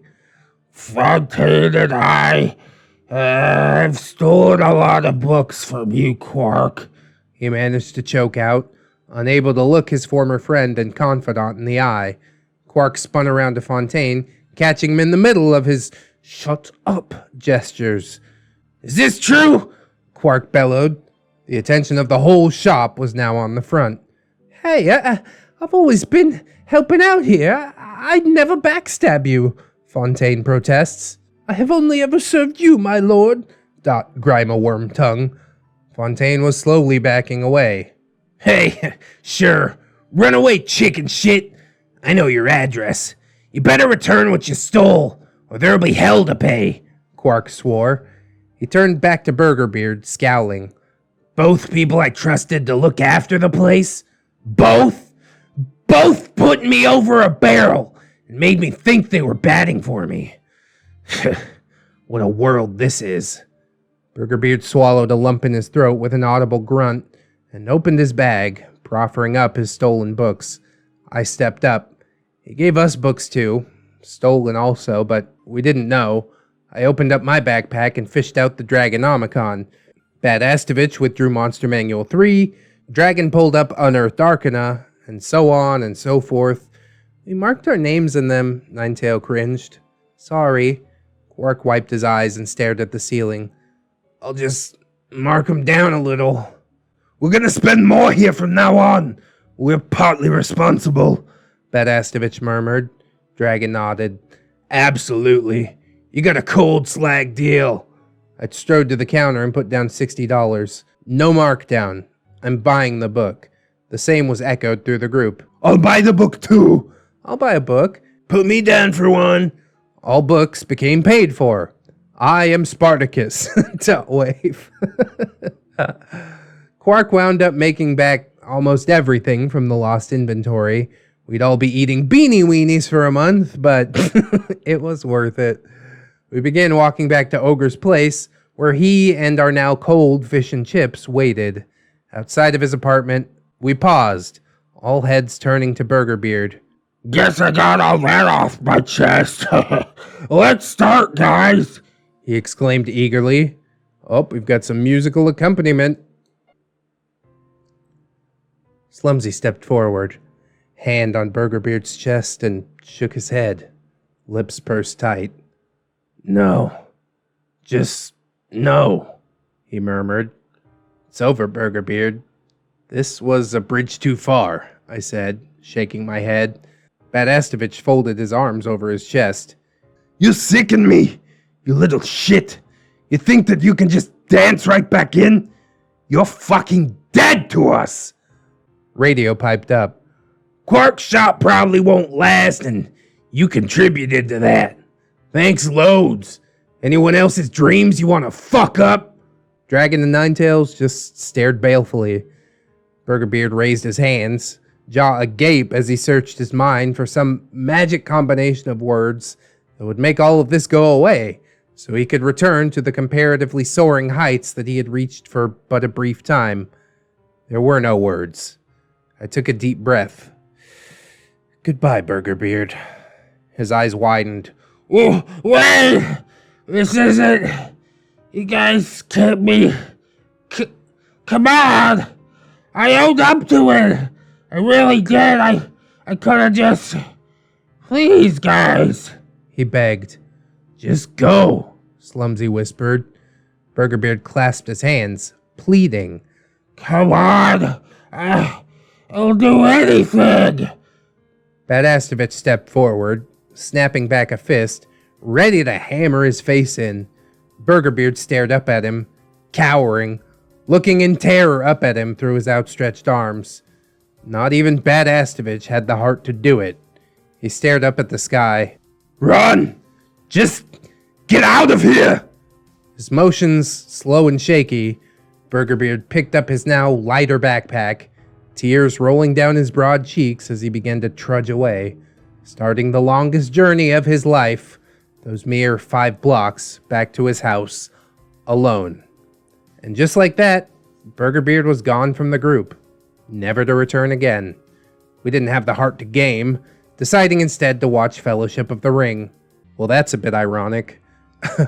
Next week, the game at my place had 2 vacant seats, the one where Turtle normally sat, and the one in which Burgerbeard had resided. For all his faults, he had been one of us, and now he was gone, never again to join the game.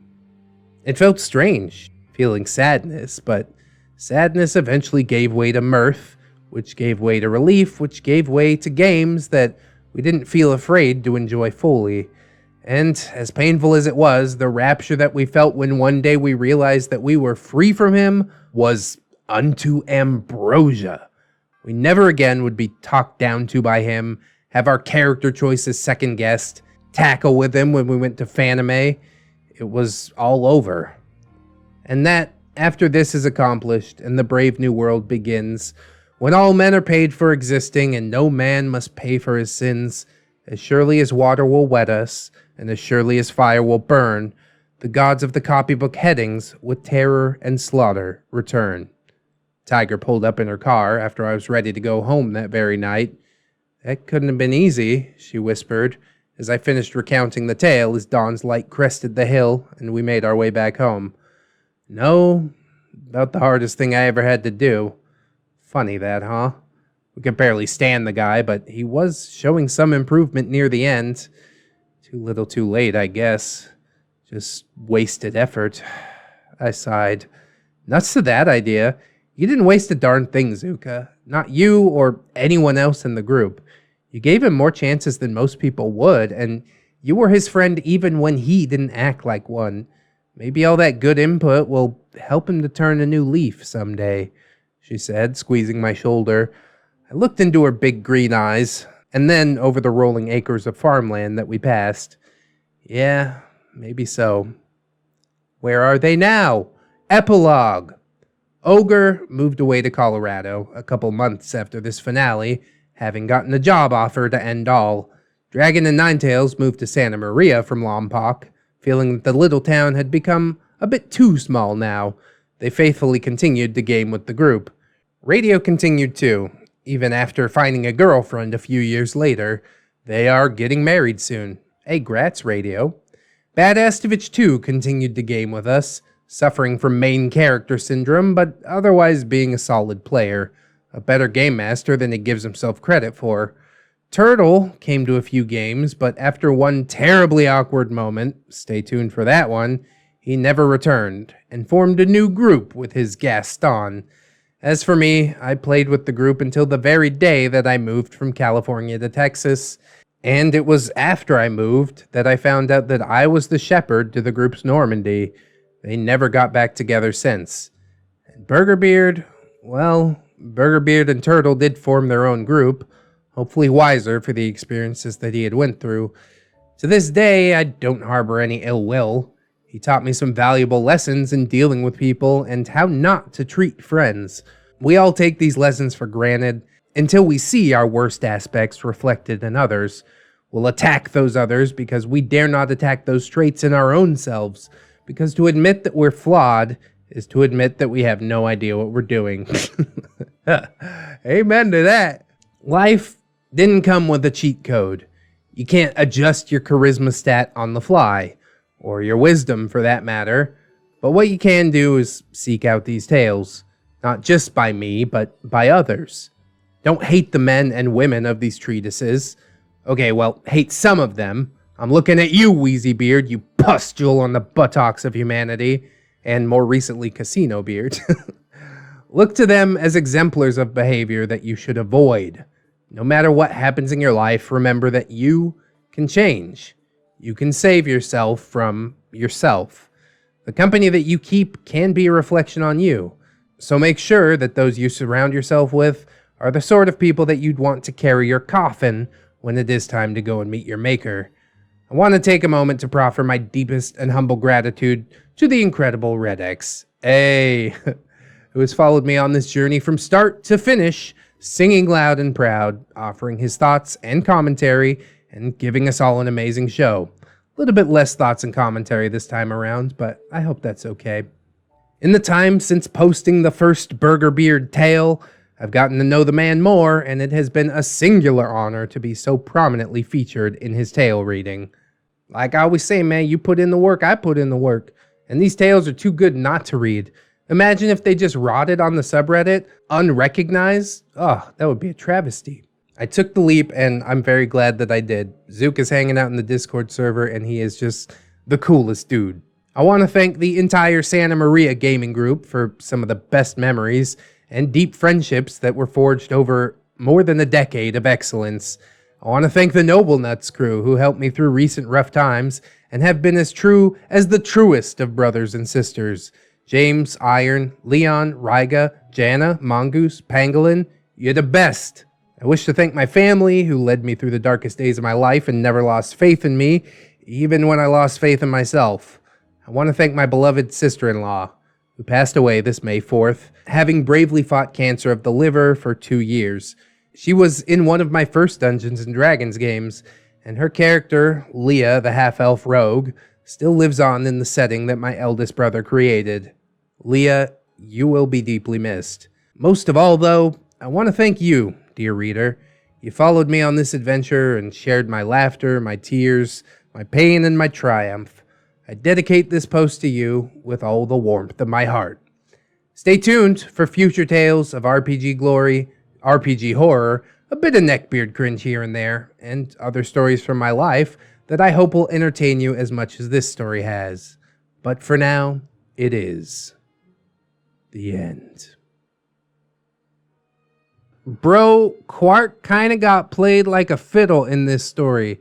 Why wouldn't he press charges? I guess he's too sentimental towards these two, but really they stabbed you in the back, so go ahead, stab him in the face. You know, fair's fair at the end of the day. I am way too vengeful to have not pressed charges, but, you know, it ain't my story, it's his, and if that's what he decided to do, then I guess we can only really hope that Burgerbeard learned a lesson from it. Zucca is right in that he was trying to reward the group in his own weird, twisted way. And maybe Fontaine was the real mastermind behind the robbery, or maybe not. If you're keeping an eye on a dude's game shop and you deserve that you need to be compensated for your time, man up, just ask him. You know what I mean? He seems like a cool enough dude, especially after not pressing fucking charges, that he probably would have given you whatever you wanted, but you just had to get greedy and steal like stacks of books to dole out to your friends so they would think you're cool. It ain't a good look, man. This is some of that nice, classic Neckbeard action that doesn't feature the main character being a creep necessarily, but he definitely did some shitty actions. Probably should have paid the price for it, but, you know, hindsight's 2020. What can I really do about it now? It's pretty shocking to me that he thought he was just going to walk back in with the group and be like, okay, everything's taken care of now. No, dude, you gotta go. It's over. You gotta go. And unfortunately, even the best sagas must come to an end. And that is what we've come to, my friends. So now I've got to go. I've got to go. But I'll be back again tomorrow to do the thing that we usually do. Probably Neckbeard stories. I'm thinking about mixing it up a little bit, you know, doing some nice guys, some fat logic that has been like heavily requested. I just, you know, I'm not so confident that it's going to do well in the views department, but I guess the only way to really know is to try it out. So you can expect that coming up pretty soon. I do hope that you've enjoyed the Burgerbeard saga. I mean, what a ride. It was like nothing that we've ever experienced before, and I doubt that we will ever experience anything like it again. Zucca is still lurking around. We probably will get some more parody songs and stuff like that. I'm really looking forward to compiling this into like a giant, massive video. It'll probably break 3 or 4 hours, so that'll be pretty cool.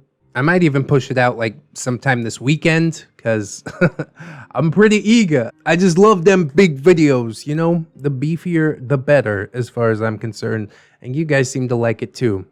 But on the series as a whole, particularly this last part, I hope that you will like, comment, and or subscribe. Maybe share the video around if you should like. We've got all the other parts in the description if you want to start somebody off at part 1, or you could wait for that compilation video. Whatever you choose. You know, it's your life. I can't live it for you. I just appreciate you spending a little part of it with me today.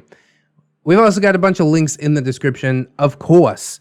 Mine and my wife's channel, Mr. and Mrs. ReddX, the Teespring if you're trying to rock the merch, my personal subreddit r/ReddXReads. There's also my Amazon affiliate link, which currently goes to my microphone, but if you click that link, buy basically anything else on Amazon, I get like a little kickback, which is pretty cool. There's my social medias down there, Twitter, Discord, Facebook. Oh, and my gorgeous, wonderful, beautiful, generous patrons. I would like to thank them all, but especially Robert Waits, TSM Kirby, Teddy the Police, Aaron W, Delicious Jelly Donut, Candy Sora, Fire Drake, Livison, Silent Revolver, Zathorus, Zero MMX, Little Lone Wolf, Vanilla Mel, Rouse Dower, Aaron Lennox, Fisher Diggy, OG James Cook, JM Coon, Jerry, John Hero, KK, Miss Monday, Melgar the Destroyer, Mr. J, my boy Nat1 Nick, Lady Nix, Katikins Elizabeth, Sidestep, Cider Drinker, Serrated Ash, Siegfried, Staples, Yeet, Synaptic Boomstick, Brilliant Tamago, Tato Ferret, That Duck and Bug, Fusky, Redwind, Leon Embers, Naga Viper, John Indoors, A-Roxers, Cake Jerry! That's a different Jerry! Mark 211, maybe next time, or Gaming Cam, Princess Rosalie, Ghosty, The Last Shinobi, and the Maestro, the OP of the Burgerbeard saga. God bless him, Zucca Cervantes! Thank you so much for writing an amazing saga. Thank you, all of you guys, for supporting on the Patreon. I mean, I'm just blown away with how this channel has been going. It's basically taken on a life of its own, you know? I do put in the legwork, but I'm mostly feeding off of what you guys want to see next, so feel free to drop suggestions and stuff like that, either in the comments or in the Discord, or even DM me on Reddit. I'm user Dayton Does on Reddit, if you didn't know. But yeah, the Patreon stuff really does help me out in a big way, especially when things get demonetized. If you can join these lovely people in supporting, that is absolutely massive. I thank you very, very much in advance. But if you can't do it right now, don't sweat it too hard, friends. I just appreciate you coming on through, hanging out with me, and I hope that you come on back and hang out with me again tomorrow, because really, views is how my beard stays buttered. In order to do so, you need to keep yourself safe out there, wash your hands, but also take some time out and do something that you personally enjoy today. Maybe watching some of those other beefy ReddX sagas that I got up already. Oh, I'm sure you'd like that a lot. It's gonna be good, maybe, depending on your tastes. There's no accounting for taste. But I do want you guys to remember that you are loved, you are worthy, and you definitely, definitely deserve it. I will see you in the next one. And until then, friends, bye-bye.